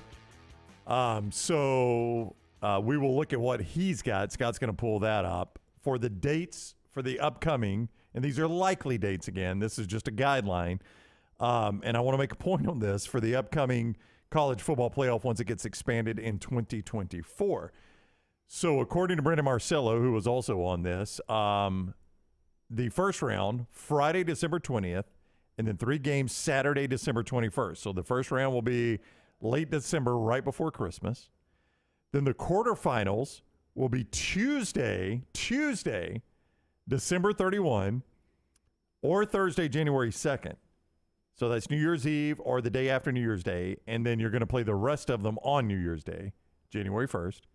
The semis will be Thursday, January 9th, or Friday, January 10th. And then the championship game, Monday, January 20th. It's a lot of football. It is a lot of football. I am looking forward to that. But the thing that jumped out at me, you could play an entire – you could win this whole thing and not play a single Saturday or weekend game for that matter. Like Alabama last year could have been the Friday game because they were in the first round, then would have turned around and played a Tuesday, Thursday, or Wednesday, then a Thursday or Friday, then a Monday. I mean, it's just weird seeing college football. You could play 4 games of that thing and not play a single weekend game. Yeah, you're right. Which is kind of odd. In fact, I mean, you don't even have to play on the first day. If you're in the quarter, semis, and championship, they're not a single weekend game, really. You think if we had the 12 team this year, Georgia still wins it? This past season or this upcoming season? This past season. I mean, look, Ohio State almost beat them in the 14. I know. So, yeah, I mean, they were a beatable team, obviously. Now TCU I still think they win it. TCU can stay on the field with them. But they were a beatable team. So how would it work? Let's say that, again, Alabama would have matched up with Tulane more than likely and hosted that game. If Tulane wins, then does Georgia automatically get that, or is it already slotted? Well, it's going to go, I think, by the time you get to the quarterfinals. Is that what you mean? I'm saying, would Georgia get the lowest seed? Or is it already set up where Georgia's playing the winner of the – I haven't seen that. If they're going to bracket it out just like the NCAA basketball tournament, or are they going to, change higher it based seeds. on – yeah, I don't know. I don't know the answer to that question. It's a good question. Because you're right. Like Georgia would normally get the 8-9 winner. Yeah, how would you do it? I would bracket it out. That way the upsets mean more, it feels like, Yeah. But the counter to that is if I bracket it out and I get an upset, I could have a 12 play. I'd have to look at this to get these numbers right, but potentially a 12 playing, you could have, another low seed, right? I mean, look, Georgia would get that bye if Tulane would have upset Alabama, then it's Georgia and Tulane. Yeah, that is going to be a bludgeoning. But Tulane, Tulane earned it. They did earn it, but they're going to have to play a top 4 seed at some point, right? Yeah. So, look, you had a bludgeoning in the national championship game. So what are you worried about, right? Right. I mean, TCU got bludgeoned by Georgia. Yeah, it can't get much worse than that. Can't get much worse than that. It's a lot of football. You're right, and we love a lot of football. But Friday, Saturday, then midweek, then late week, and then Monday. It's going to take some getting used to. But still, when I look at this on paper now for the first time, boy, it is a lot of football. I'm excited about it, though. I don't know about you. I'm excited about it. I can't wait. I think it's awesome. Again, when we went to 4 teams, I loved it. Going to 12 is even better. And the way they have slated these first-round games on campus, a Friday night game primetime, and 3 Saturday games is going to be incredible. Rockstar, can we get cut 4 before we get out of here? The draft is tonight. Again, don't forget we'll be at Twin Peaks right there in Hoover with our friends at Bud Light. We're going to be live with you around 5 o'clock. At Twin Peaks, and we'll do roughly an hour or so leading up to the draft, and then we're going to hang around and watch a little bit. Bryce Young, though, everybody says, number 1 to the Panthers. Has he been told that yet? Here is Bryce's answer to the Charlotte Observer about that. Have the Panthers told you you'll be the number 1 pick? No, I haven't heard anything from any team. For me, throughout this whole process, I want to put my best foot forward, try to present myself in the best light, communicate openly, who I am and how things have played out. And I've been grateful for all the teams that have listened to that and have heard me and have visited and talked to me and everything. But I haven't heard anything definitive. Do you kind of expect to be the number 1 pick? No, I don't expect anything at all. I don't have any expectations. Especially throughout everything that's happened in the history of drafts and just throughout my whole life. I don't take anything for granted. I don't expect anything. And whatever team it is, I'm super grateful for it. Yeah, so that's the only way you can answer that question. Yeah, right? but he is truly a humble guy for as talented as he is. I agree completely. I love everything about the kid. Again, I'd love to sell him 4 inches. That sounds bad. Of height. Context, of height. yeah. I always like to put that out right, sir. Of height. Yeah, you can drop me down to 5'11". I'll take that. For how many millions? With him, you've got, it would be worth $10+ million to him. He's going to make, if he had my size, he would make. You say that, but he's going to be the $40 million a year. But he's going to make the first overall money either way at his height. You're saying in future contracts? Yeah. But that's assuming he's not successful. I think the only way he's not successful somehow is injuries. Yeah. But I think he's going to be successful. Yeah, I agree with you. Yeah, I think he's. I think he's going to be good. Now, listen, nobody knows about quarterbacks. Absolutely nobody knows about the quarterbacks. Well, tomorrow will be a fun show because, and we'll do a little bit of this tonight. I know the draft's going to start when we're already off the air, but talking about who are the reaches, surprises. There's going to be some trades tonight. I think there's going to be a lot of chaos tonight. I hope so. When I don't have a team in the first round picking, which I do not as the Dolphins, you don't as the Rams, unless they do trade up, I kind of like the chaos, to be honest with you. Yeah. Let's just have some fun with this Me thing, too. right? Yeah. Let's have some fun with this. Yeah, and I don't mind the Rams trading up into the first round. I don't necessarily want to trade up to get Hendon Hooker. Yeah, but you'd like to trade up. But I'd like to trade up. I'd like to get one of these receivers. Hey, don't forget, as you're out and about this summer, make sure you keep your vehicle in top shape. The ASE-certified mechanics of Vulcan Tire and Automotive have the winning service for your family's vehicles. Learn more, VulcanTireandAuto.com, for great Birmingham locations of Vulcan Tire and Automotive Birmingham area, VulcanTireandAuto.com. All right, so everybody knows it's going to be Bryce Young, pick 1, even though Bryce wouldn't say it right there. Everybody has assumed that. On the record, we'll do this again at 5 o'clock. Right now, who you at pick 2? I would go Will Anderson. I think Will Anderson is a no-brainer. Again, he has been completely dominant for the last couple of years against the best competition in the best conference in all of football. You heard John McClain, who covers the Texans. He said in 3 of his mock drafts, he had Anderson going 2. They love everything about Anderson, but he thinks they're going to go Tyree Wilson. That's why I feel like it's Tyree Wilson. But, you look at the Vegas odds. Will Anderson's minus 175. He's the favorite to go the second. C.J. Stroud plus 300. Tyree Wilson's plus 900. Wow. That's a pretty big upset if he goes second. Well, I would love it. Again, Dunaway and I have a stake bet. He's got to get Bryce Young, Will Anderson, and C.J. Stroud, all 3 in the top 5. So I am hoping if Tyree Wilson goes in that top 5, maybe slide Jalen Carter in there, I might be able to get this. All right, jump on board with us 5 o'clock. Set your alerts so you know when we go live. Follow us on social media so you know when we're live, at Next Round Live, at Next Round Live on social media.